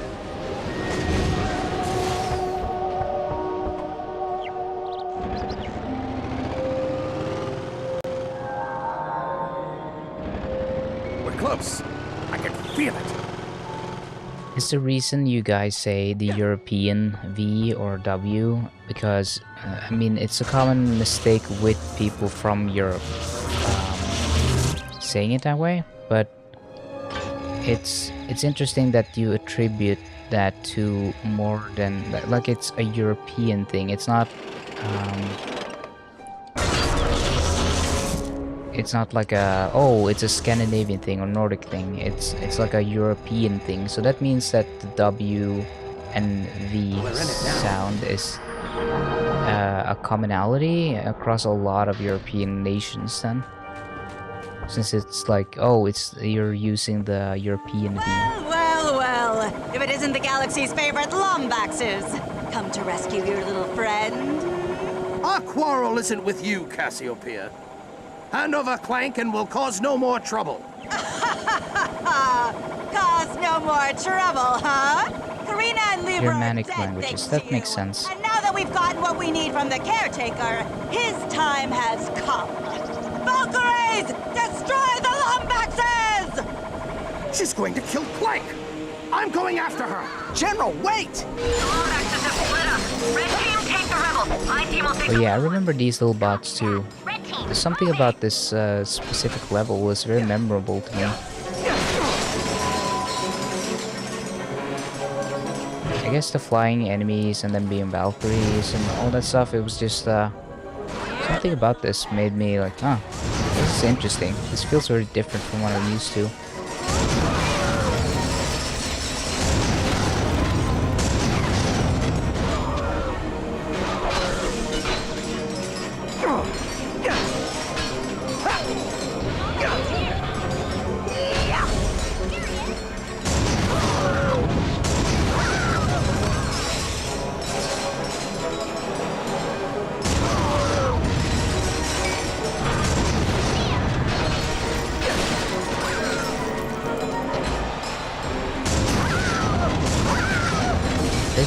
This almost looks a bit like one of those Bioshock levels, Bioshock Infinite. Your weapon has been modified to fire 2 additional rockets for 3 times the mayhem.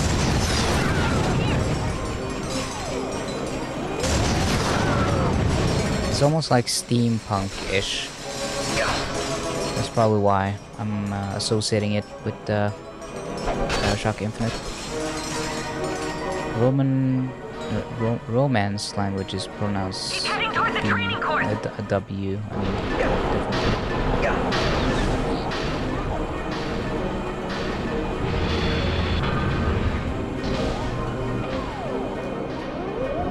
Poor thing.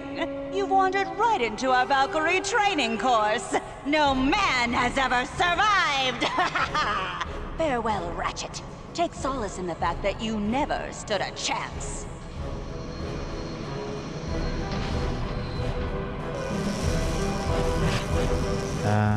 V as in W or the actual letter V? What do you mean? I'm not sure what you specifically mean. In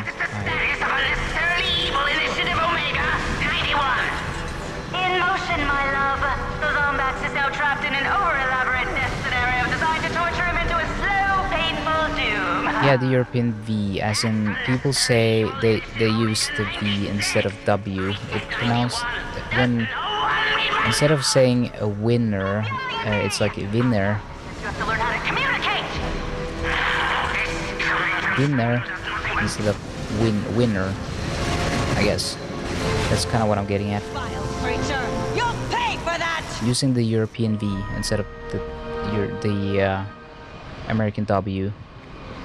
I think that's what people say. The European V or something. Maybe I'm getting it wrong, but.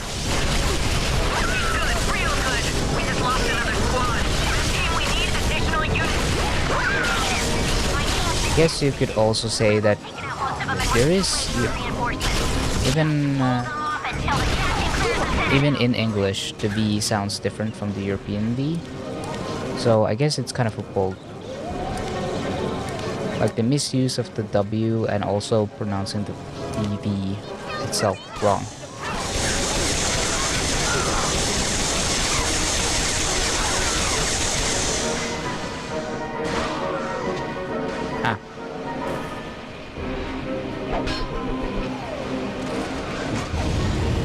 What?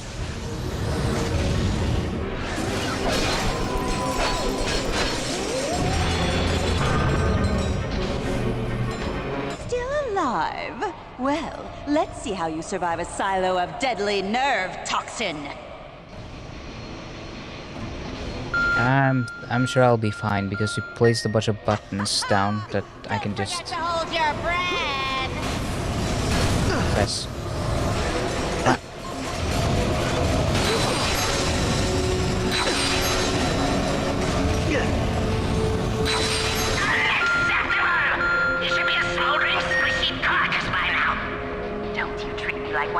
You did kind of a bad design here, but placing buttons inside here where I can just press them and fix the problem.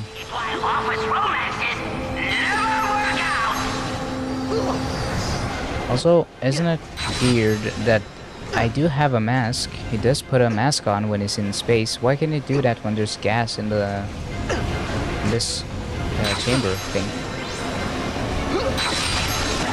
Space rat.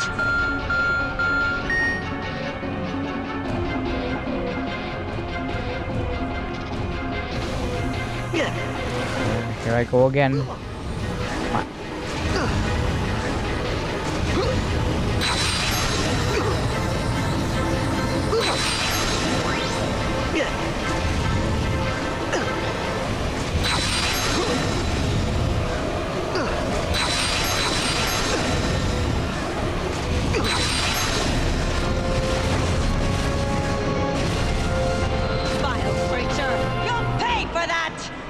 Pay as in bolts, or I'm not gonna pay you anything. They must have moved him into Cassiopeia's quarters. I'm not gonna get a single bolt. Just hold off the rest of them. I'm sorry, Ratchet. I should have known the Valkyries faked that distress call. It was foolish of me to suggest the assault. All that matters right now is Clank. Help me find him, General.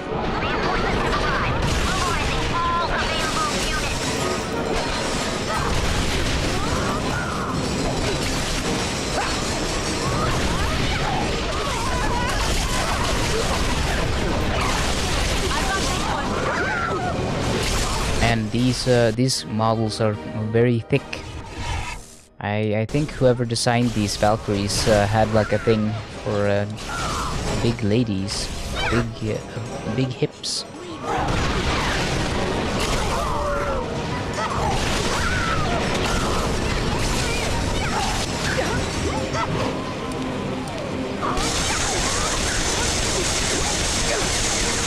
Someone on the design team was absolutely just going crazy for these models, just doing a wooga.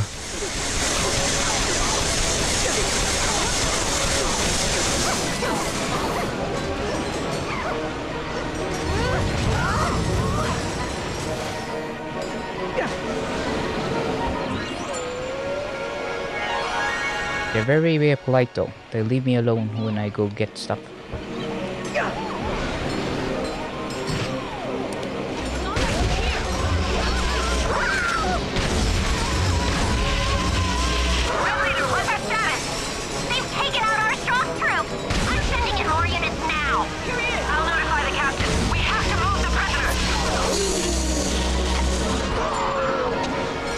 Yeah, get in the jar. Drama over what constitutes thick. Yeah, I'm not on Twitter anymore, so I don't care. People can have their, they can be mentally ill in their own space, and I'll just not partake in it. My mental health has been a lot better since I stopped using Twitter, and I'm not going back.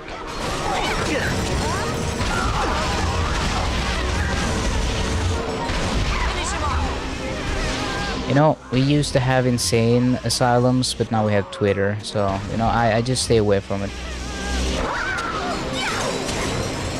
Like, I rather not be there. I just, it's kind of like going to the visitor center for the insane asylum. Like, why? I mean, maybe it's entertaining and thrilling or whatever, but, probably not good for you. Ah.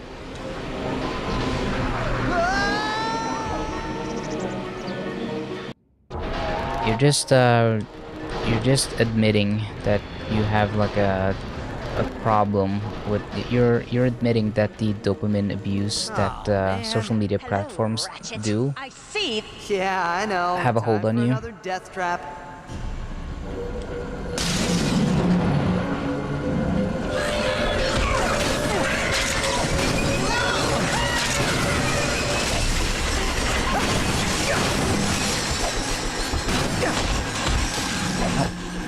Stop.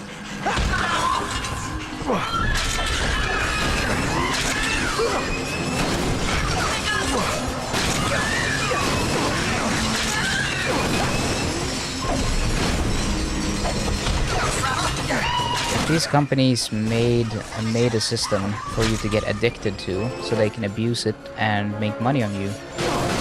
Even though it feels terrible, even though you're basically enabling a type of abuse of yourself by engaging in the most toxic, horrific, bad internet drama. and it's terrible for you, it's not healthy, but you keep doing it because you allow them to, because you don't just break the cycle and go, you know, I can find other ways to fulfill myself instead of letting a company abuse me for some algorithm that is specifically engineered to abuse my dopamine receptors.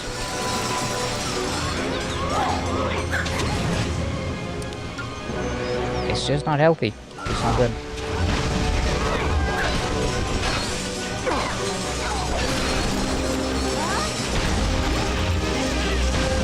See, the thing is, you can't really say, "Oh, I agree, it's not good," and then also be like, "But I'm not gonna do anything about it." Like, okay. Then what's the point in saying it's good or bad? Then if it doesn't, like, I don't know. If you know it's not good and it's bad, then isn't it worse that you keep doing it?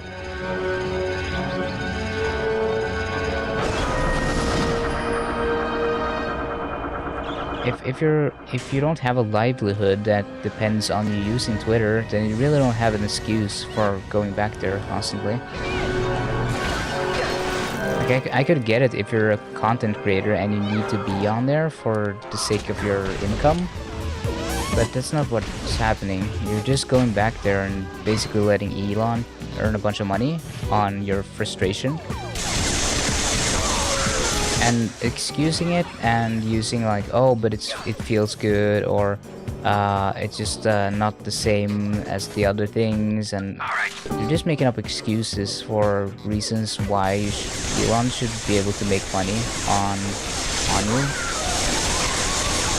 That's why I don't respect people who aren't bothered by Facebook earning money on data collection, or basically forcing you to pay money, or else they'll illegally collect data on you. Like if you don't find that upsetting, then I guess you just really like capitalism and being abused by capitalists.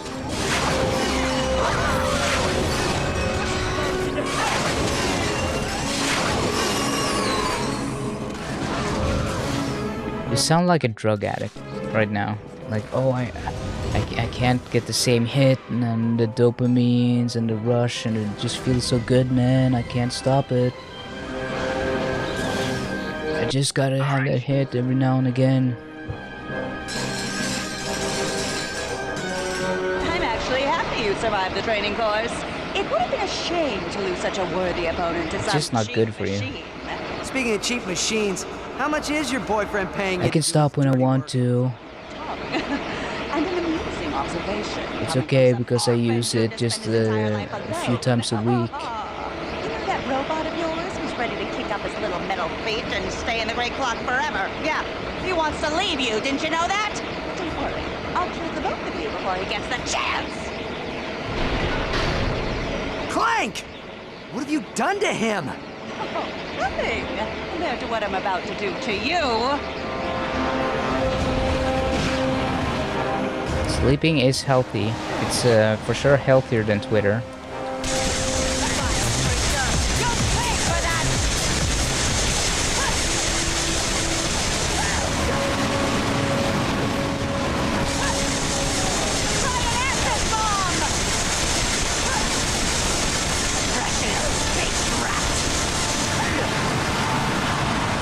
I don't mean to be so harsh about it, it's just I really don't like this whole, oh, let's just all collectively let these big corporations abuse us and steal our data and make money on us in the most abusive and toxic and harmful way possible.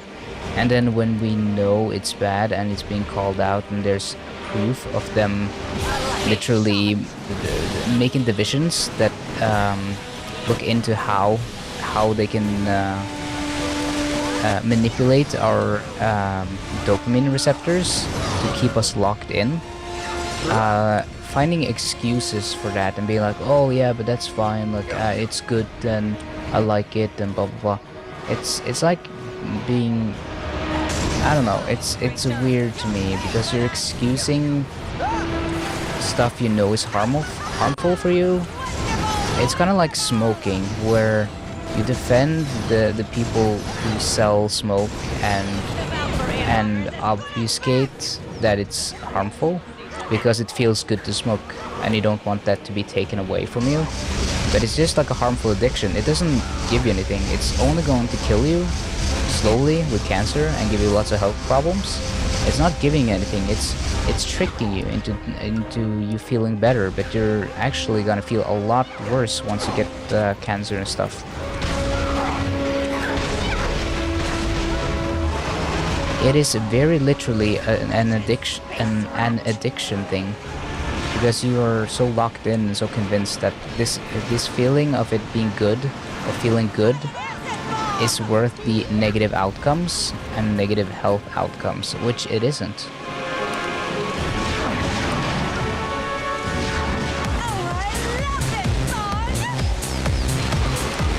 Damn, look at her go. She's dancing. Lucky shot.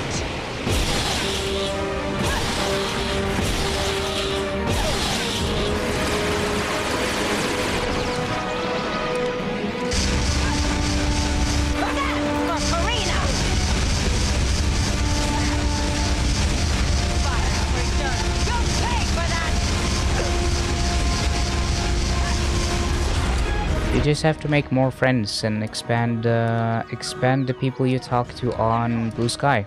You just spend more time on Blue Sky and you invest more time there, then you're gonna have more people to talk with, and you're gonna have a new space to be in, and it's all up to you. It's just, you have to build those circles. When I started on Twitter, I didn't have much friends. I didn't have many people that I talked to until like maybe 3 or 4 years into using it. Like my friend circle and everything, it slowly expanded. It's not like something that just happens in a day. It's something I built up and after many years, and I can talk to a lot of those people still. I can go to Discord and I can go to Telegram, and a lot of those Twitter friends, I can just talk to them on Telegram instead. And it's a lot better, it's a lot less toxic. I don't have to see any like Nazi posting. I don't have to let any of my data go into the pockets of Elon Musk. I am free and I am not mentally ill on Twitter. Oh, it crashed. It crashed just like her.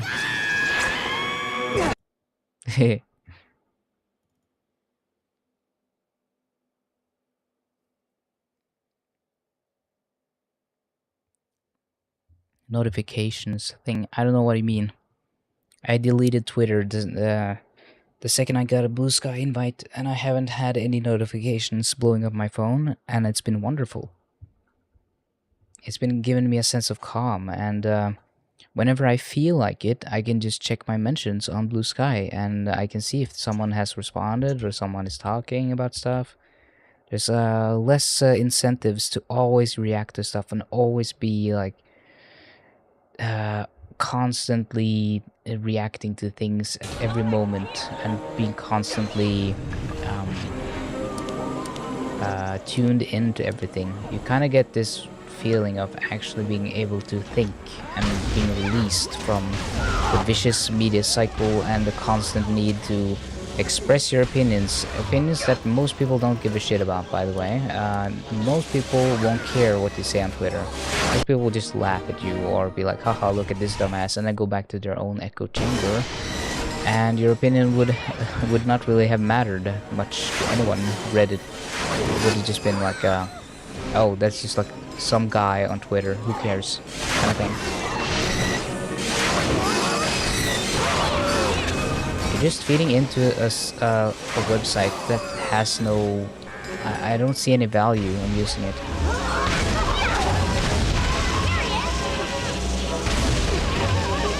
You're just feeding into this bad online culture that just...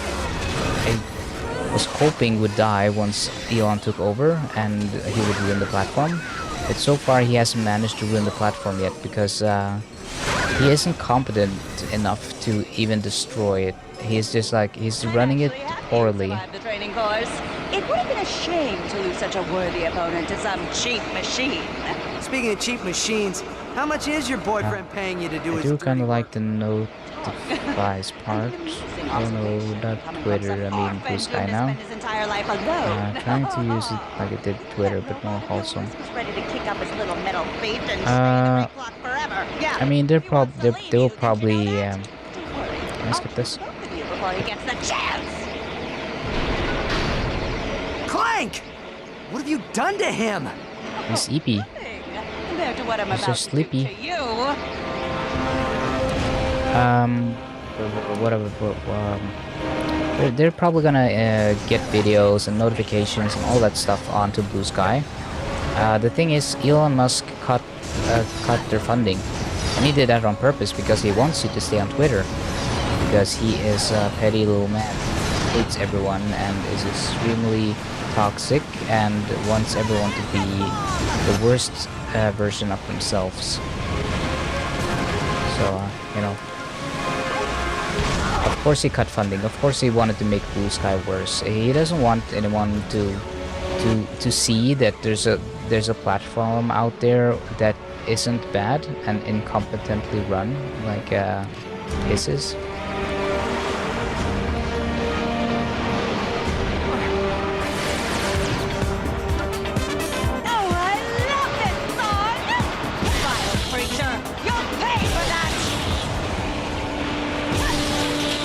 No, I won't. I won't pay for it.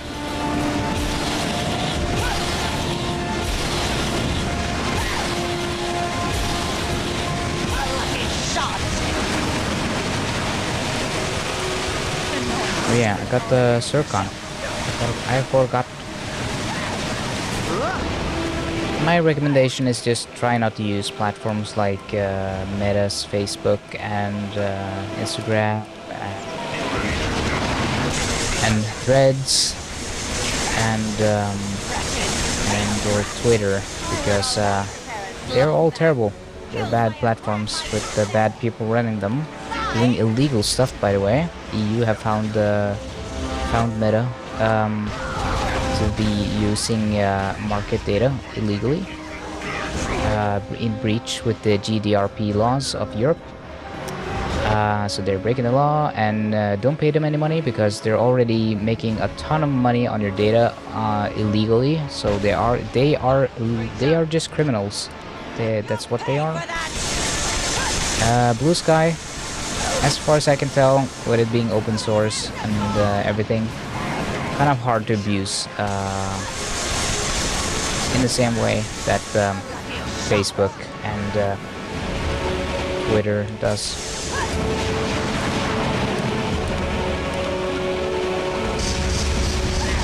The only reason why most of the platforms or social media platforms are bad right now is because we have allowed them to do so, because we are not leaving and we're not standing up to the illegal practice that they do. It is kind of your fault and everyone else's fault, Jam, who stays on Twitter, for enabling this behavior. Because if you stay on Twitter, then it doesn't matter to Elon. I mean, he's just gonna keep doing the worst possible things, and you're still gonna be there. You're still gonna be there, and you're gonna say, "Yes, Daddy Elon, please make this platform more Nazified, so that I can suffer more for no reason, and please steal all of my user data, so that it can be sold to bad faith actors who abuse it for their own gain." And imagine how the elections are gonna be. Imagine what the Trump and Biden election is gonna be with an Elon-controlled Twitter. I wonder if the Biden administration has put any thought into this. Like, how is this gonna look like?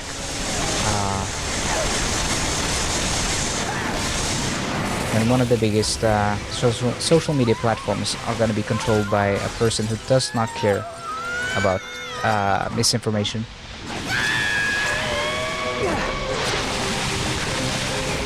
Clank! Wake up!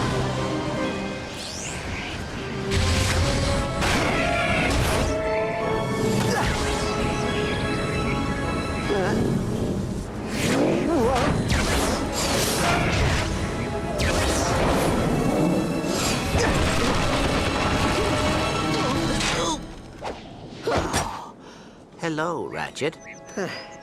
Hey, pal. How you doing? Fine. You? Yeah, fantastic. Yeah, I'm just gonna lie here for a while, though, okay? Whew. I'm sorry about your father, Clank. I should have stopped Nefarious sooner. It is all right, Ratchet. Nefarious will pay for what he has done. The only thing that matters now is that we keep the clock safe. Now don't worry. Once the past's been corrected, you'll have the full support of the Lombax Praetorian Guard. The clock will be in good hands. You do not understand. Time cannot be changed. Using the clock improperly could rip the very fabric of existence. Or it could save an entire race of Lombaxes who risked their lives to defend this galaxy. Ratchet, remember the Dimensionator. Some risks are not worth taking. Well, maybe Clank's right. If there's even a chance it could destroy the universe, the risk is just too great. Risk? Risk is what makes us who we are. Ratchet, our kind is lost without us. Think of how many that clock can save. Think of your parents. I'm sorry. We need to stop Nefarious before he makes the same mistake we That was almost a did. very loud noise. So, you coming, General? General? Mechanical noise jump scare.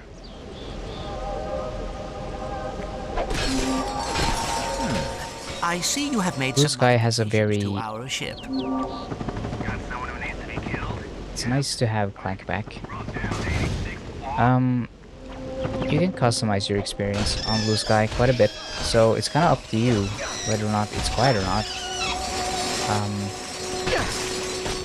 My suggestion would just be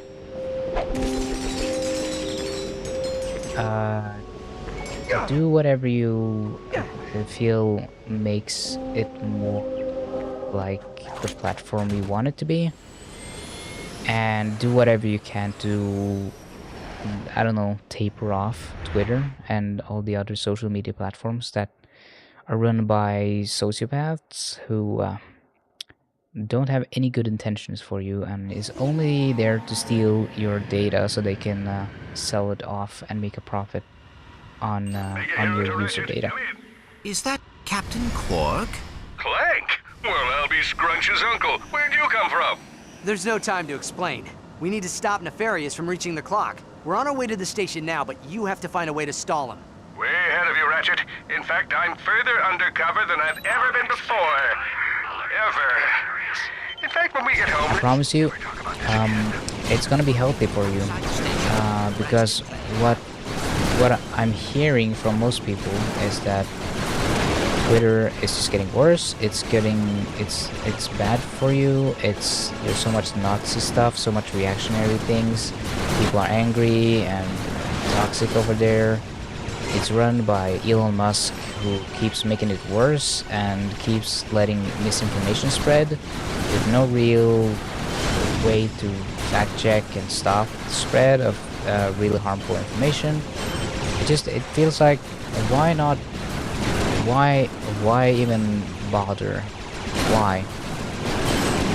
To me, it feels like I rather just not be there anymore. It's not about being in an echo chamber, because you're kind of in the opposite when you're on Twitter. It's like the opposite of an echo chamber, and it's just gonna exhaust. There's no reason to be in that kind of space, because you're not gonna hear anything you agree with. You're never gonna hear anything that you like. So being on there just means you're exposing yourself to being miserable. So I don't understand the motivations of just doing it, or just why not just leave? feel like it's just like a self-harm thing to stay on there. It's not really good for you, so. And all the excuses are never really any that makes sense to me. It's like, oh, I do it because it feels good. Yeah, lots of things feel good, but it's not healthy to do everything that feels good.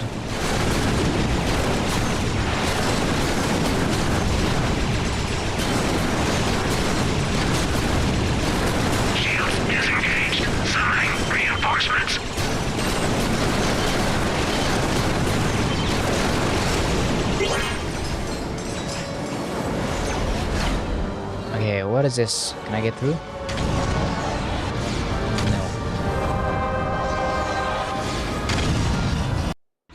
Make a hero to Ratchet. Come in. Guess I need a thing. Clank? Well, I'll be Scrunch's uncle. Where'd you come from? There's no time to explain. We need to stop Nefarious from reaching the clock. We're on our way to the station now, but you have to find a way to stall him. I feel like these are Raritanium crystals, and they were supposed to drop Raritanium, but they changed it. In fact, when we get home, let's never talk about this again. We will meet you outside the station. Ratchet and Clank out. Alert! Alert! This is a distress call from Terracnoid Brain Ship Gamma Epsilon Epsilon Kappa. We are under attack by Valkyries and need immediate assistance. Over! Please get here as soon as you can. We're total noobs! Here we go! Now that's a word I haven't heard in a while.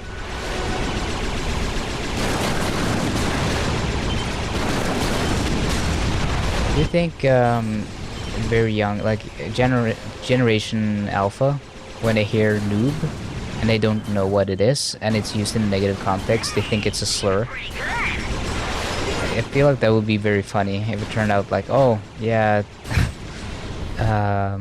there's like a big deal now because Gen Alpha is going out against the word noob because it's an ableist slur against people who are new to things or something. I don't know.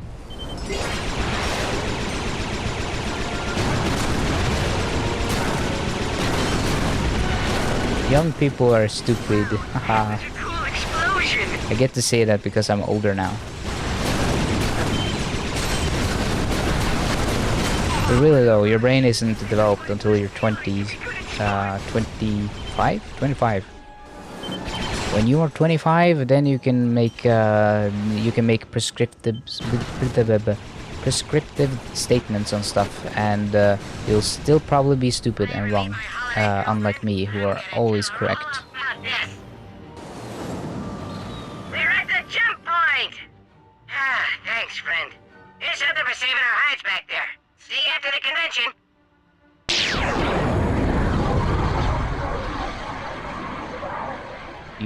You forgot to turn off your camera, dude. I can see you. He just starts googling porn.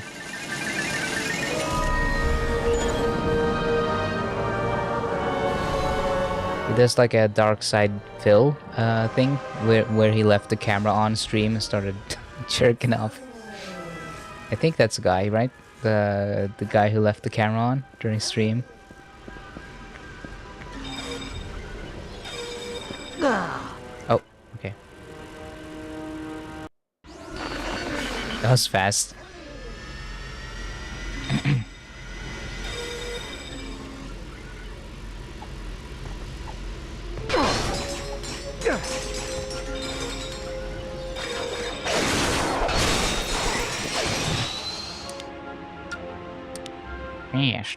Wait.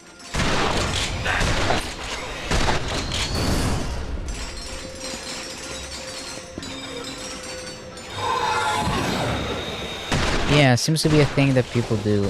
I have never been horny or had like I've never been in a state where I felt like, oh, I have to like squeeze like jerk off real quick in between like a BRB screen or something. I've never felt that. I don't understand it. You have to be an extremely horny and weird person to be like in between the stream, just oh shit, I gotta jerk it, I gotta do it right now on stream. I'm just gonna cut to BRB and start doing it. Like I don't. How do you even stream when you're? I don't know. I don't get it. I've never felt that. Never, ever, and I'm never gonna do it because I don't feel that way.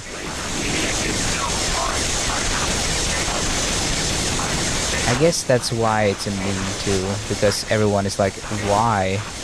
How? How do you get it up? How do you feel so inclined to do that during a stream?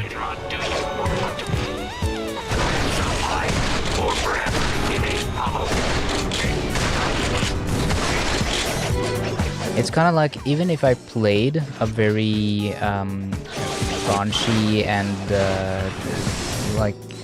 sexualized game on stream, I don't think I would, like, I think because I'm streaming, I wouldn't feel like doing anything out of that, because it's just like, oh, I'm doing a stream, it's like funny, and it's haha, I'm streaming and doing stuff. So it's like, I don't know, it's like professional mode, but it's like, it's not arousing, because it's not really, I'm just streaming. It's a completely different scenario and setting. Like in my head, I can't really imagine ever combining the two. One is something you do on your private time when you have someone to talk to, or you have time to do a thing and work your way up to it and all that stuff. And then the other is like you're technically at work. You're technically it's like being at your office and then being like, oh shit, give me a second, I gotta go to the bathroom. And then you go to the bathroom and you start just jerking it in the bathroom at work because you're suddenly horny. I feel like it's almost the same, because if you're a streamer, streaming is kind of your office. That's where you work.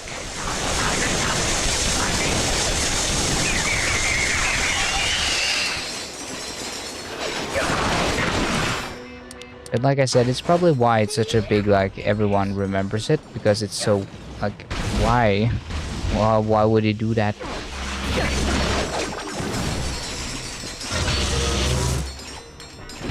Maybe I'm just very innocent, and I have a bias towards not doing that kind of weird stuff.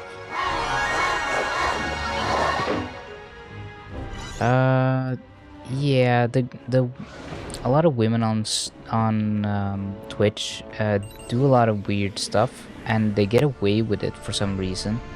But if you're a guy, you never get away with anything on Twitch. It's like, oh, you said cracker? Well, that's an instant ban, actually. While if you're a woman, you can basically just do porn on stream, and then they'll be like, ah, it's okay, she didn't mean it, and then she gets reinstated the next day. It absolutely is like a weird,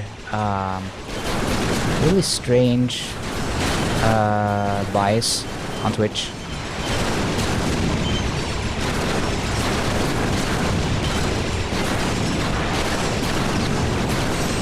And I do think it's sexist. I'm not gonna allow people to be like, oh, it's okay because because men are bad or something like that. No, it's still a sexual, no, it's not sexual, but a sex-based bias, gender bias.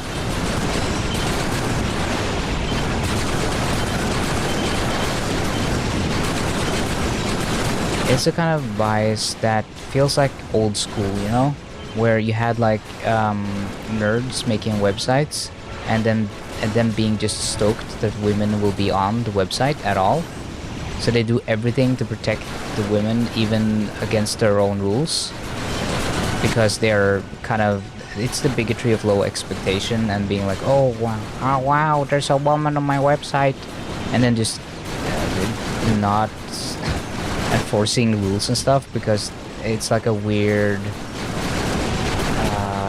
you know what I mean, right? The whole, like, guys just being desperate for women to be around in their spaces, so they let them do anything. Kind of like, please step on me, mommy kind of vibe. I feel like it's kind of that.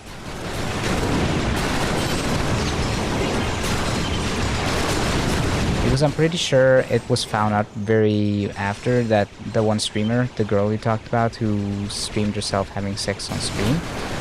I'm pretty sure it turned out she did it on purpose to get lots of attention and get more PR, and she started doing more of it and more stunts.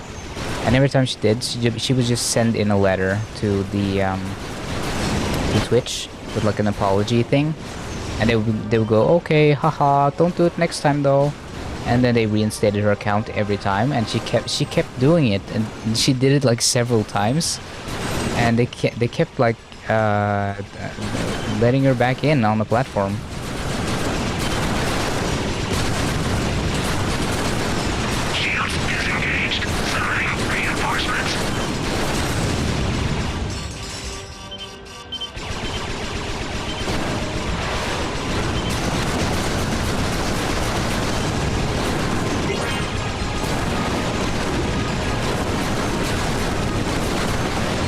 I think she's actually permanently banned now though. She was like let back in and stuff because she wrote in like, oh, I have bipolar disorder and I have this and I have that, and she kept like using excuses. And by the way, having bipolar disorder doesn't mean you aren't accountable for your actions. Obviously there's some leniency. There's some stuff that you should be you should be more lenient towards people having a mental health episode, but when it's clear that they're just using it as like a way to get an easy out from their responsibilities, that's the kind of stuff I will never respect. And even if you have a disability that you can technically say that, oh well, I had this episode and stuff, I still think you should take accountability. I still think that if you have a manic episode and you're bipolar, you should take that ban in stride and go, you know, this is the consequence of me not taking my medication or getting treatment or whatever, and it does not absolve you in any way. You're still responsible for what you do and what you say, and no amount of mental illness will change that. And I can say that as someone who struggles with a lot of mental health issues. I cannot excuse my own behavior as some sort of, oh, but I have this thing and I have that thing, so I can just do it because I'm mentally ill. That's not how it works. I'm still accountable. I still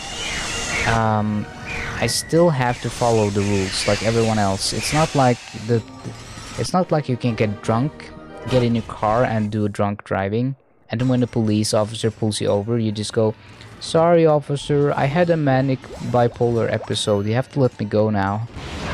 Like, you're always accountable for your actions no matter what state you're in. And yeah, it is difficult, it is hard, and it kind of sucks if you have mental health issues. I absolutely know that. I of all people would know. And thus I think it's even more important that you take mental health stuff seriously and you take care of yourself and you take accountability, because if you don't take accountability, how can you get well? You won't get well if you won't take accountability, and if you don't take accountability, you don't get well, and yeah, it's just like an endless cycle. And also, yes, good Gem, you should have deleted Twitter a long time ago. It's a bad platform with bad people. Well, some good people, but it's like 90% Nazis now. It's like a terrible place to be.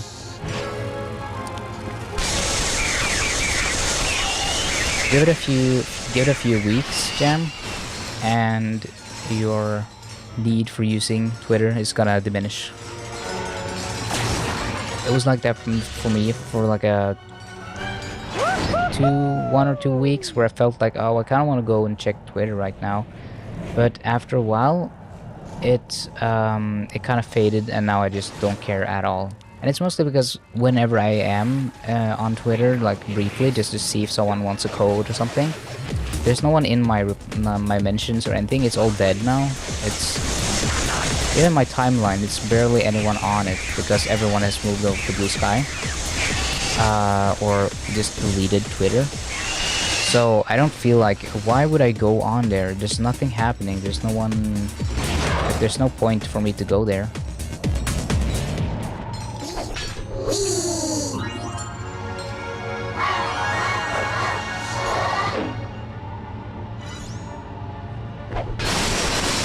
There's a lot of parties and orgs on other platforms as well. And you can always delete, or you can make another account that only follows news sites and websites that are officially like connected to like the news outlets and that sort of stuff. And because your personal Twitter always gets bogged down with a lot of people like in your personal circles retweeting misinformation and false news and a lot of that stuff, you know. It's easy to fall back in that way.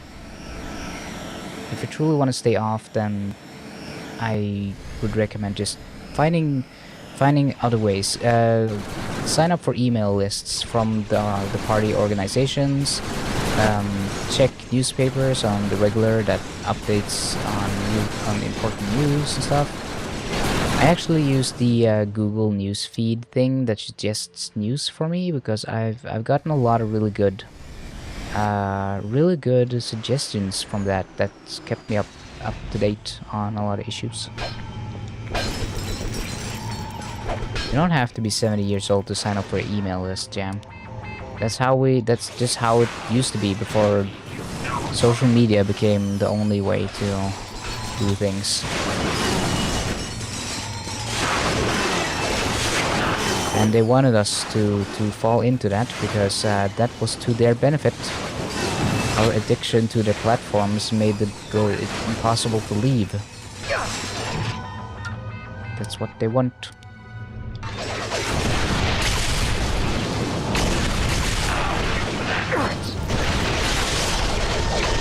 I don't think I complained about it a single day or a single time, Jam. I think it's about character, and I think it's about discipline in a way, where if you just know how to manage your time and you understand that what you're feeling is just like on a biological level, you're fighting an addiction. Your brain is telling you go do this thing because it feels good, but it's not good for you. You have to rationalize it. You have to work with yourself. It's like being an alcoholic. Once you go on Twitter, it's kind of like the first drink.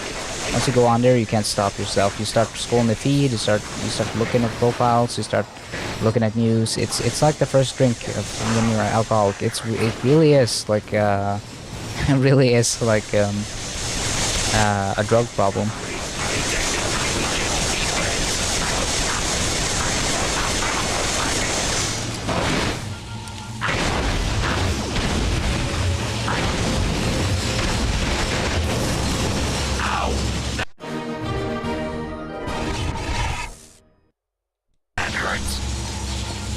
Good.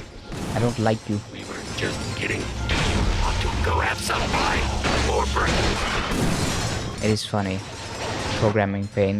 That's like a trope in a lot of movies where they go like, "Why did my master program me to feel pain?" I don't know why it's funny. It's just the idea of giving robots the ability to feel pain is so cruel.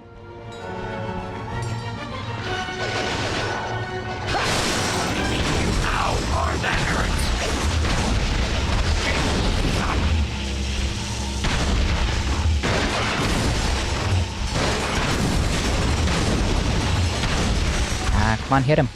There we go.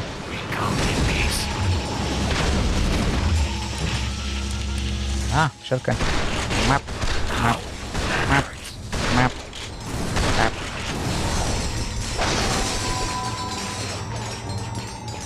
I'm hearing something over here. Oh.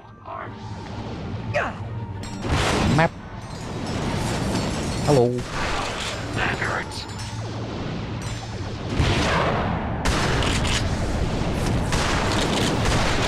Listen, if you don't want to, if you really don't want to stay off Twitter, then I'm not gonna stop you. I'm just saying, either stop using it or stop. You literally cannot complain about it because it's not like it's your job to be on Twitter.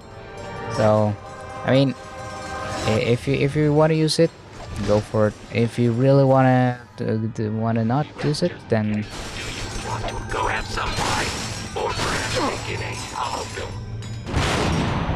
I know you deleted it, but if you relapse,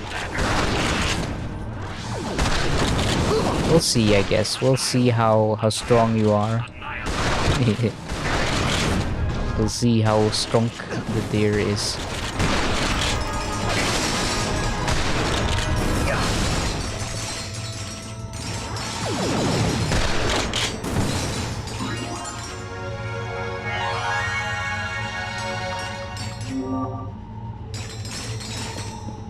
I mean, it's kind of like the porn haze that some people go into, where it's like, oh, I'm just desperate after something good, and you start like you spend a lot more time and effort into doing a thing. I feel like that's kind of the same effect you could get for Twitter, where you're like, I'm just desperate after some serotonins, and you just like spend a lot of time resetting your password and getting back into your account.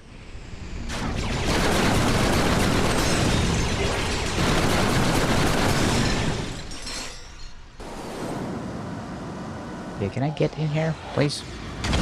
Come on. I need a better... Oh, stop it. Onyx identified. Alert Dr. Nefarious.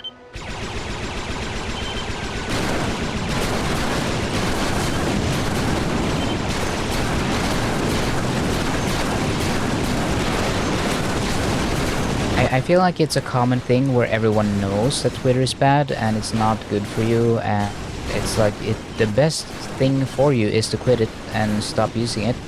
But people don't have that ability because they feel locked in because of their friends, or like for you with news and art and that sort of stuff, and routines being tied up into it, and I don't know.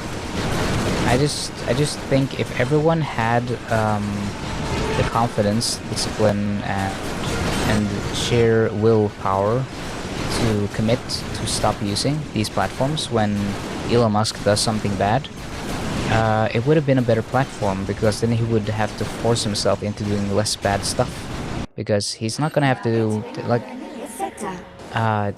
when he does something bad, it would actually punish him, right? Because right now he can do bad stuff and there's no punishment, there's no consequence for him, because people will keep using the platform. So there's no incentive for him to change or for things to get better. So if we were all more conscious about how to rebel and think of it as a revolution, online revolution. You're kind of the anti-revolutionary who just keeps using the system and keeps playing along with the bourgeoisie, because it's too much of a hassle to actually change your habits. So the revolutionary would say, go screw yourself, we're gonna install our new democratic system. And in our case, that would be Blue Sky. It's about as democratic as you can get in terms of it being open source and whatnot. It's the best thing we have currently. So that is the revolutionary way. That's how you get back the internet. You revolt.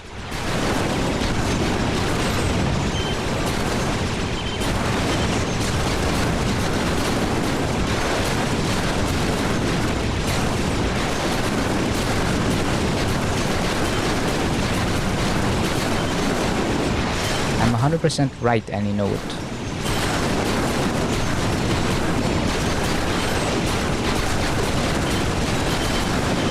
I'm only using the revolutionary allegory to make it more visual.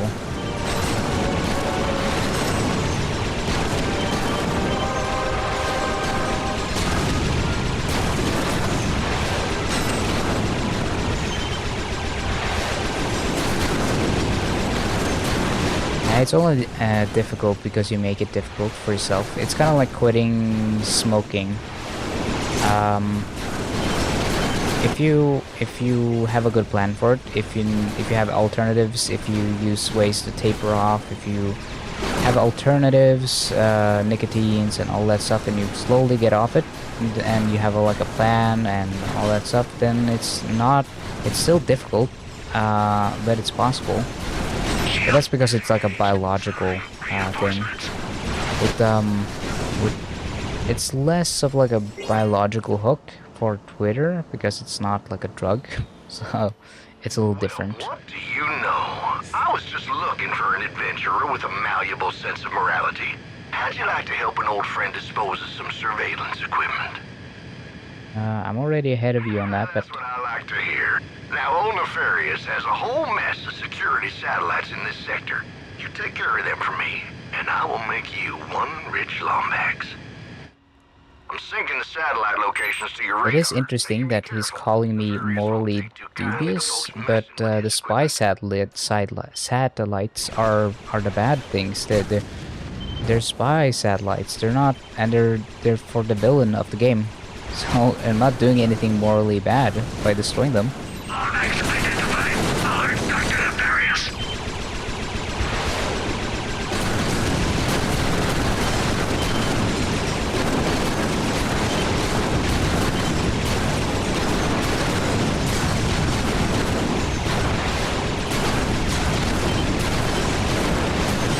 If you are bored, I recommend you check new sites and play on your bass, or learn a new song, play a video game, cook some food, take a walk. I don't know, there's a lot of stuff you can do. Being bored is perfectly fine too. Sometimes being bored is good for you because it instills creative pursuits.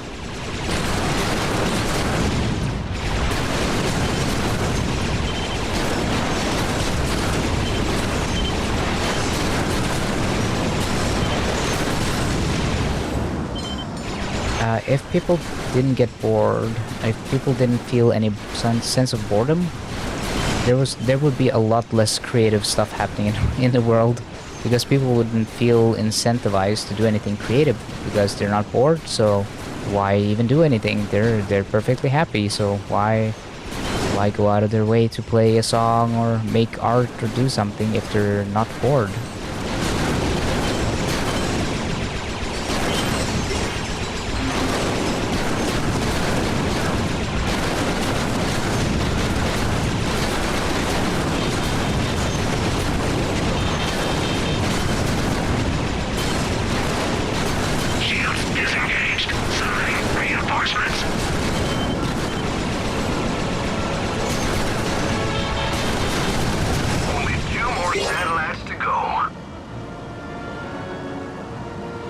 I should probably get more Sonys to upgrade my ship, but I'm already in this now, so I'll just keep on.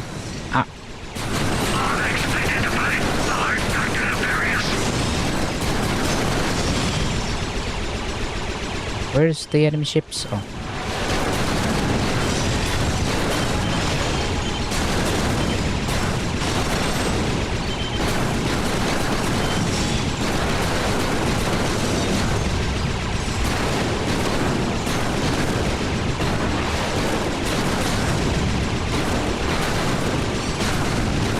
You really want to spend your life just passing time though? I feel like, shouldn't you have some sort of purpose?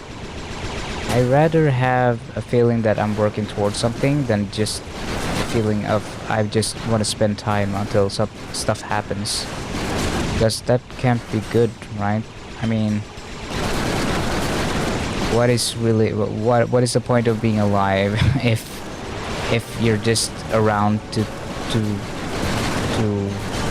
okay, yeah, I mean, that's a good goal. Yeah, moving to Europe.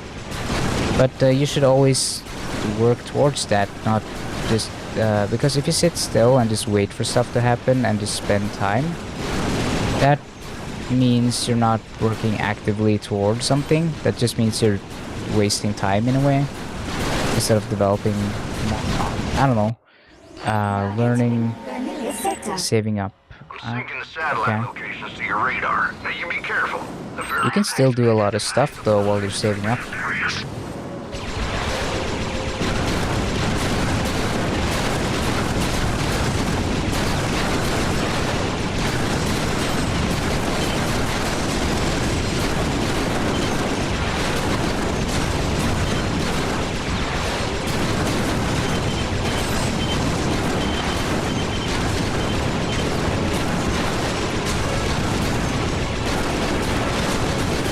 This mission sucks. I hate this.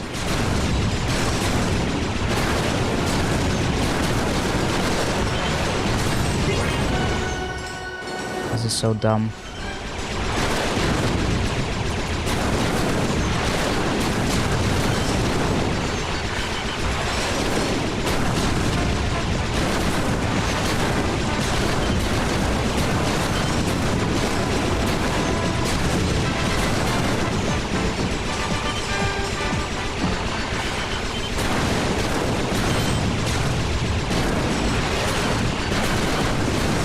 This next one is guaranteed to bring the house down.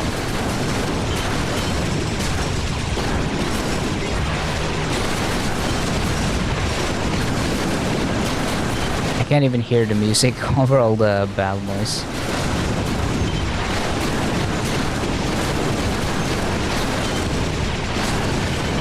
Pirate radio.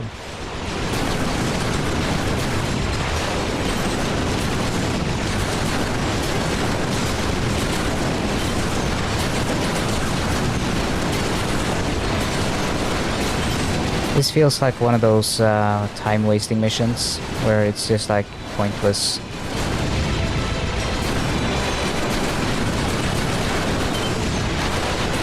It's just to drag out your time in a game. It doesn't add anything. It doesn't make it better. I kind of almost appreciate the on-rail shooting thing from Tools of Destruction over this. Because this just kind of gets a little tedious. It's not that fun. Only 2 more cigarettes to go.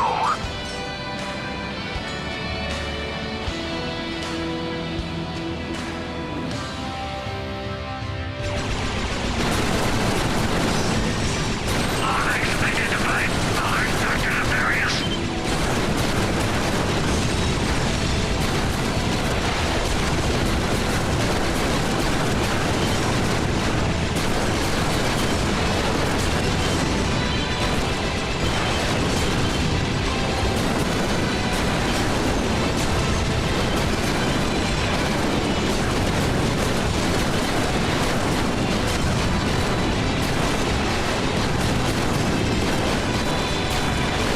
I appreciate that they let you change the radio though, so you can have some different music if you like.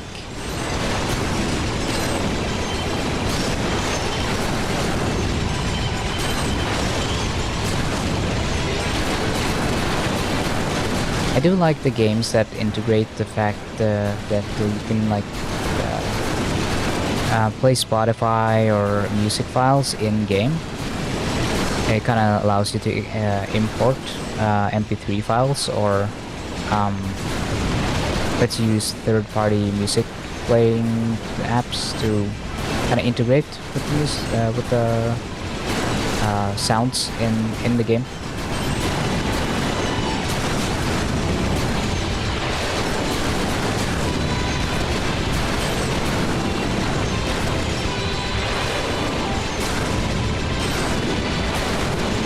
I forget which game did that.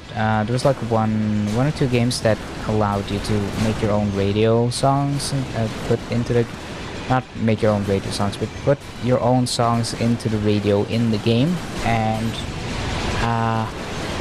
there's another one that let you like integrate your Spotify playlists and stuff.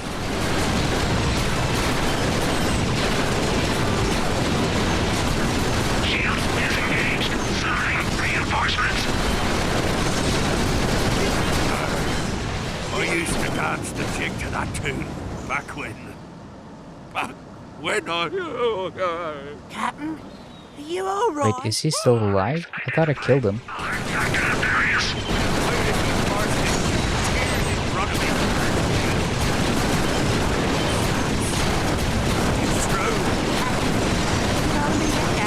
Pull yourself together, mate.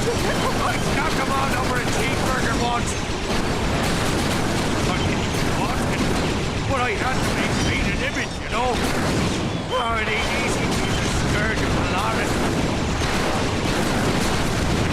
Oh, cheer up, Captain.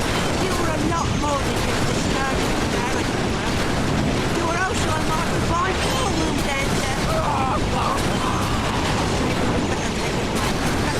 We'll be right back with more Pirate Radio.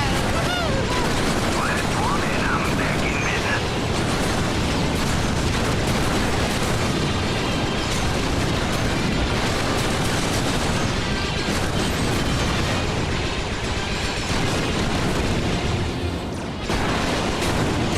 Ah, I rolled into that one.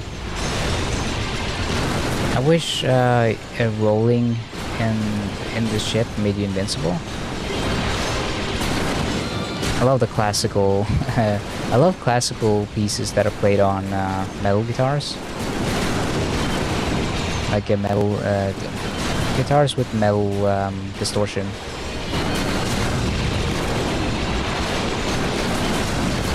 So it sounds like a metal song, but it's classical music.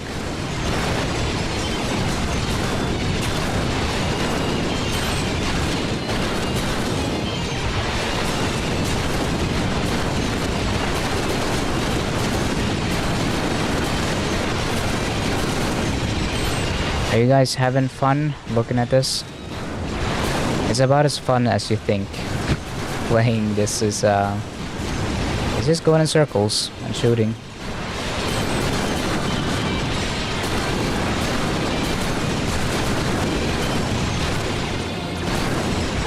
This is the game. Very, very fun, very good.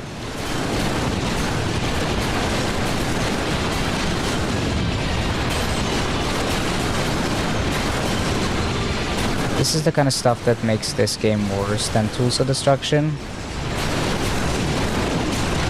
Because this isn't... I don't know, this is just visual noise.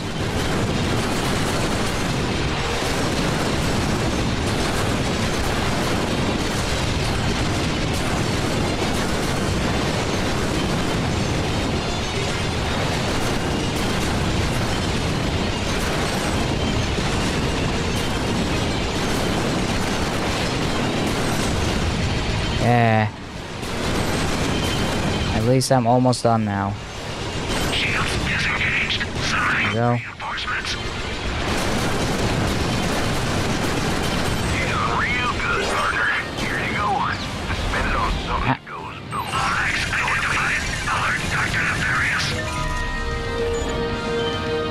Guess I have to destroy this one as well.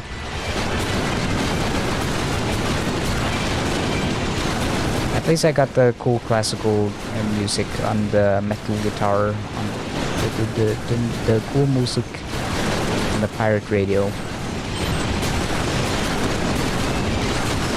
I bet they probably thought this was really cool and fun when they made it, but it's not that great. Now, like in retrospect, maybe it was cool back then, but it's I've played a lot of space games that are a lot better. Just gotta say.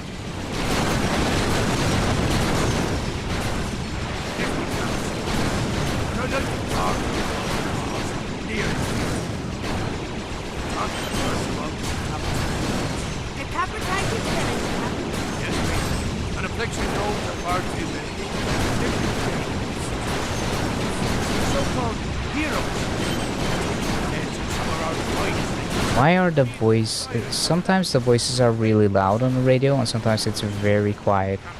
And sometimes the music is audible and sometimes it's not that audible. What can we do, Captain? Well, it's simple. Each of the afflicted.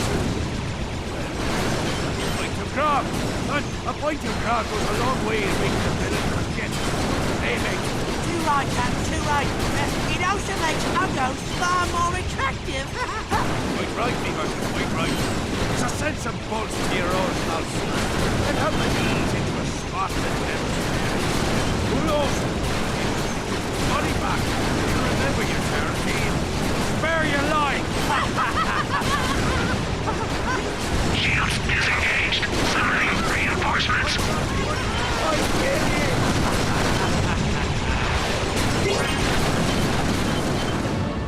Okay, where do I go to get the thing? Hold on, there's like a... over here. I like this track.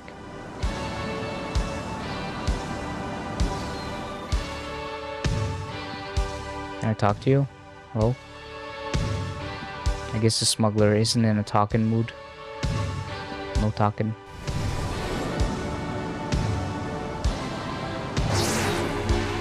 Oh, maybe I'm supposed to use that to get through.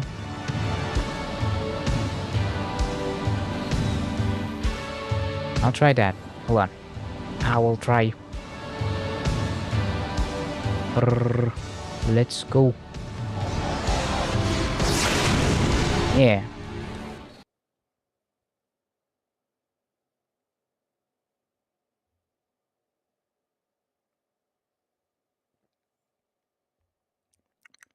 Yum, yum, yum, yum. Slurp, slurp, crunch, crunch. Ratchet, come in. I'm on an asteroid inside the main perimeter. Come meet me as soon as you can. I have triangulated Captain Quark's Oh, I remember this level. to your nav unit. This is close to the end of the game, isn't it? Pretty sure this is almost like near the end of the game.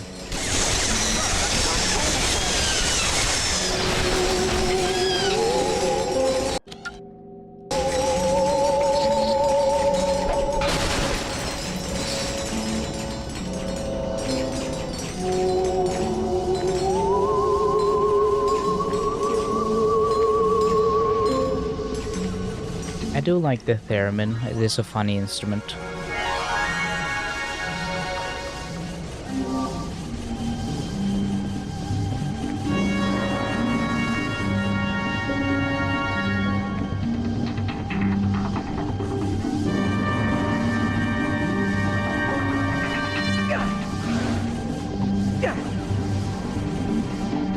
I think this is like a section where you fight Nefarious, and then later on we get to the Great Clock.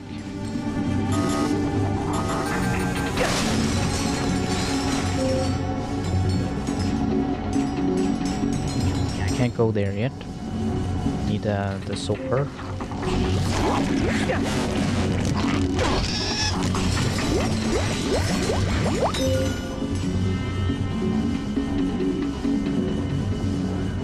Oh yeah, the skybox is also very nice here.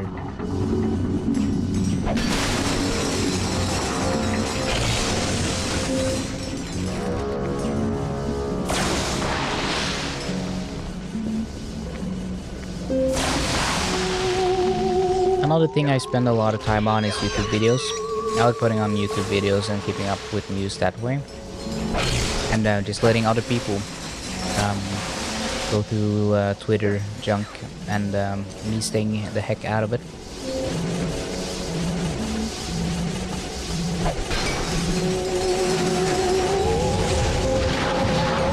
Saves me the trouble and I get the gist. And I can play video games while I listen.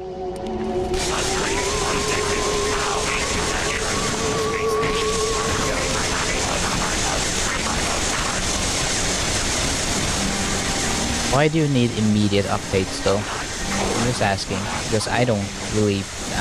why?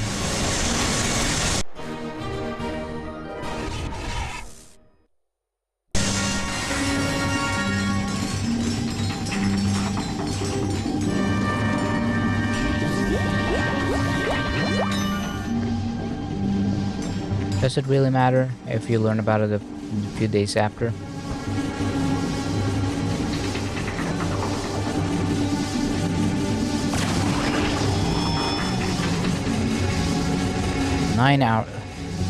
What? Damn, come on. It really doesn't.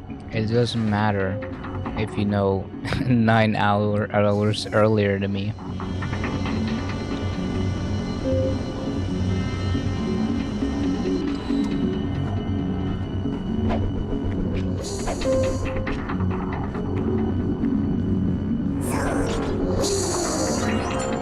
If being on Twitter gives you news updates 9 hours earlier, then that's a trade-off I don't really care much for. Snoop around, Chief.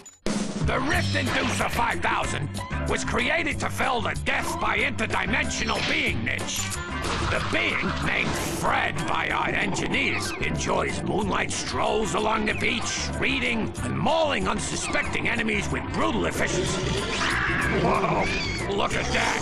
Fred must be hungry. The Rift Inducer 5000, available only at GrumbleNet. Welcome to the... Ah yes, it was worth being on this website full of Nazis that scream the N-word, because I learned about some news 2 hours before someone else did.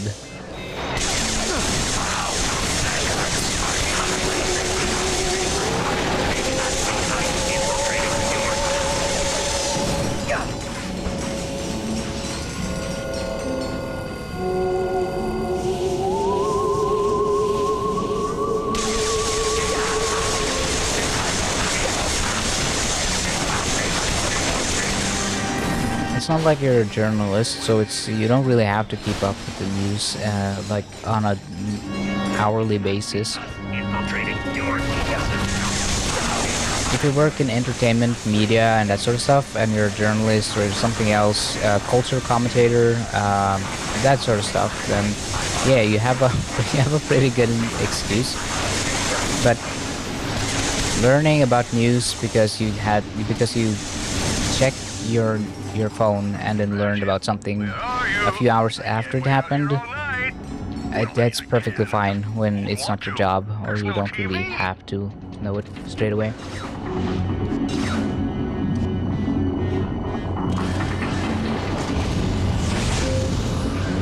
I don't need to read the news to debate because I'm too smart. I don't need to know current news.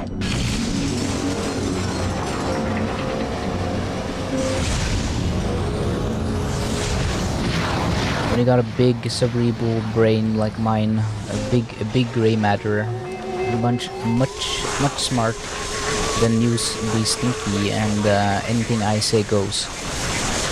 You'll just have to listen and nod.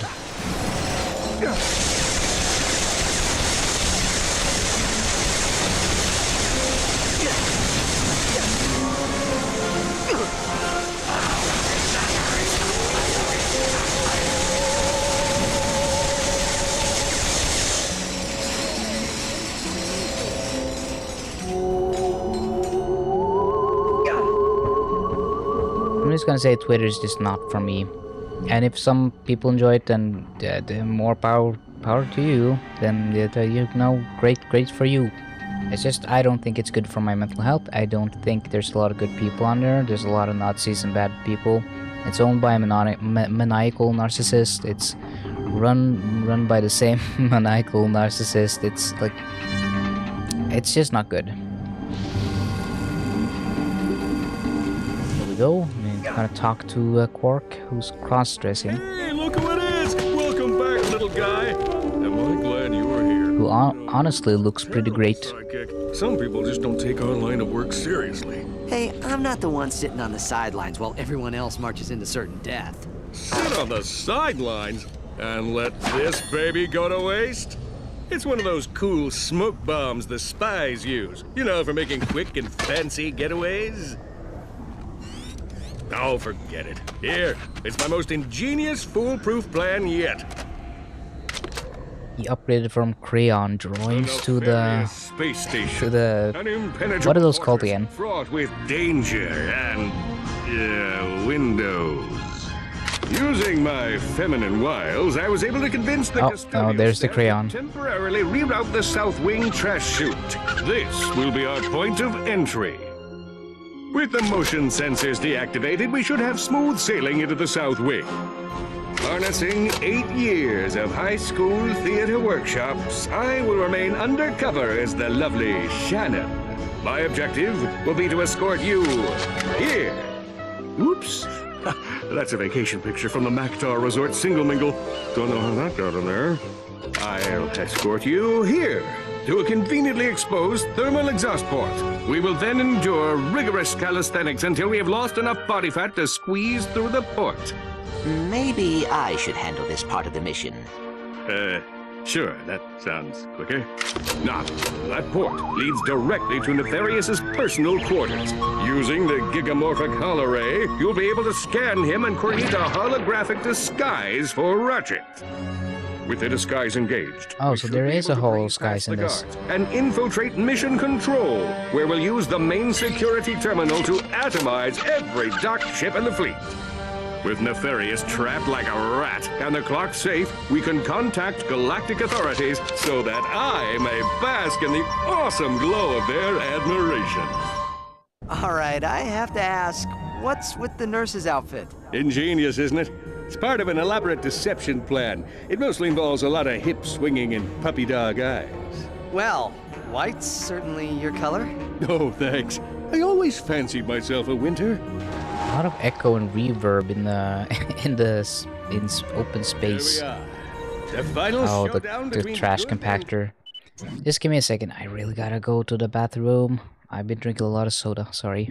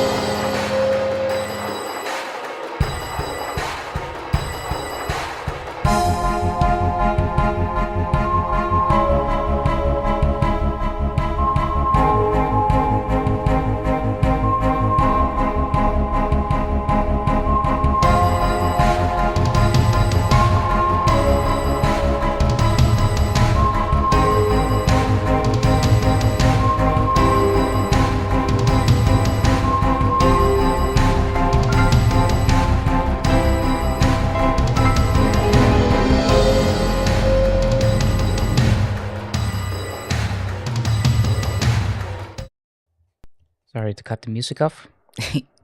Sorry. Yeah, very good music. I love the Spyro soundtrack. It's iconic. It's so good. I should add all of the best songs from all the 3 games. Actually, I think some of the songs from that really awful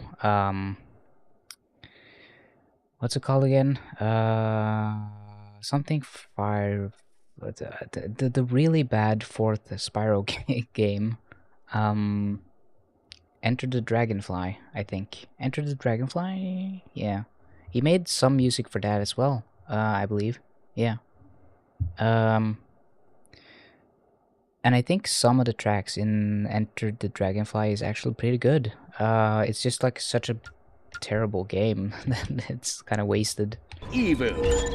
Can you smell that? But yes, I'm back. That's drama, baby. I smell something, and it's definitely not drama. Hey, look on the bright side. At least we're not being squished to death by the pistons. Trash compactor initiated. Prepare to be compacted. Awful. Cover me. I'm about to do something sounds fantastic. Sound Hill games. Aching. I'm not super familiar with. Calves looking good. Damn, he do be pretty strong. He's holding the compactor. Detected in trash compactor 714. Shutting down compactor. Ratchet, did you hear that? I did it! Ha-ha! Technology! I just made you my... That one was a little too close. The troopers will be here any moment. We need to keep moving.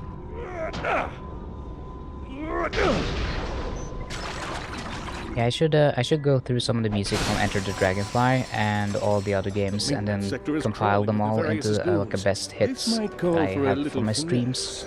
Watch and learn. Hello there. I'm Nurse Shannon. This is Dr. Archibald von Fuzzy Pants and his robotic intern, Gundolf Metal Sprocket. Dr. Nefarious is expecting us. You are not authorized. Prepare to die, Nurse Shannon. How did they not fall for that? Let's see. Yeah. Not cool. Not cool. It's the game, Shannon.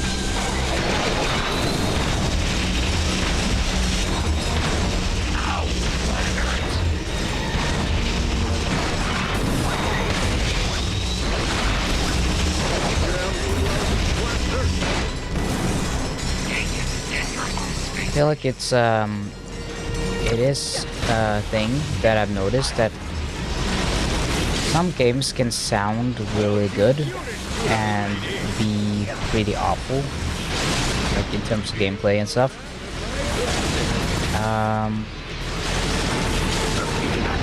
But there's a lot of games that are really fun and good to play that have kind of awful sounds and like soundtracks, and you kind of forgive it because it's like, oh well, it's such a good game and plays so well, and like I can forgive the music not being that great, and it's okay dude, because the gameplay is so good and blah blah blah. It's kind of like some parts of the experience can overshadow other parts of the experience, and it's like it's complicated, I guess. Every game Tim Fallon composed for besides book. I haven't heard. Is there any like big name games I would maybe know of?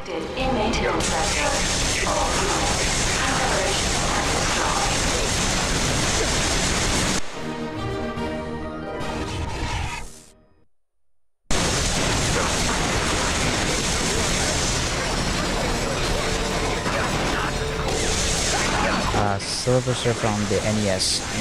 Don't know it.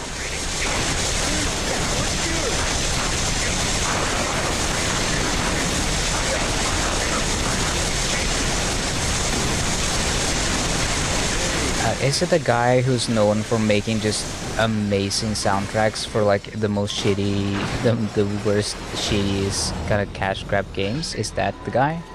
Because I have heard, I did check out a bunch of like music. some no name composer, or, quotation marks no name composer from a bunch of like. Okay, yeah, that's the guy. Yeah, I have heard that a few of those tracks. They sound extremely modern and really good for what they were playing on. They look really a bunch of like really shitty. I forget which game it was that I heard the track from. It was like one of the games, and it had like it had a banger. It was so good, and it was like on this really old console, and it sounded like a modern song. It just sounded like a really good. Like, could have been on the radio for all I be aware of.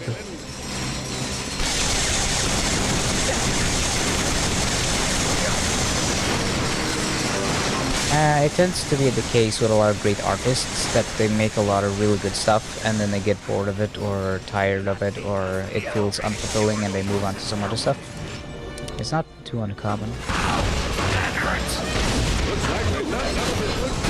I mean, when you master music at such a young age, I would kind of get it and understand that, oh yeah, kind of bored of it now because I'm already making stuff that everyone likes and feels is like better than what older people and peers are making. So it's like, oh well, what do I do now?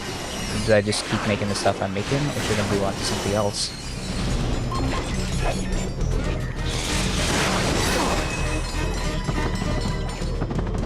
As long as you don't take a back shot, you're back and took a shot. It's not and not a back shot.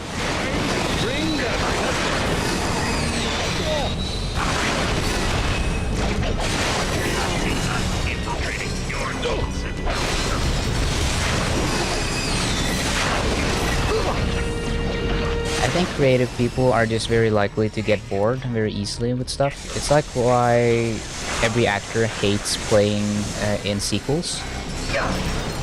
Because it's like, oh, I don't want to play in another sequel in this stupid franchise. I want to do something new. I want to do something new and exciting. And they're all like, creative souls don't do well with repetitious franchises and all that stuff, which is why I feel like it's hard to get really, really good actors to play in Marvel movies because you're basically asked to play in, I don't know, 50 shitty movies where your character is completely inconsistent movie to movie because it's different writers each time, so there's never like consistent writing to the character you play.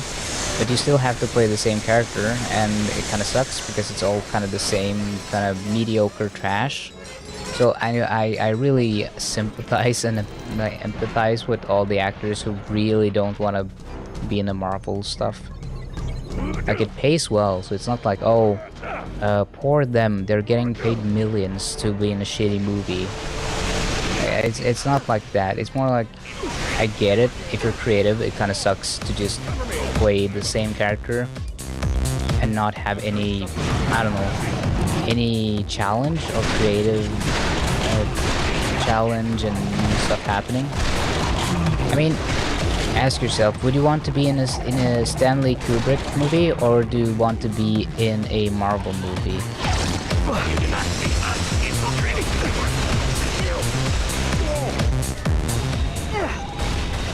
I mean, to me, the answer is obviously Stanley, but you know, a lot of teens currently have only seen Marvel movies and grown up with superhero Marvel movies. It's like, I don't know if those are that. They're just like culturally what is big right now, like spaghetti western movies were. And you can imagine how many spaghetti western movies were made that no one remembers or cares about currently. It's just a bunch of trash that was churned out for audiences that no one goes back to watch or to see or anything. I feel like Marvel is kind of like that, where a lot of the movies and a lot of the stuff that's being made right now is just gonna be forgotten. It's just gonna be buried. It's just it's consumerism made into movies. Things to do once the clock is under my control. Number 1, double-cross remaining Valkyries and retire Lord Vorsalam. Number 2, re-establish vendetta against organic life forms. And number 3, Iron Socks. Holo guys complete. I'm returning to the rendezvous point. Huh. Must have forgot to tune the auto-scaler. Ah, well, close enough. Try your vocal modulator. Test. 1, 2. It works! Now, let's finish this and go home. I love how I love how everyone doesn't care that Nefarious is suddenly short. Get down and get funky! Lawrence! Get out of my way! Okay, so how do I... Oh, okay, I called him. I really am quite busy, sir. What do you need? The search for Ratchet has our armada stretched thin, but we do have a small fleet on the outer perimeter. They should arrive just as soon as they've completed their patrol, sir. Uh-huh. Right Send down away, the sir. elevator. What about the I'm Valkyries? afraid not, sir. All attempts to contact your lady friend have been unsuccessful. Perhaps she thought about marrying you and decided to make a run for it. It's like painting something you're very proud of, and then painting the same Time for phase 3. same We painting get to for the the rest of your hub, I'll life. distract the guards while you Yeah, get kind access of, to the but the painting hypernova has to be defense mediocre. Got it. How do I It's do like that? it's good enough. You're gonna be selling a lot of those paintings, I'm sure but you'll it's think not gonna be something. fulfilling. Just remember, keep it on the low. The Spider-Verse movies are really good though. Those are probably the best ones. I'm gonna make them dance. I order you to boogie! Look at them go.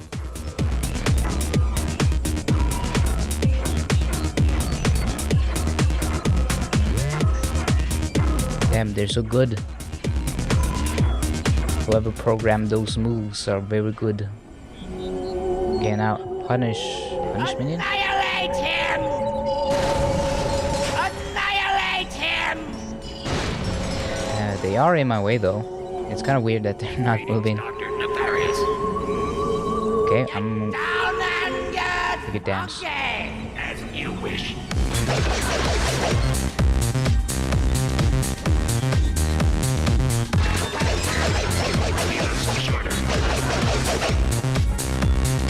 Now I'm gonna kill you. Haha. You didn't dance good enough. That's what you get. Hypernova defense laser must be controlled by one of these workstations. Now you guys dance. Even the hologram nerds are dancing. Now die. Ha ha ha ha. Wow. No sign of the Why aren't you dancing? evilness. Annihilate him! This is a violation of my robotic rights. That makes it a little weird that they have the capacity to make that assessment. Give the paradigm to get down.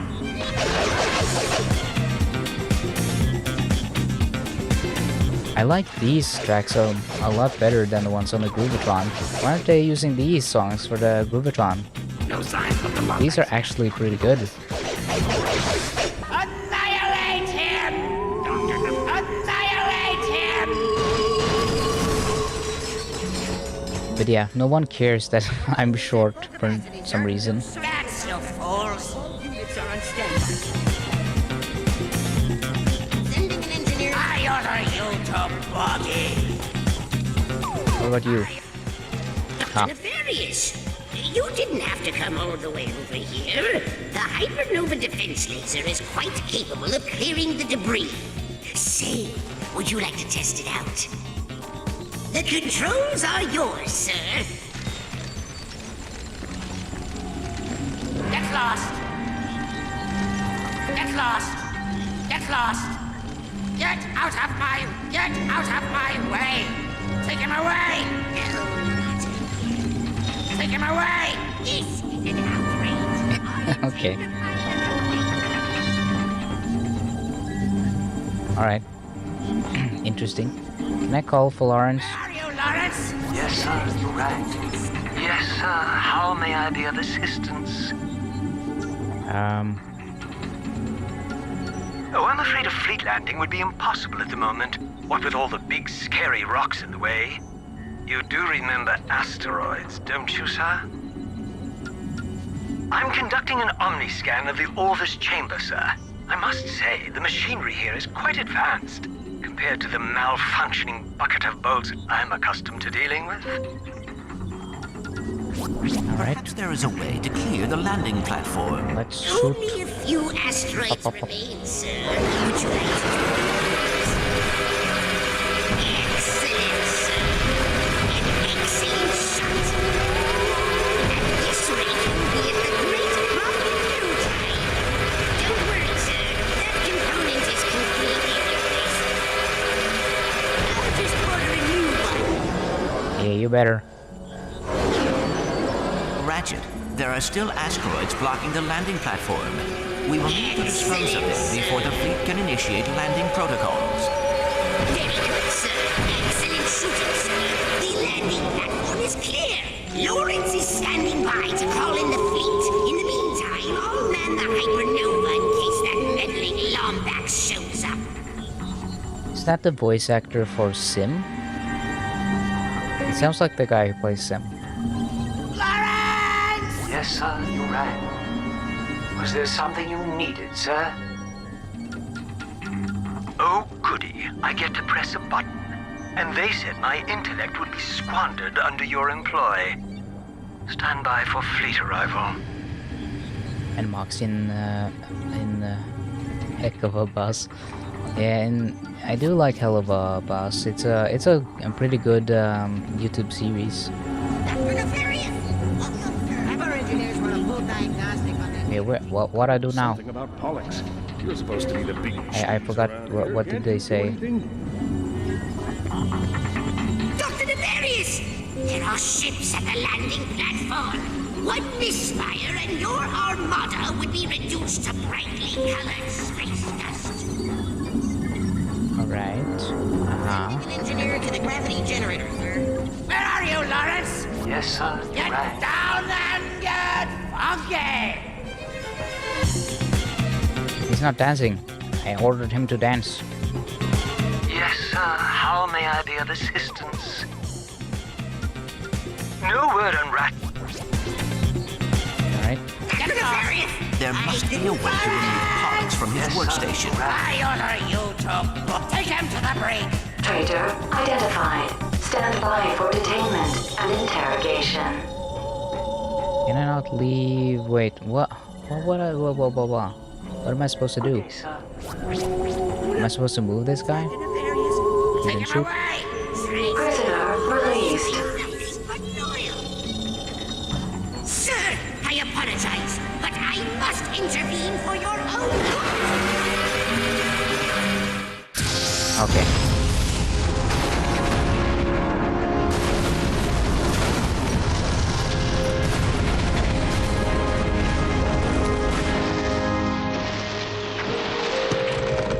I feel very close to you right now.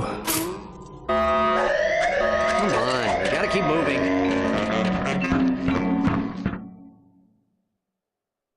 I may need a little backup here. I'm pretty sure it was him. Oh, you get to keep the suit on. That's fun.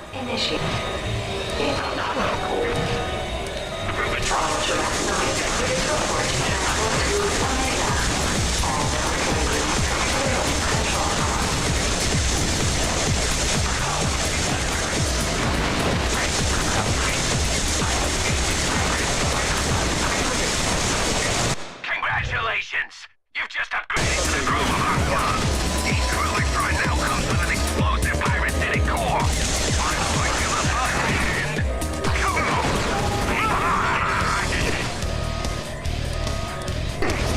Oh, I like that the Groovatron actually changes music. That is a nice touch.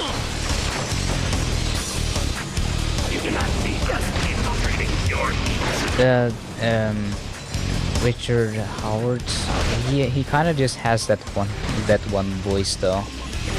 He isn't maybe he has a lot more range than we give him credit for, but it feels like maybe he's still being typecast constantly to be that one voice. I feel like I've only heard that one voice, and it's either a little deeper or a little higher, depending on the character. For Invader Sim, he does it a little higher, and for Moxie, it's a little lower. But it's still kind of, it's kind of the same voice.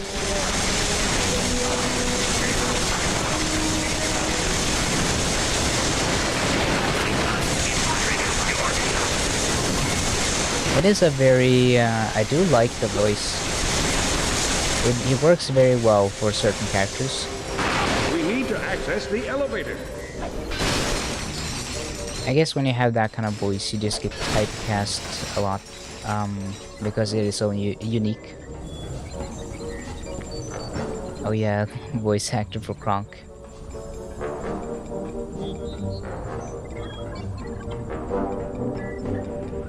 That is true.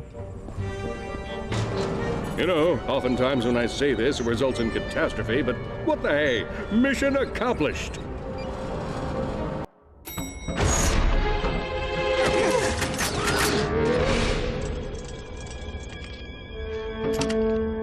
You're not Dr. Nefarious! Nefarious, you can't use the clock.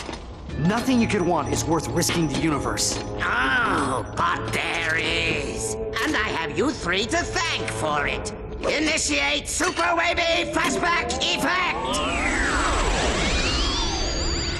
Thanks to you and your dim-witted friend here, I found myself drifting through the cosmos. Have you ever spent the time first 3 games are canon then? It's surprisingly boring! Nothing for a villain to do but dwell on his failure. Then, one day, the fungoids saved us. But still, failure burned inside my circuitry. How could I have been defeated by the likes of you? Why had the universe been tipped in your favor? I embarked on a crusade to the inner recesses of what you call the soul. I studied fungoid meditation, attended anger management class, dabbled in yoga, attended more anger management class, until finally I went on a spirit walk on planet Quantos.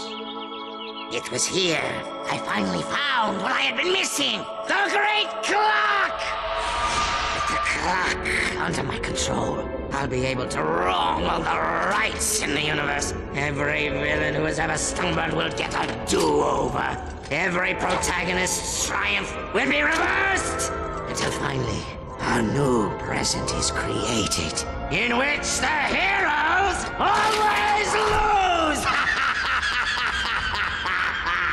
Guards! Hang on, cadets! Well, that was 5 bolts wasted. 5 bolts, that's not a lot. Like my asteroid Flinger 5000. I had it installed in the event I ever needed a super ironic death scenario. Nefarious, you're making a mistake. Time will tell. Bon voyage, my old nemesis. You're just a lonely man, Lance. Boarding a lonely train on its way to Lonely Town. So help me, it's true. All aboard to Lonely Town. Choo-choo, Janice. Choo-choo.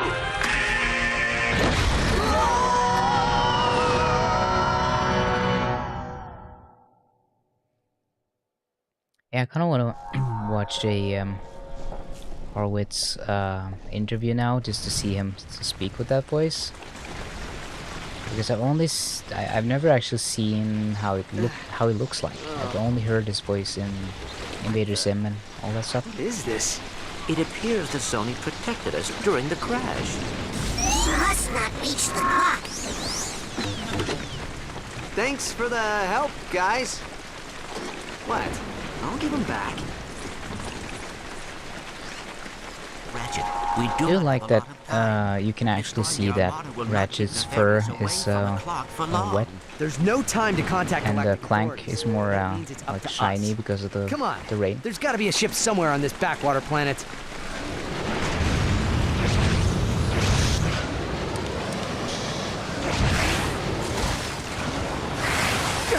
We need to do that.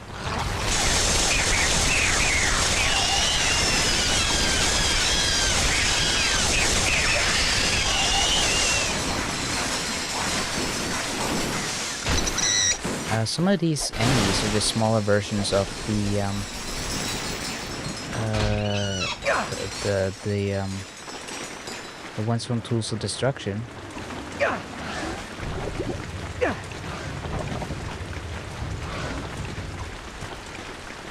Hello. Praise Orvis! I have visitors! Have you come to hear about the historic Battle of Gimlick Valley? Actually, we're trying to stop an evil mastermind from... Splendid! It all started years ago, when I was just a child. Me artistically just ranting about something I really love. Outpost when No one asked, but I'm going to say it anyway. Desperate to protect our village, Gribnak led a team of undertrained, poorly equipped soldiers into battle. Sadly, victory would not be theirs. Chief Gribnak and his noble lot were captured, imprisoned, briefly pardoned, imprisoned again, and killed. The death of Zahn left us defenseless. Without him, Commander Argos laid waste to our village by destroying the Arundai floodgate. It was a crushing defeat.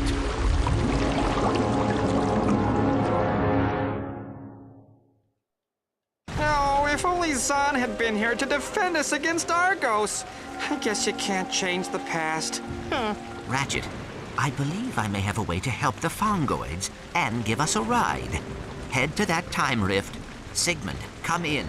I need you to stabilize a time portal into the Battle of Gimlick Valley. Accessing Breekus Almanac now, sir. Got it. Stabilizing time rift in 3, 2, 1. I thought the whole message of this was don't mess with time, but for some reason, sometimes they'll just mess with time. It's like, oh yeah, no consequences here.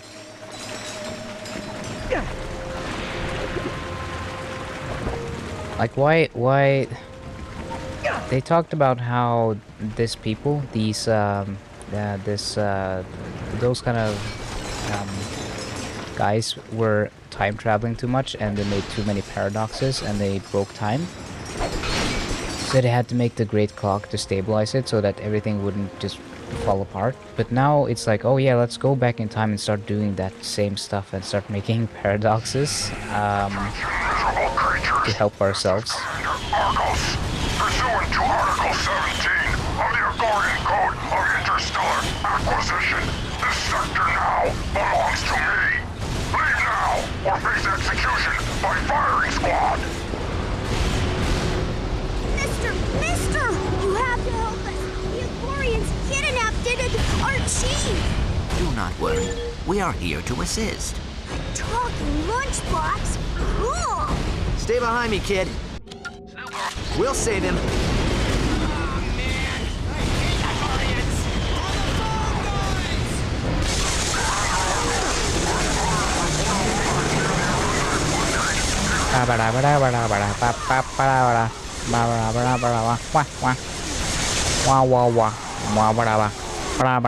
Congratulations! You just defeated the two squads to the Arundai floodgate. Okay, what else can I upgrade? This one.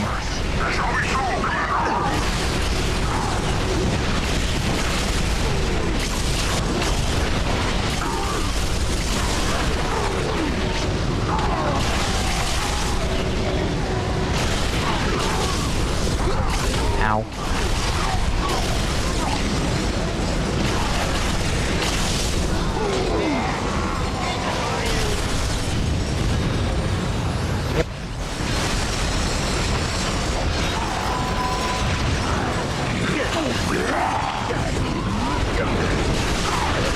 If there's one thing I really like doing, it's to overshare and talk about stuff that I really like, even though no one cares. you're gonna hear me talk about stuff, whether you like it or not, because I want to talk about it. Because I'm interesting and you're often not. Haha.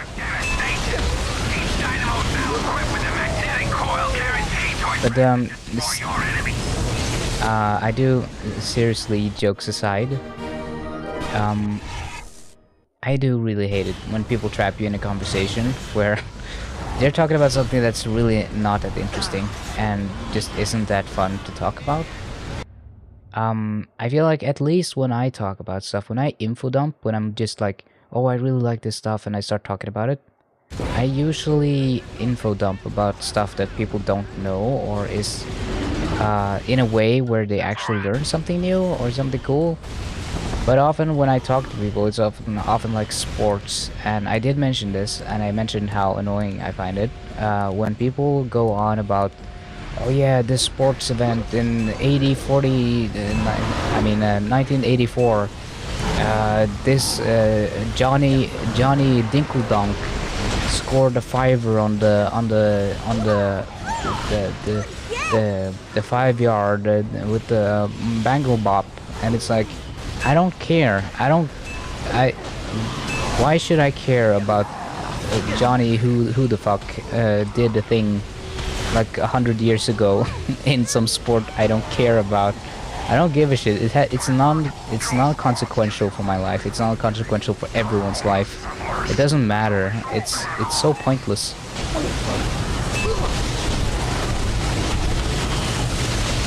It just annoys me because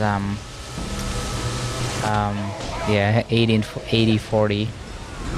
I said 18, but I really realized that there was sports in the 1800s, but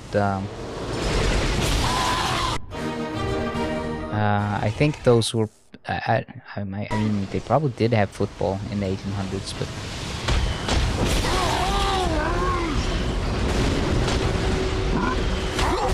no. I just feel like if you're gonna talk about stuff, at least talk about something that could be interesting to more than just like a very specific crowd of sports people who only likes when ball go into thing and points happen. I don't know. I rather actually sit down and listen to someone explain thermal physics or something to me, and that's something I'd be up for. I'd be like, hell yeah, fucking explain it to me. That's cool. But whenever someone tries to explain me why I should care about Johnny Big Balls scoring a 5 on some sort of match 80 years ago, whatever, then I don't care. I don't give a shit. I don't understand why you're trying to get me into that. Why are you trying to get me invested in something so pointless? Congratulations! You just upgraded to the Plasma Slayer. This modification. Okay, so 1872. So 1880s. Like, if someone started talking to me about a football match in the 1800s, it would honestly be about as relevant as a football match in current year. Yeah, I don't care.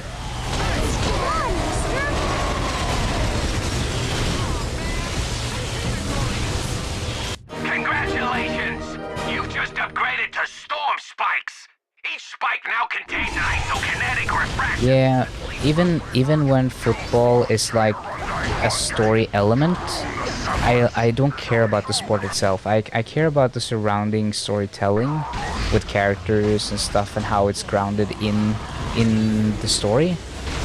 But the sport itself, I will never care about it. I will never care or really feel anything for it. It doesn't matter. It's pointless.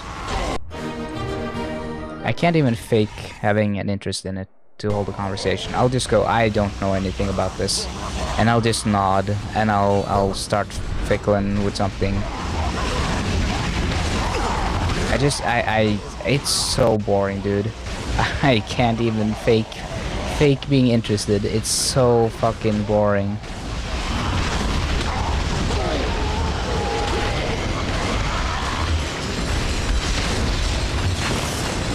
Congratulations!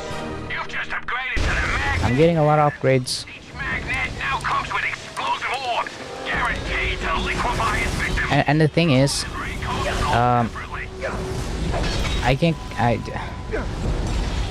I tend to sometimes forget to look and see if someone is interested in listening to me or not, because there is times where I forget that, oh yeah, they might not be interested in this, or they might be busy or something else, that they don't want to talk about this thing that I'm really interested in talking about. I can see that, but when people are obviously not interested and you just won't shut up about something that's boring, and you don't ask, you don't give people an out, it's so weird to me when people who seems to be more socially aware than I am, like they actually should be able to pick up on me being bored, I feel like, but they don't. They just keep going. I feel like, is it like a narcissism thing? Is it like they know that I'm bored, but they just want to talk about it, and they don't give a shit that I don't want to hear about it? Is that what's happening? Because I feel like that happens so often, where I clearly try to at least I try to signal some sort of like, oh yeah, I don't know anything about this, and I make it very clear that I'm not that interested, but they just keep talking about it, and I don't know why they won't stop when I'm clearly saying, like, why even. And this happens a lot. This isn't just like a few people that do it. It happens a lot. Is it just because a lot of people aren't very, especially men maybe, aren't very well socialized? They just think everyone wants to listen to them talk all the time. So when I say I don't really care about this, or I don't know anything about this, they will just keep going, because they aren't used to people actually not just constantly catering to their interests, even when they're not interested in whatever they're talking about.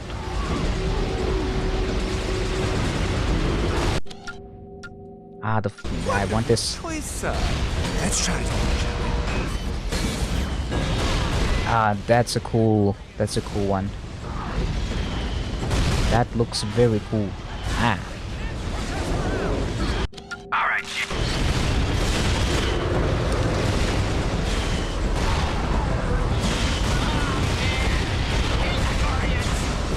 I feel like I can excuse myself because I don't pick up the fact that people don't want to listen to me, because I get very excited and I forget to check, like, oh sorry, I'm probably rambling, like, haha, sorry, I'm really interested in this, and then they can kind of go, oh no, I want to hear more about it. And if they don't want to hear about it, and they're kind of like, oh yeah, no, it's okay, and they don't follow up on that, then it's clear that, okay, they don't want to hear more about it, and they accepted the excuse, or the apology, I mean, for talking too much. But that's kind of like, it's weird that people that usually are so intuitive with their social, like they understand social cues and all this stuff very naturally, they still don't pick up on the fact that I'm bored, and they're kind of torturing me with this stuff that I really don't want to talk about. Well, I feel like I at least have the excuse of not always picking up on it, and I have to ask people, because I can't be sure unless I ask them, because I don't know what they're thinking about. I don't know how reading body language is complicated. How am I supposed to determine whether or not a person is bored just by their body language? I mean, it's probably possible, but it's difficult. But when I openly tell people, oh yeah, I don't know much about this, haha, oh yeah, I'm not that interested in football, and they keep talking, I feel like I've done a really good job of signaling to them it's stuff that they don't do to me. I'm giving them a lot of extra signals that I have to work through to understand people that they don't give me back. So I don't know. I feel like maybe it's like a neurotypical versus neurodivergent thing where it's just like different communication habits. It's just like a different, I don't know, maybe a difference in communication that makes it difficult to communicate, because there's a different intuitive understanding between people with different disabilities or not having a disability. I don't know. I feel like I'm because I don't think it's just like a well, I think it's a me thing where I feel like I'm the one who's out of the ordinary, and everyone else seems to get along and talk and have these signals and all this stuff that seems to work between other people. But whenever I try them out, it feels like people just misunderstand me or say something that oh, I didn't say that. Why are you repeating? You're saying something else. I didn't say that at all, and you're what? Like what is happening with my communication to get everything so wrong? I don't know why.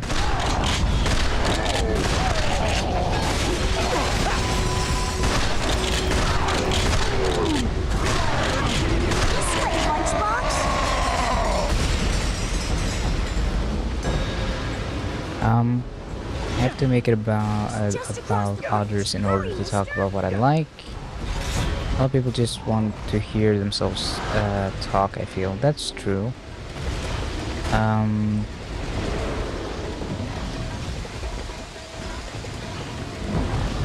Maybe I'm overthinking it. It's just I feel like I've always had a problem getting across things to a lot of people.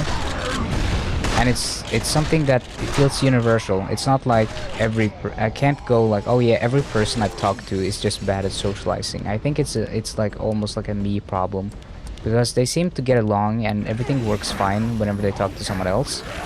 But when it comes to me, it's always like something I feel misunderstood. I feel like they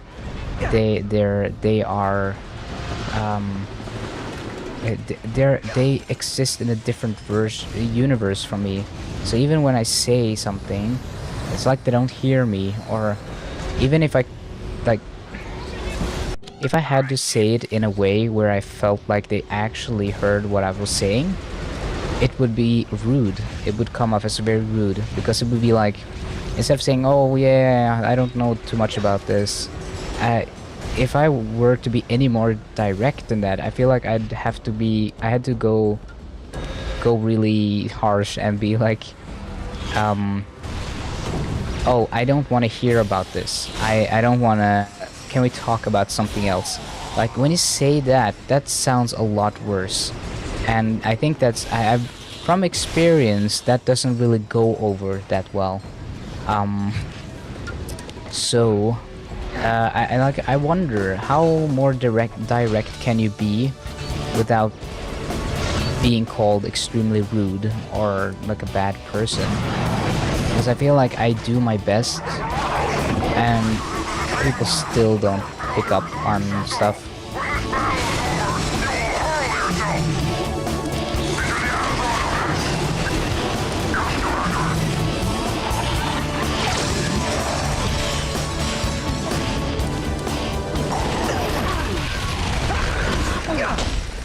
I guess communication is just frustrating to me, because it feels like no matter how much you do and how well you get at communicating, you're always kind of at the behest, or whatever you can call it. You're always at you have to hope that whoever you talk to actually listens as well. And in my experience, it seems like most people, they just hear what they want to hear. So if they really want to talk about something, they're just gonna talk about it even if you're not interested, because they've already made up their mind. They don't care about you. They're just gonna, even if you communicate a lack of interest, it's just, I don't know. It's frustrating, alright? I just meh. I go wah.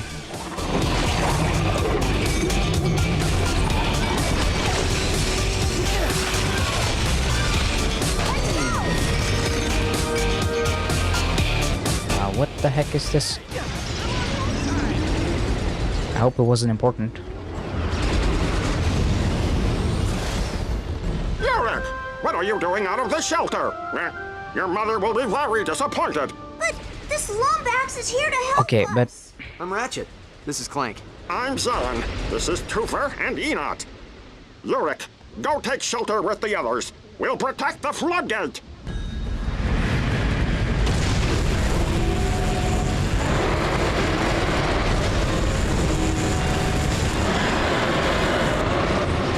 Okay, so I do that. I tell them I don't know anything about football and I'm not really interested in football. And then they go, aha, but let me tell you about this match because clearly you lack knowledge of football.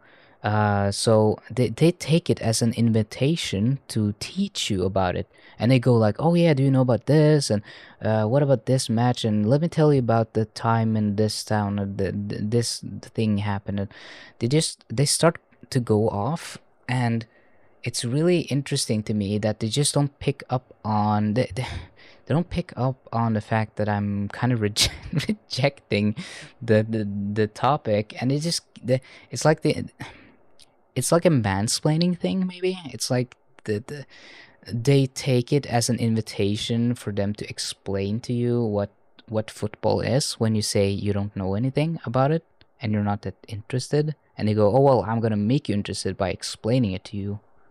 That's kind of how it feels like. And it's like a thing. It's not like it's happened with one person. It happens with a lot of people who are into football, especially football and stuff.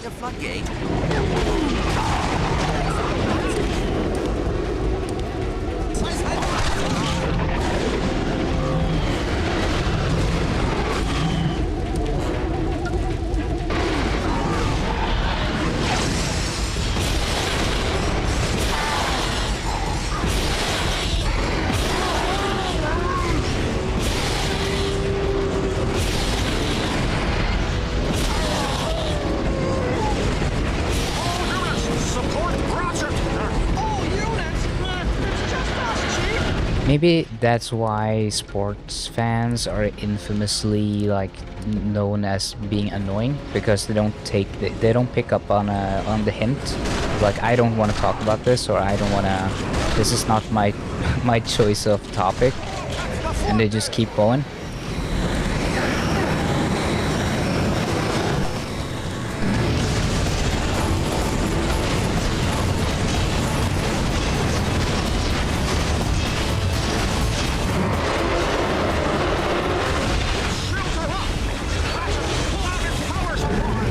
It's funny because I would love to have that. I would kind of love, unironically, to have that confidence to just ignore people when they say I don't want to hear about this shit, and just keep going. That's the kind of confidence and that stuff that, you know. Yeah, I kind of almost wish I had, because then I could actually go on to teach people stuff that's actually useful.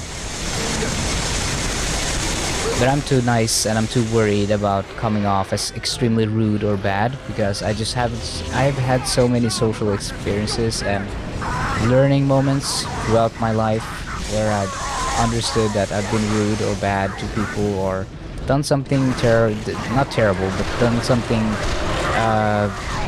something awfully rude or awfully stupid in a social context, which haven't been harmful, but it's just been like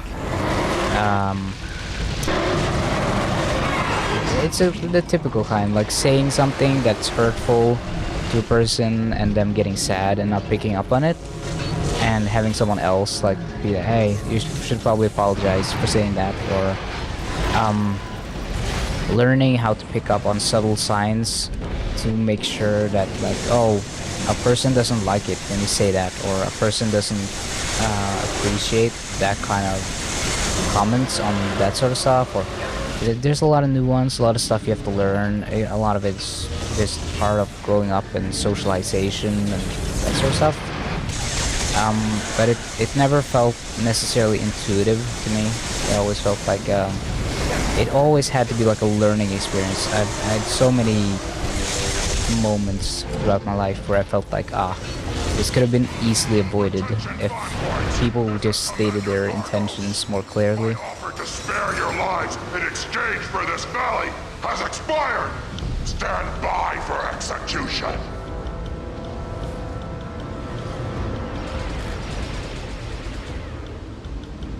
Commander Argos is trying to flood the valley. We have to. I'm not jealous of the unawareness. I'm just jealous of the confidence to just take over the room and be like, nope, actually, I'm making the calls now. I'm gonna talk about shit that I like, because that's the kind of stuff I'd want to do if I could, but I won't if it's like hurtful to others, and obviously you won't make a lot of friends that way. So you know, can't always just do whatever you want. There is some limitations.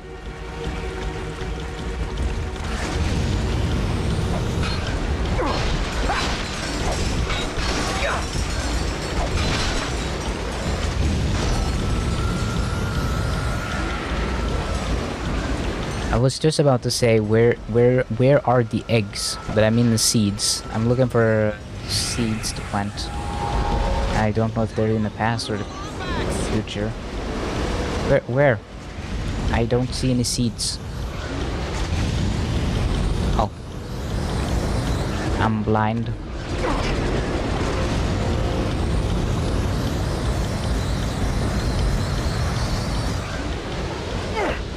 I'm kind of socially anxious because I always feel like I have a hard time reading people in the room and stuff, so if stuff was more like you could just ask people and they'd be honest with you, and there would be like you could just ask if, oh, is it okay if I do this or say this, or I hope you don't feel hurt if I say this or do this, and people would just be honest and not offended all the time.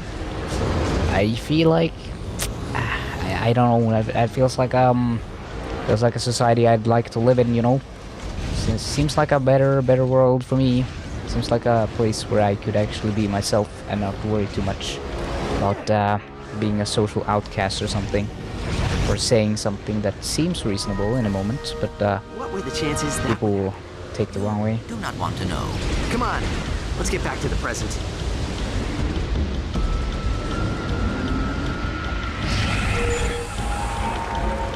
I've gotten more scared of making jokes and stuff because tonally sometimes I say something in a weird tone I didn't intend to, but I'm supposed to do like a sarcastic tone, and then it doesn't sound sarcastic, and I've had a few moments like that where it's like, oh, that's so embarrassing. Why did it come out that way? Why did it sound like that? And it's really difficult to regulate sometimes.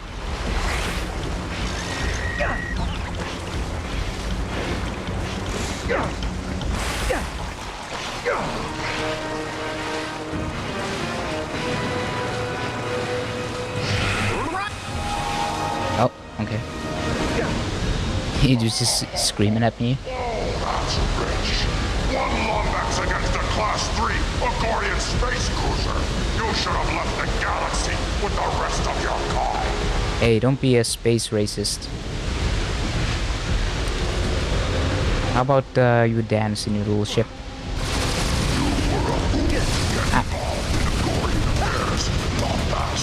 Oh. It doesn't affect them.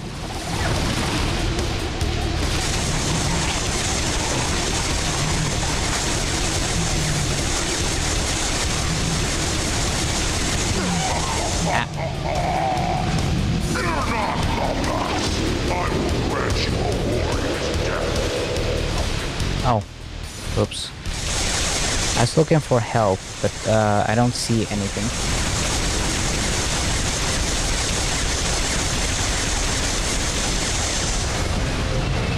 Yoink.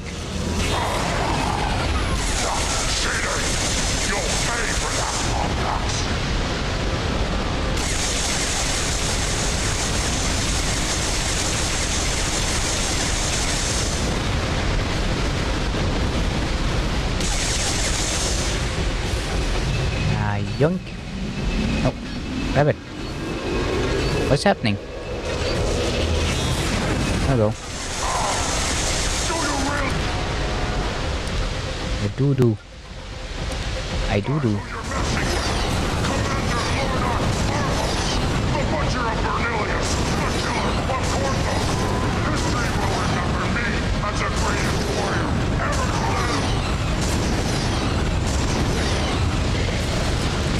What?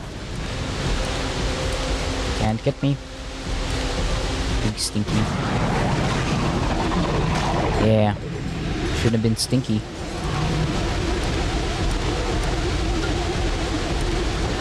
Okay,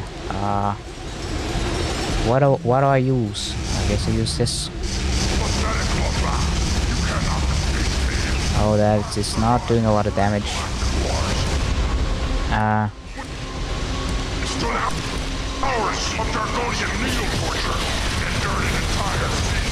Oh, no.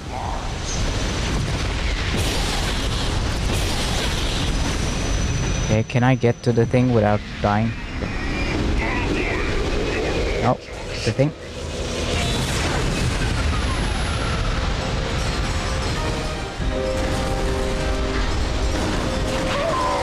I can't swim! Mama! Your little boo-boo needs help! Mama! The Fongoids will remember this day forever. We owe the both of you our gratitude. Is there anything we can do to repay you? Well, now that you mention it... Yeah, give me lots of money. Well, it might take some time to fetch it out of the creek, but when we do, it's all yours. Now, if you'll excuse us, we must tend to the other villagers. Are we done with the killing?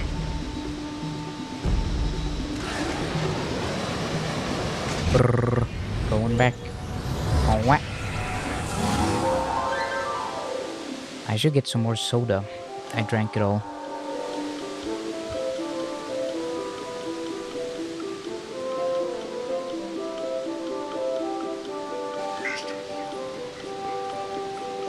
I love how Mr. Sircon started saying something in the cutscene. Oh, hey! You're early! The reenactment doesn't start until tonight. Reenactment? Well, sure! Of the historic Battle of Gimlick Valley. It was Historic battle. It happened 10 years ago. Say, do I know you two? You look awfully familiar. Nope. First time here. And our second. We were just admiring your Agorian space cruiser. She's perfectly restored. I was going to take her up for the show, but her batteries are dead. I believe we may be of assistance. If we were to bring back a few battery bots, would you allow us to borrow your ship? Well, I suppose that'd be okay, so long as I got it back in time for the show. If you find any battery bots, just toss them into these charging stations. That should power up the Versa fuses. I feel like people who don't struggle with social stuff don't really have to think too much about it. It's kind of like you're more aware than most people, even though you struggle more with it, simply because other people don't really care about those who do struggle socially. It's kind of like the Dunning-Kruger effect, where if you don't really know anything about it, then you kind of just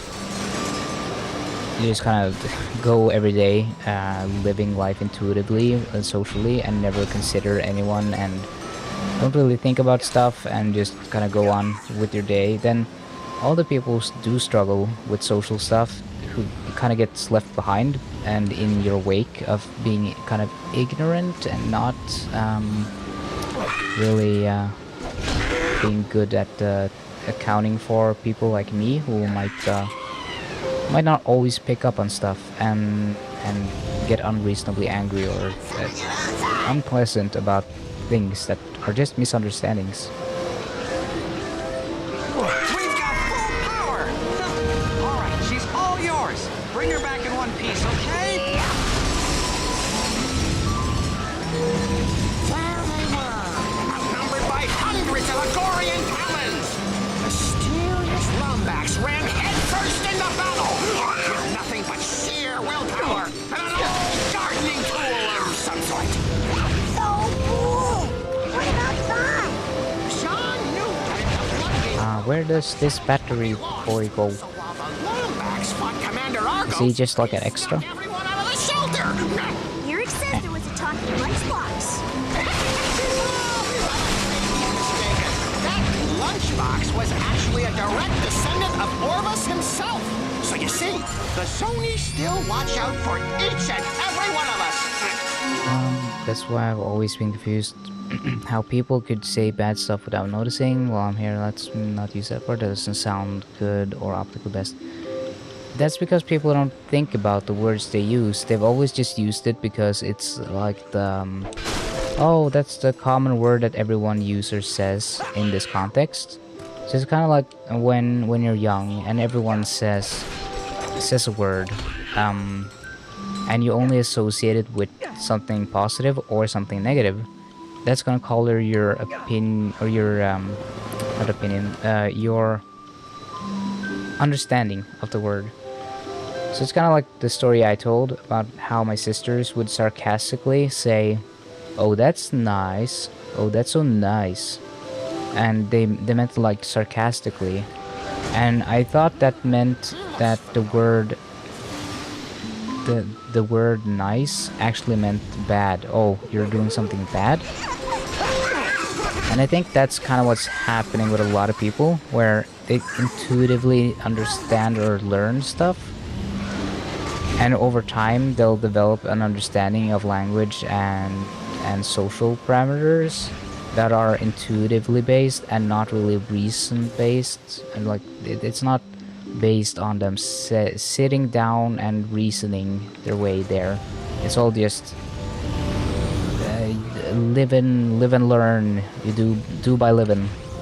While I feel like I've spent so much time analyzing stuff, thinking about stuff, learning how to say certain things in a way that people will accept, putting more effort into being accepted in a way.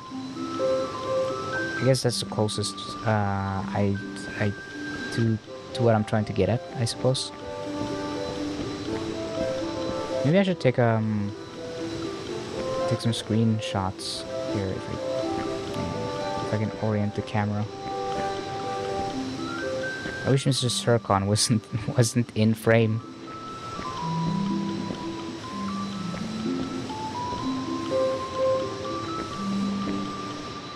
How about this? Oh, come on, Mrs. Zircon, can you please go away? Can I drown so I can go away? Ah, it's knee deep. I can't drown here. Zircon, please, go away.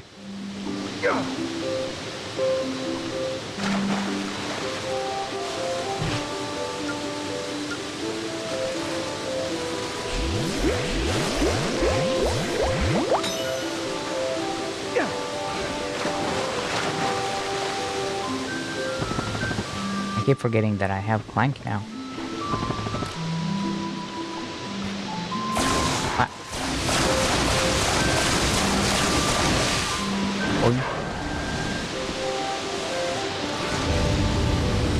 I don't believe it.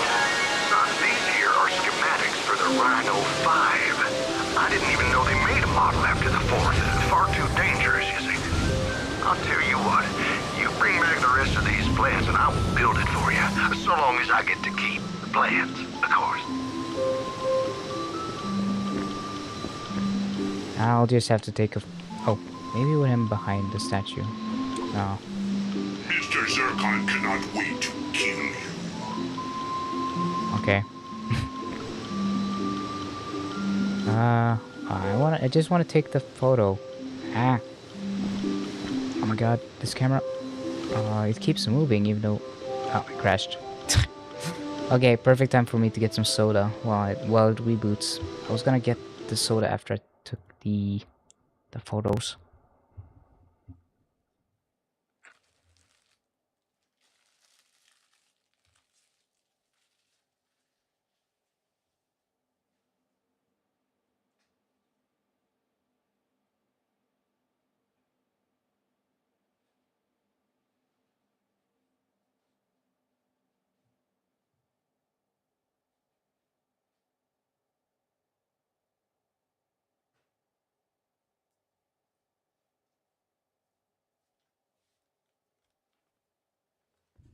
So, Jam, you know how you sometimes feel like you say it feels like I'm reading your mind or I can like predict behavior. And I think that stems from my inability to always know for sure what people mean, because they say one thing and then they do something completely opposite. And it's like a thing you notice when you're young, I guess, and you like learn about lying and learn about, oh, that's not consistent, that's weird, that's different. And it's something that I still kind of feel like I can't really trust people, because they can say whatever they want and it can all just be them lying. If they're good at lying, then I can't really, it's hard to know if it's a lie or not. The only way for me to actually be able to tell is by using reasoning and looking at patterns. So I like looking at patterns. I like seeing if something is inconsistent with what a person would or wouldn't do. So when a person does something that I find like, oh, out of the ordinary, I start thinking about why are they doing that? That seems out of character, out of the ordinary for them. And then I kind of like workshop my way to, oh, that means they're doing this, and that's probably why. And you kind of have to reason your way to it in a much harder way than if you just intuitively knew it. Because I feel like other people have this sense of being able to tell if someone is lying, if that makes sense. Like a much better sense. I always feel so embarrassed because I get bullshitted a lot, and it happened a lot with If you're finding I don't mean to put my dirty laundry out there, but these charging stations. especially with girls, for some reason I've always been messed around with girls lying to me and manipulating me and stuff. And even if I've never like been dating them or been like any interest in them necessarily, they've always kind of abused my naivete and kind of just used me for some sort of purpose, and I've never picked up on it because I just go, oh, a friend, someone I can talk to, and I'm just like happy to talk to someone. And then it's always some sort of, oh, they actually are a terrible person and they had like bad intentions, and they kind of abused me for their own gain, and it feels terrible and it's like awful, and it happens, and it has happened a lot through my teenage years when I was younger and stuff, and still learning. So I kind of have like this bad, and it's not like I don't think it's like a specifically a woman thing. It's just been a thing with girls specifically for me, which has kind of been a lot of bad experiences. But now I have a lot of really nice, this is why I hate the American English language, because I can't say girlfriend without sounding like I'm saying, oh, a girl partner. But I mean like a friend, a girl that is a friend. I have very good friends that are girls. There we go. Friends who are women. It sounds so bad. I don't like that you have to do that in English. It sounds unnatural. female friend. It sounds so stupid. Okay, let's try that photo. Do a little photo op.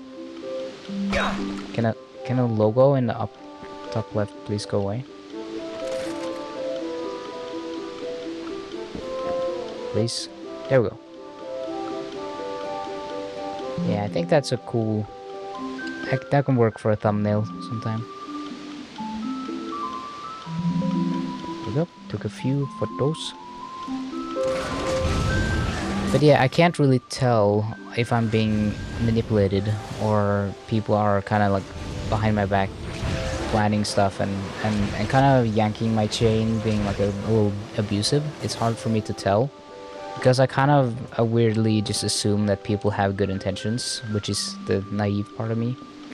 And so I have to build up these defenses that are very exhausting, and I feel like it makes me a worse, not a worse person, but like I'm not allowed to be myself in a way because I'm always busy trying to cover my ass from people that don't have good intentions, which is why I think it's super important to have friends you trust, because then you can be like, oh, I could just be myself and not care about or worry that they're gonna be a shitty person to me.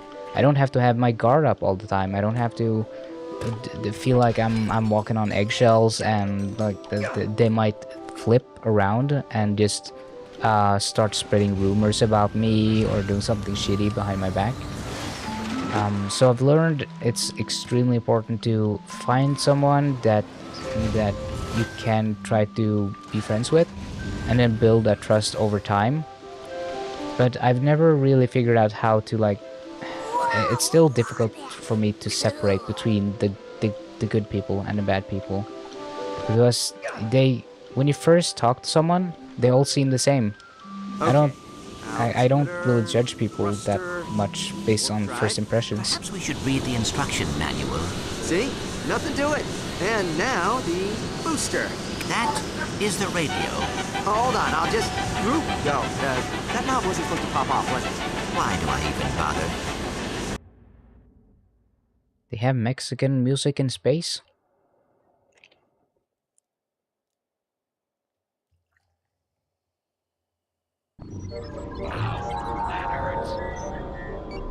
Wait, who said that? This is a random... Attention, Starship Signature 9. But I don't want to constantly... I don't want to be defensive. I don't want to have like a defense. I want to be me. And me, Lawrence must have flown back. the person I am is someone who is normally completely unguarded, and it's really difficult for me to put up a guard because it feels unnatural. It feels like I'm hiding stuff. And that doesn't feel good, and it feels weird, and it makes me feel artificial. And like I'm not myself, and I don't like that. I want to be myself. I don't want to have a guard constantly and worry about that stuff. I just want to be myself, you know, and just chill out and not worry. So that's why I love hanging out and talking to you, Jam, and to Halo, and to Anthalos, and just people in general that I feel like won't do something bad to me.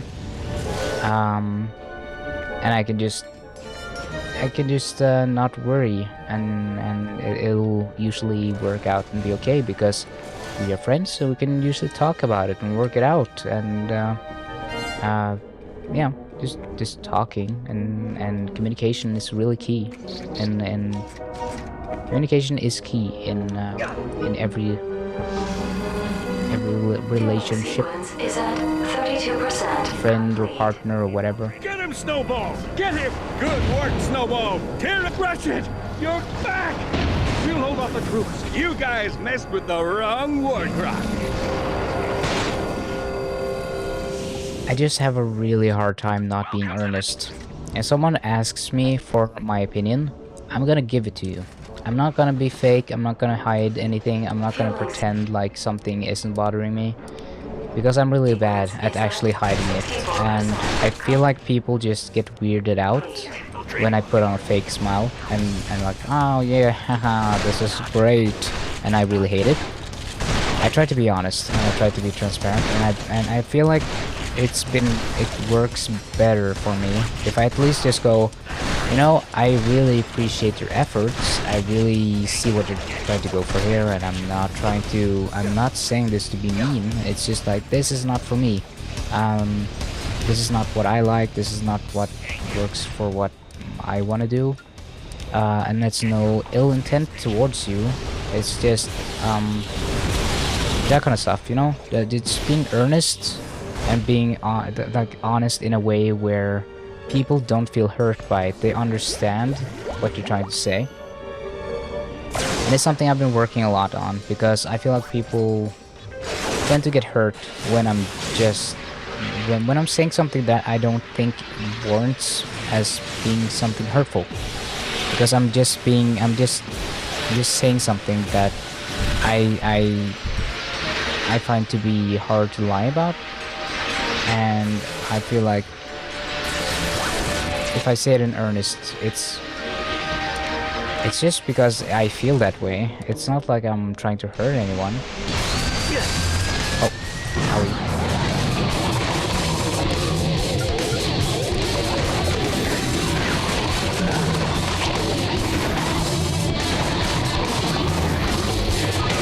And even you do find my responses to be a little harsh, Jam, and I get that. I know what.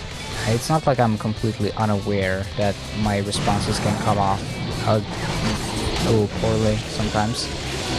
And I try to work on that. I try to be better. I try to be more aware that, okay, this, I can probably say this in a different way. But it's hard. It's difficult. And I don't know why. It's something I don't know why I sometimes do it in that tone, where it's like it comes off very harsh, even though I'm trying to say it in a nice way.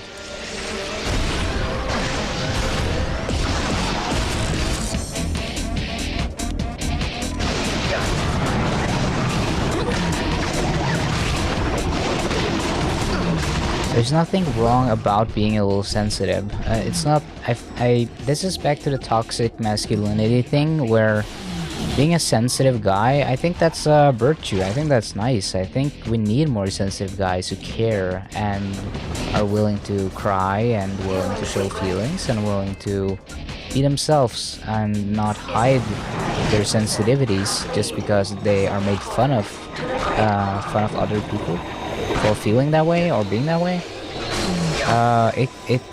It means there's less diversity, because people are scared to be themselves, and I don't want that. I want people to feel like they can be themselves and feel like they can express themselves and be an open and caring person, even if they're a guy or woman or non-binary or anything like that. I just to me, from my personal standpoint, it's not a gender thing when I say someone is maybe being a little sensitive. It's usually like I mean it as I didn't intend for the person to take a comment in a negative way, and I feel like they're being sensitive by taking it in the worst possible way. Because that is something that people sometimes do, where you'll give them a compliment. You'll say, "Oh, I love that shirt. That's really cool." And then they go, "Oh, is that because you hate my other shirts? Do you think all my shirts are ugly? Do you hate all my shirts? I'm gonna go cry now because you hate me." And it's like, whoa, what the, like, what the, I didn't, wow, what? And those people do exist, but I feel like you have to separate those from the people who are just earnestly a little sensitive about certain things, and like telling malicious, like, the oversensitivity from earnest sensitivity, which are two very different things. Two very different moods, very different vibes. Lawrence's ship. Ratchet, we must find a way down to the landing platform before he leaves the station. Oh, I have to do the hoverboat. What? Oh yeah, this boss fight. That's far enough, Nefarious. Step away from the transport. You? How is this possible? You should be dead! On behalf of galactic authorities, we hereby charge you with willful disruption of the space-time continuum. Shut down the transport and surrender quietly. Look at you. Free for the first time in years, inches from your destiny, and what do? Run right back to playing backpack to a squishy. You're I love his animations. pathetic sidekick. He has a lot of playful energy. That's it. No one talks to Clank that way. When this is over, I'll back whatever decision you make. But first, how about one final hurrah so we can kick this guy's butt? Supportive Ratchet. I love him. I think I'll rewind time so I can do it again and again and again. We support and stand Clank and his decisions. I've been waiting a long time. It is very nice that the game acknowledges characters' agency to make their own choices. Falling back, sir. Happy fighting.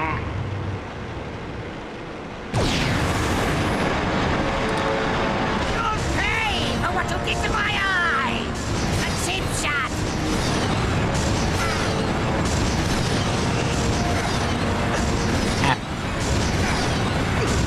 Wait. Okay. What do I do? This one? The little dance? You're just as foolish as that old lumbox. Lawrence! Initiate hypernova defense laser! Stand clear. I think sensitivity about stuff is kind of dependent on if it affects your life quality, and it's something that you don't think is warranted to be sensitive about, then obviously try to improve that. That's okay. That's like I understand that goal. But being less sensitive, as in, oh, you have to be a man and you don't cry at sad movies and that sort of stuff, then I don't think that's valid, because I think people should be able to be sad about sad movies. That's the whole point, right? It's supposed to be sad because it wants to make you cry and it wants to make you emotional. That's the whole point. It'll take more than that to stop me.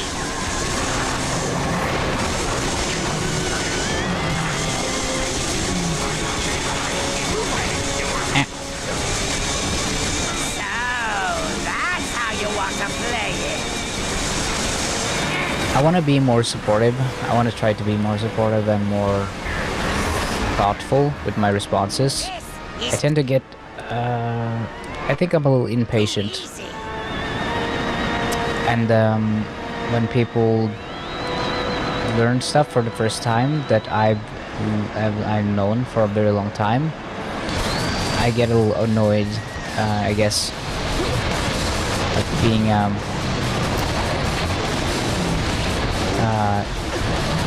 I should give people the time to realize stuff and probably work more on letting people feel like they...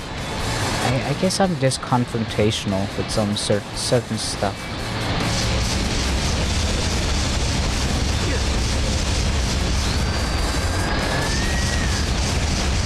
And letting things go, it really depends on what you mean by that, because if someone is saying something that you don't deserve, you shouldn't let that go. You should hold them accountable if they're saying like something awful to you.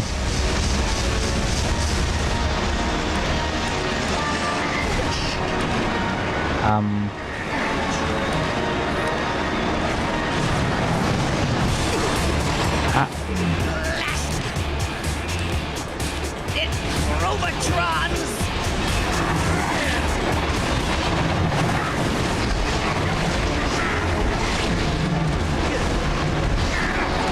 Lawrence! Atomize Ratchet and Clank! Really, sir. Stand clear.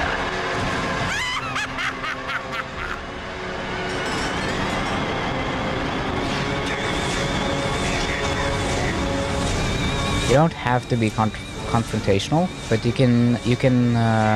can make a social consequence out of it, because most people socially does not like other people who are like act like bullies or act with ill intent.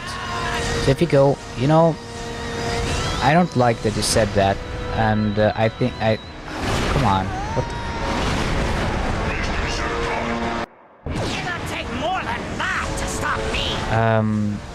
I don't like that you're doing that, and you don't have to say it like the way I'm saying it, but keeping people socially responsible for how they talk and behave in a way where other people agree with you, even if it's like a silent agreement. Like, I know no one here is gonna stand up for themselves, but I'm gonna just make it clear that I'm not gonna. Why is that happening? I'm not gonna sit here and take this. I'm gonna leave because I don't deserve to sit and listen to you treat people like shit. That sort of stuff. If you just by setting down some sort of like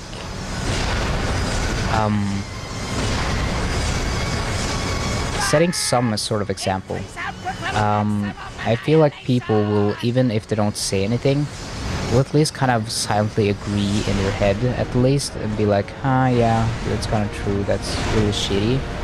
And then over time, people like that will lose their friends, and they will lose their social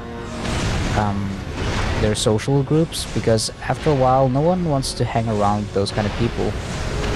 Because, I mean, who would? I don't want to hang around with someone who's like being rude and annoying and, I don't know, shitty to their friends.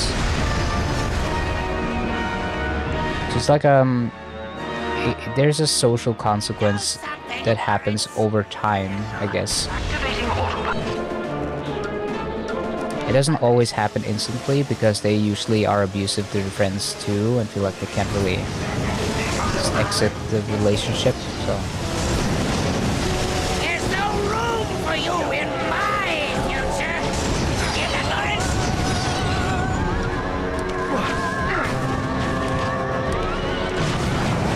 I'm trying to concentrate on the fight while I'm talking, so if I'm a little incoherent, that's why. My point is just, I feel like people who act shitty and such, they get away with it because a lot of people don't bring awareness to it, because other people might feel like, oh yeah, this is just how it is. But if you stop the dynamic in some way by going, actually this isn't okay, that shit is really childish, and you're acting like an asshole, and I'm not gonna put up with that, so I'm not gonna be your friend, or I'm not gonna be in this group anymore. But at least it plants the idea in other people's mind that, oh shit, I guess that's kind of true. Why should I put up with this?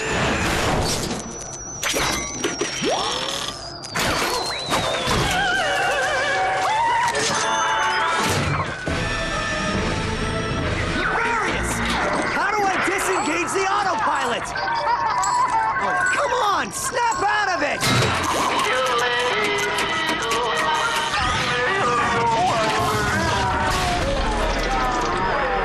Okay, no need to panic. We just need to find Lawrence before he takes the escape pod. 20 seconds until impact. Clank, it's been one heck of a ride.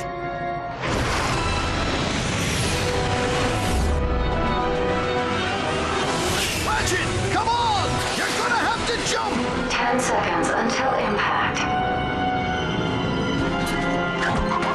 5, 4. How does he breathe? Isn't this in space? 2, 1.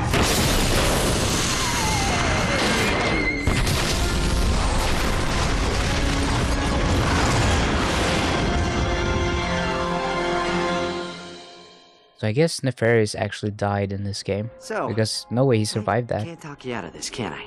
Ratchet, we have been on many adventures, but the clock needs someone to protect it. It is what I was built for.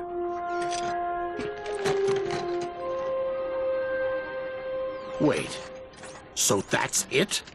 What about the Lombaxes? They're not in danger. They've just moved on. And we'll find them. But the past stays where it is. Come on, pal. I'll walk you in. You were never a sidekick. You do know that, right? I always thought that you were the sidekick. Where are you going? This is your responsibility. You can't just walk away. The Lombaxes need us. Don't walk away from me! I said stop!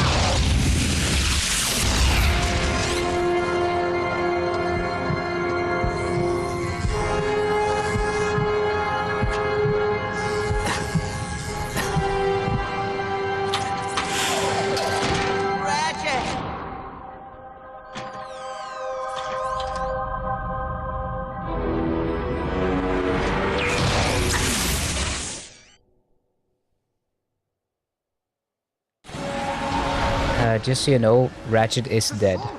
I'm not kidding. That he is fucking dead. Since there is time travel in this game, he can undo it. So you kind of guess where it goes, but yeah, he legit just got fucking killed.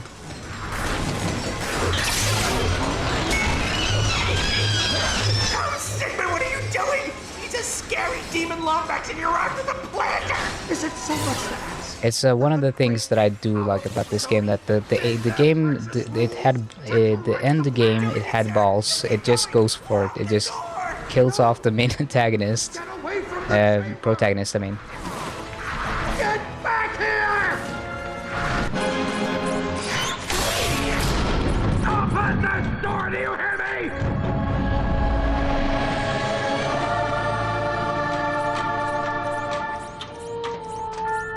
The clock, much like time itself, is a gift and not to be tampered with. You kidding me?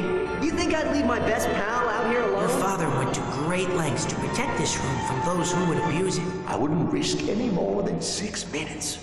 6 minutes?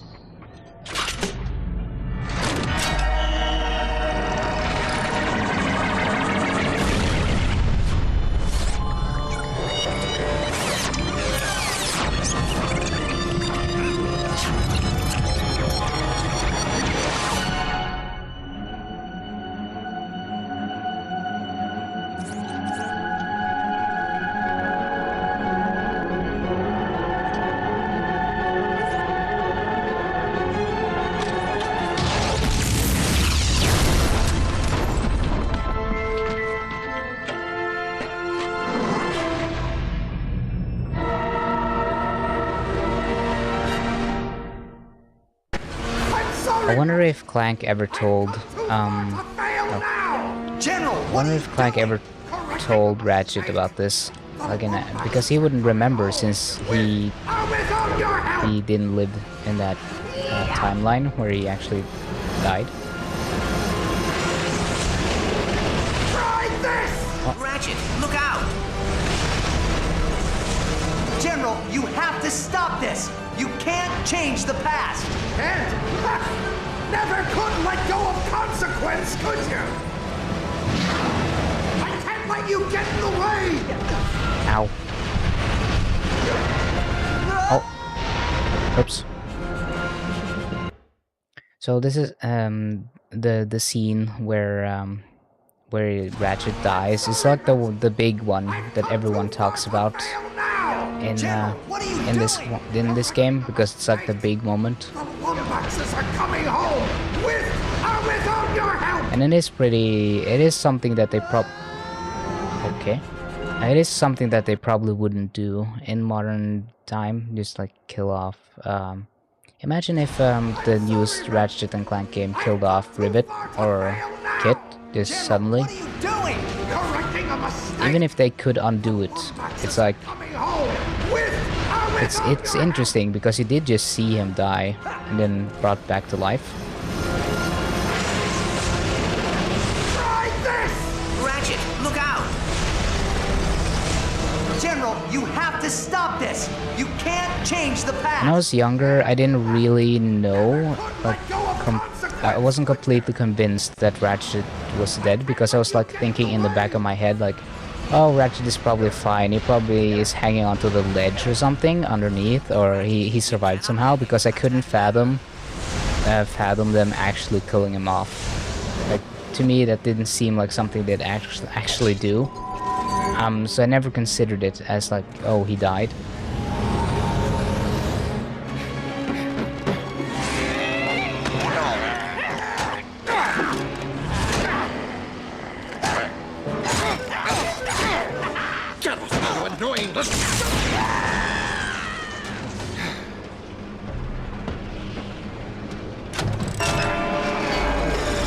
Time shift initiated.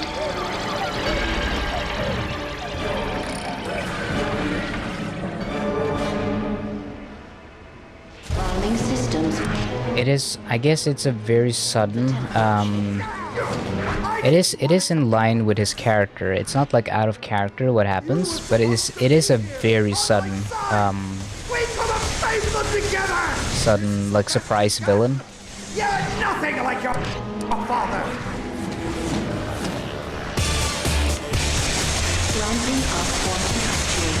Damn, he do have the moves though. Have I taught you nothing? I'm sorry it has to be this way. I wanted you here with me. Station 11, 14, 23, and 39.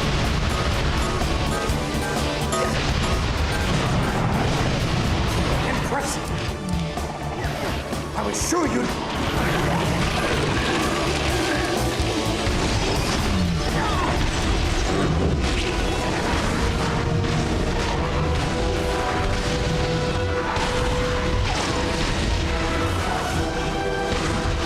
Warning.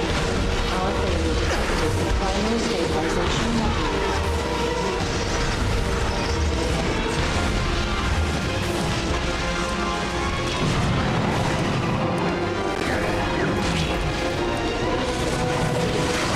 This has to be done. It's my job to save them.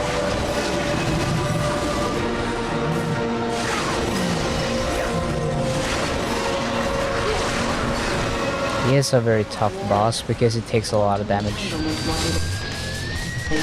It's not like super difficult, but it's just it takes a while to get all his damage, all his health down. I mean, wow, takes a lot of ammo.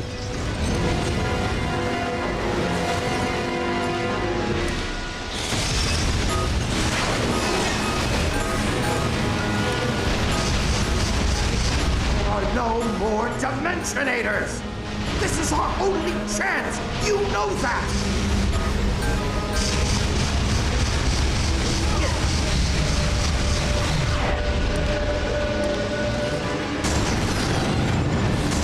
They didn't all escape, did you know? Hundreds were lost. Tachyon destroyed everything in his path.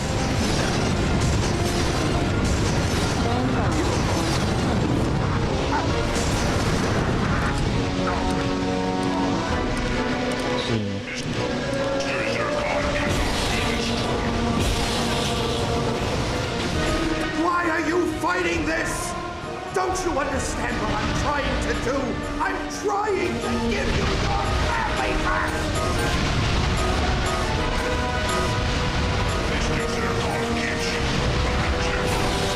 I have to do this! Tunneling initiated. You hear that?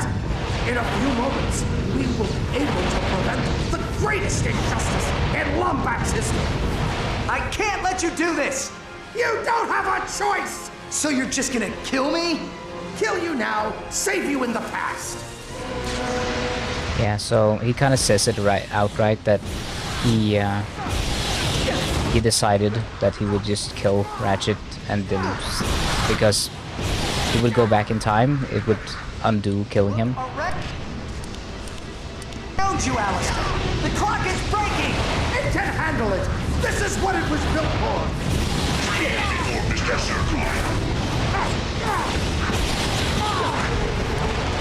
He is very aggressive.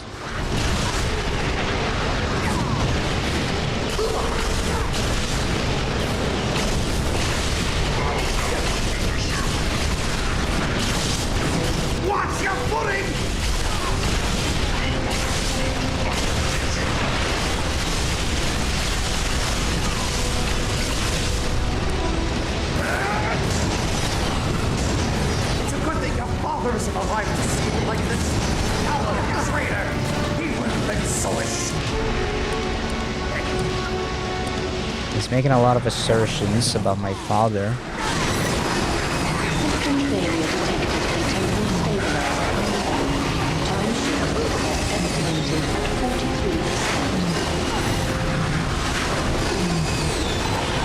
Just a few more seconds, and the clock is shift time. We'll be able to make our own future.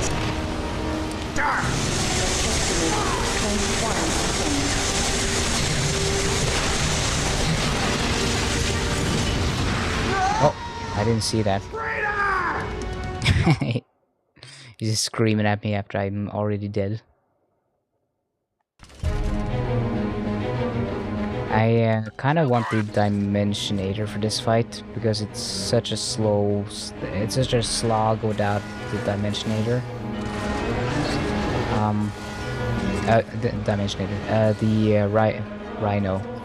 I say the Dimensionator because they kept talking about it. Systems for temporal shift. In later games, they basically try to repair the Dimensionator. It's like a reoccurring thing, and it's in the Rift Apart. That's the gun that they use, and that opens the rift.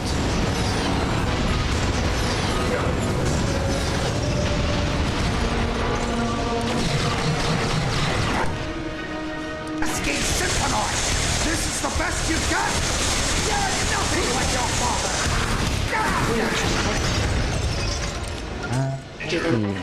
This is 11, 14, 23, and 39. It'll take more than that to stop me! Primary stabilization ready.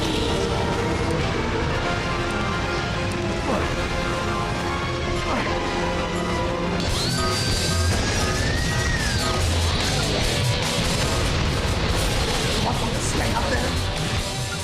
It's some strange dimension, friend. They never should have left in the first place.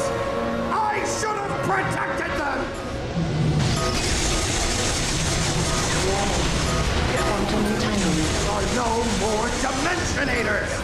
This is our only chance. You know that.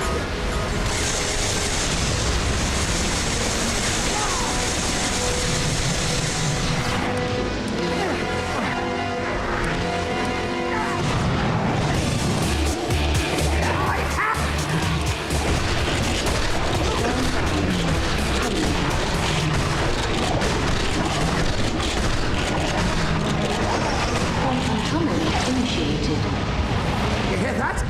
In a few moments, we will be able to prevent the greatest injustice in Lombax's history. I can't let you do this! You don't have a choice! So you're just gonna kill me? Kill you now, save you in the past.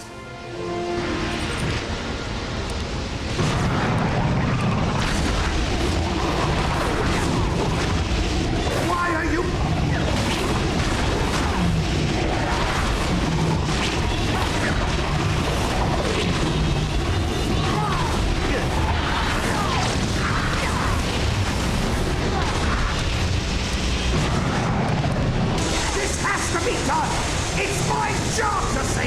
They're talking a lot during the fight, so I'm a little quiet because I feel like I'm just constantly talking over Azimuth. ends now! Look around you, Alistair! The clock is breaking! It can handle it! This is what it was built for!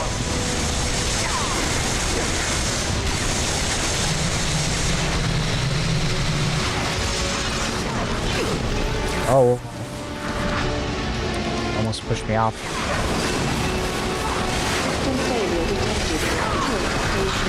You'll be alone.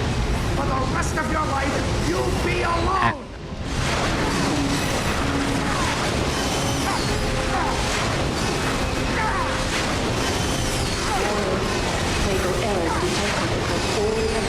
It's a good thing your father isn't alive to see you like this. Coward, traitor! He would have been so ashamed.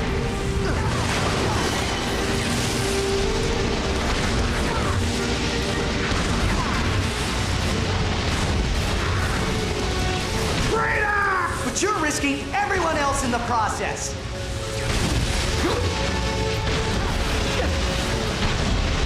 I'm breaking some of the dialogue by using things that stun him, but you get the gist.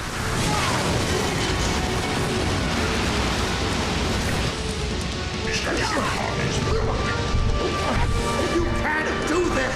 Oh, come on, stop it. That's unfair. Warning. Temporal catastrophe imminent. Shut down Whoa. immediately. Watch your footing!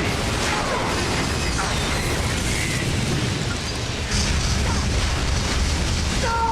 You can't! This has to happen! Okay, here we go.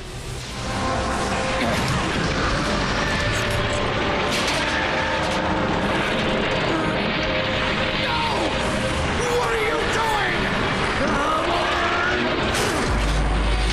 It's not working! Why isn't it working? Because it's not a time machine, Alistair. The clock isn't meant to alter time, only keep it. 30 seconds until total system failure.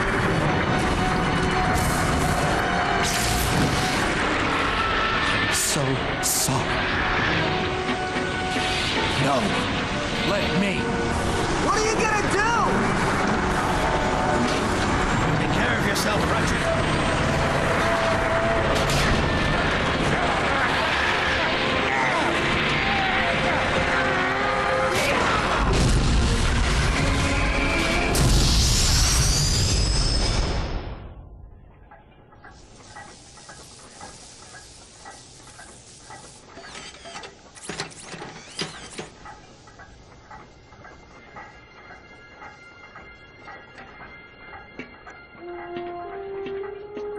Alistair?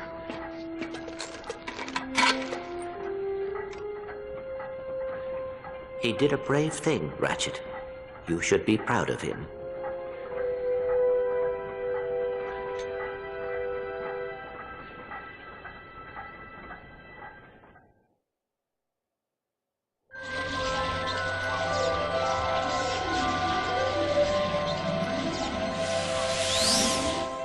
Well, looks like there's just one more thing to fix.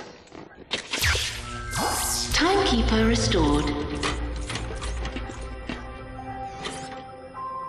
I'll leave you two alone.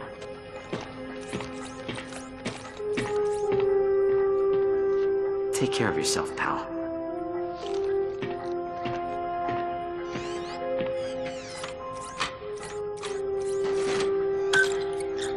The clock, much like time itself, is a gift.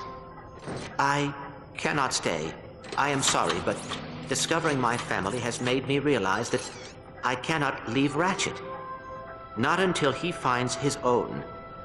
I hope you understand. You're leaving? Energy output normal. Harmonic stabilizers stable. Why aren't I freaking out? Perhaps you are ready to be promoted. Senior caretaker? Yippee! Thank you, sir. Take care, Sigmund.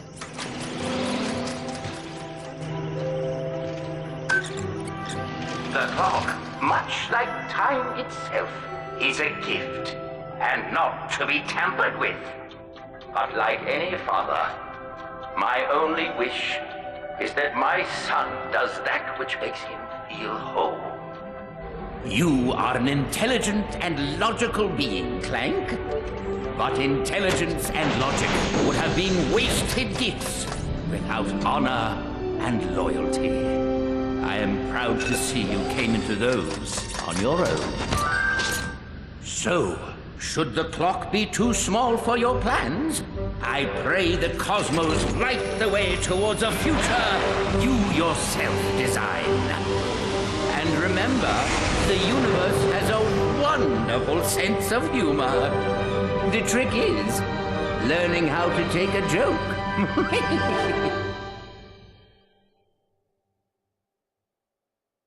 You're toothbrushing your computer. Like, you mean you're cleaning it with a toothbrush, or? Oh yeah, you can control these little... Wah, wah, wah, wah, wah. Wah, wah, wah, wah. Come here, Ratchet. I'm gonna give you a hug. Oh, I love you. I love you so much, Clank. Wah, wah, wah, wah, wah. Pop, pop, pop. Wow, wow, wow. Wow, wow, wow. Yeah, it's a pretty good game. Hello? Is anyone out there? I like it a lot. Hello? Celebrity in need of assistance! What's that, Snowball? Little Jimmy fell down a well? Oh, you're hungry for blood. Oh, I was way off. Let me just... Oh, boy, this is bad. Little help here. Ratchet, Clank, Helga, anyone? Nice Snowball. Nice Snowball. Down, Snowball! Hey, easy on the goods!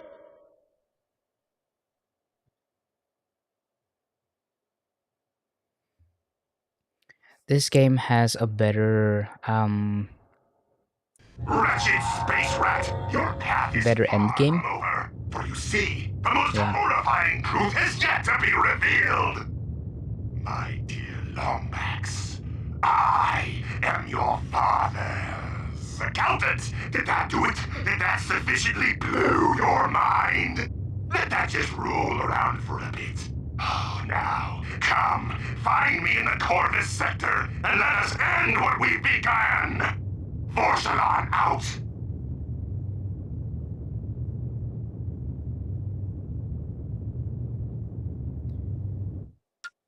There's stuff in this that I think is better than Tools of Destruction, and then stuff that I feel like Tools of Destruction did better. Like the end game and the collecting and stuff, and this is a little more fun, I'd say. But I think the level design and other things in Tools of Destruction is better because it doesn't feel like you're just flying around to little small planets doing a bunch of small tasks. I don't know. Travel back in time to before defeating Dr. Nefarious and collect all the Sony. Collect all 40 Sony to defeat Lord Vorsalon. I'll do that. Yeah, but that was the story. That was the full game. A Crack in Time. So that is not the final game in the future series. There are there's one more in like the story, the story section at least. It's the Into the Nexus is the last in the story.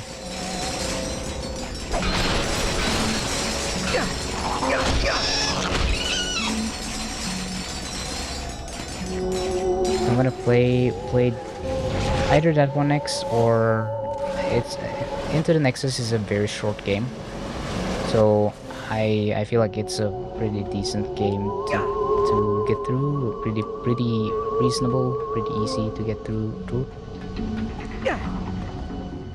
Okay, let's first start doing some New Game Plus stuff by collecting a lot of stuff. I gotta get the Sony, I gotta get the Rhino, and I gotta get all the golden bolts.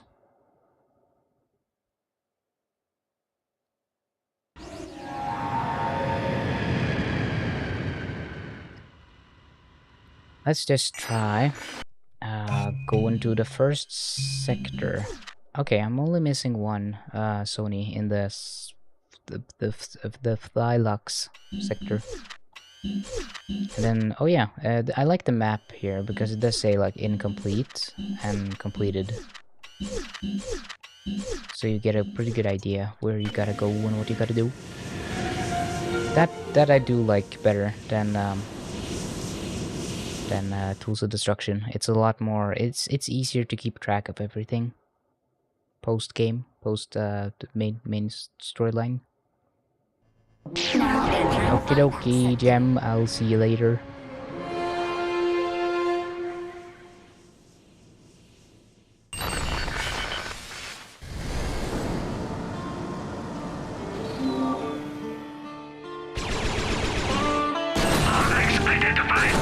Yeah, I remember this song on the space radio.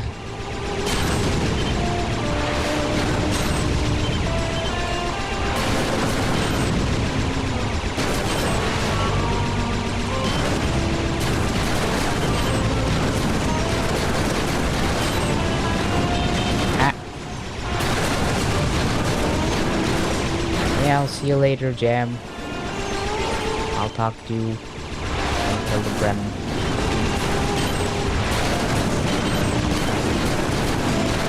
Shield disengaged. Sending reinforcements.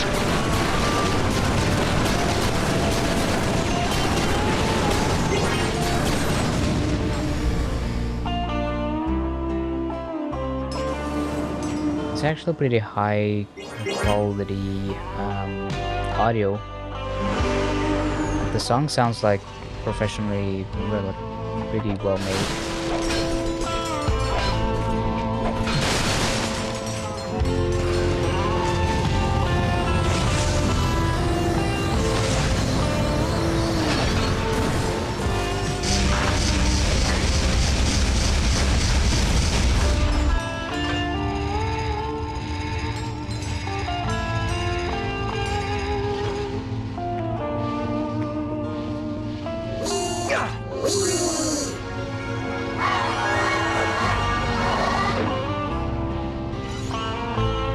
It sounds like old school rock or something. I don't know what to really call it. It sounds like very like Pink Floyd-ish almost, for lack of better words for it.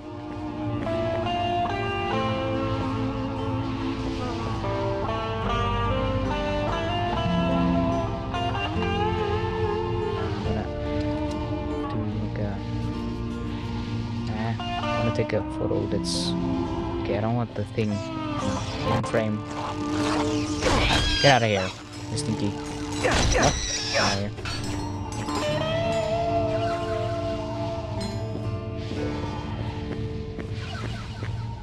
Oh yeah, you also said Pink Floyd. I guess we're on the same page on that one. I guess it wasn't unreasonable of me to say. Definitely feels like some sort of Pink Floyd inspiration.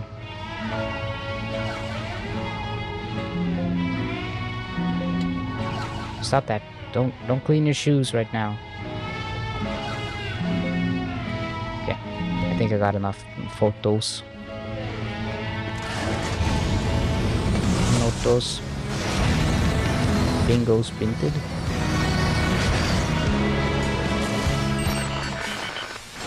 Yeah, a lot of the songs are like old school rock kind of thing. McElroy, and I will be appearing at the Moonlight Lounge for the next 3 months.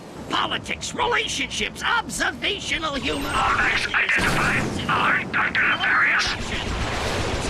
That's the Moonlight inside the most explosive fight venue this side of the Hot Nebula. I'm Mac McElroy, and I'll see you there.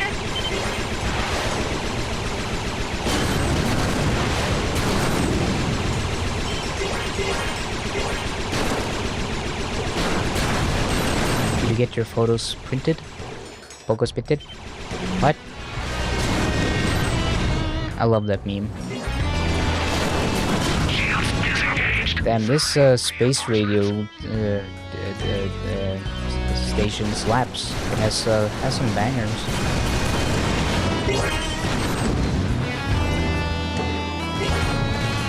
Really chill songs.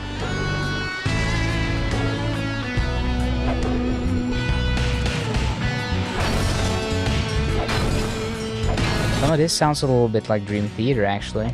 Like old school Dream Theater.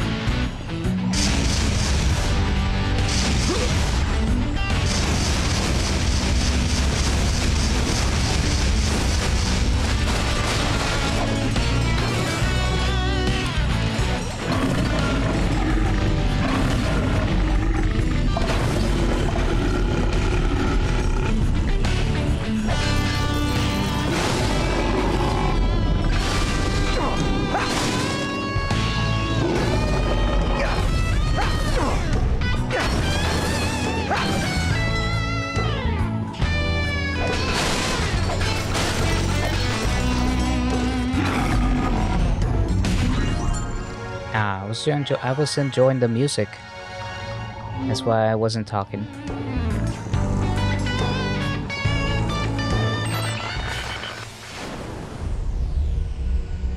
Oh, I wanted to hear the music.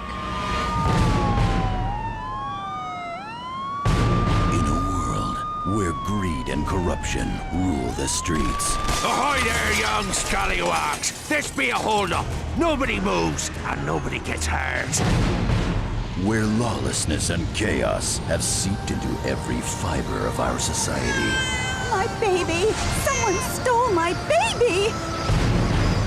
In a world where people steal babies, one man has the courage to stand up for what's right. I thought he was only a myth. You know, like the abominable snagglebeast of Xanathar. One man has the proper ratio of strength, fortitude, and loose cannonism to take on the sinister forces of evil. Is this a Quark commercial? The time has come for... Anybody call for a ridiculously attractive savior? This is Rusty Pete, and you're listening to Pirate Radio! Pete! You're only supposed to do the first half of the intro. Sorry, Captain.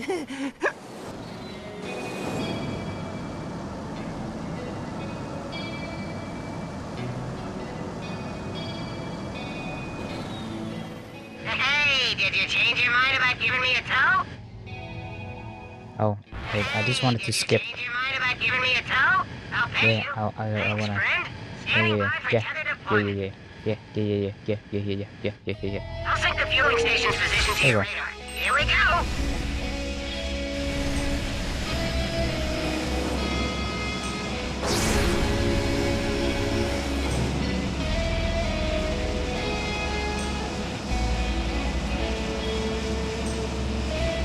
I almost want to download these songs and have them play in my streams. 3371 Alpha, here's something for your trouble. They're really nice, actually. Oh, it looked like he was jerking off on a webcam. It was going all wild down there. He got a little too excited about my towing.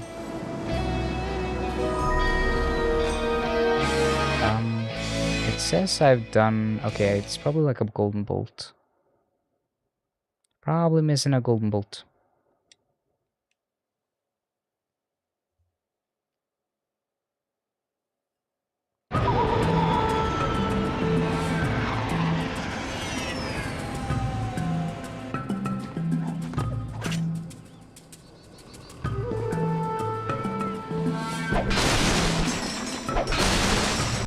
Let's see.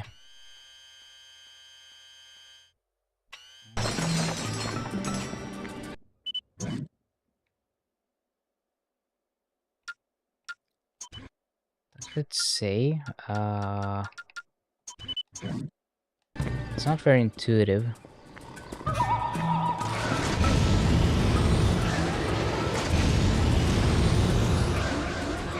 I'll come back to this. I need to find some sort of map thing, so it gives me all the locations.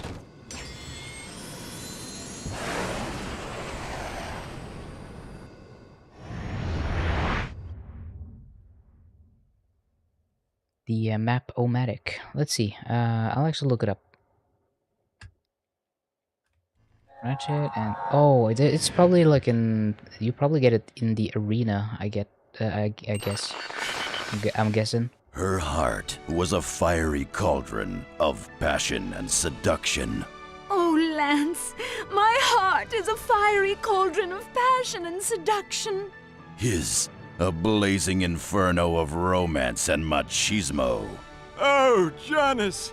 My desire to tournament. chop wood and race cars is overshadowed by a longing to Alright, gaze into I have to do some tournaments then. But on the season finale of Lance and Janice. Lance and Janice? Okay, let's do some arenas so I can get the map-o-matic, because then I can see all the collectibles. Makes it a whole lot easier. to do all the stuff, all the collectible stuff. Let's see, what time is it? I'll probably go for maybe... Oh, I've been streaming for 7 hours. Maybe I should stop here. Maybe that's a good idea. Probably not healthy to stream this long. You know what? That's probably... Yeah, I'm probably gonna stop here, and I'll do New Game Plus stuff next time, because I've been playing for 7 hours, and I should probably eat and do some stuff. So I'll be back next time. I'll play more of this. I wanna do all the stuff. I wanna get all the things done. Yeah. I'll be next.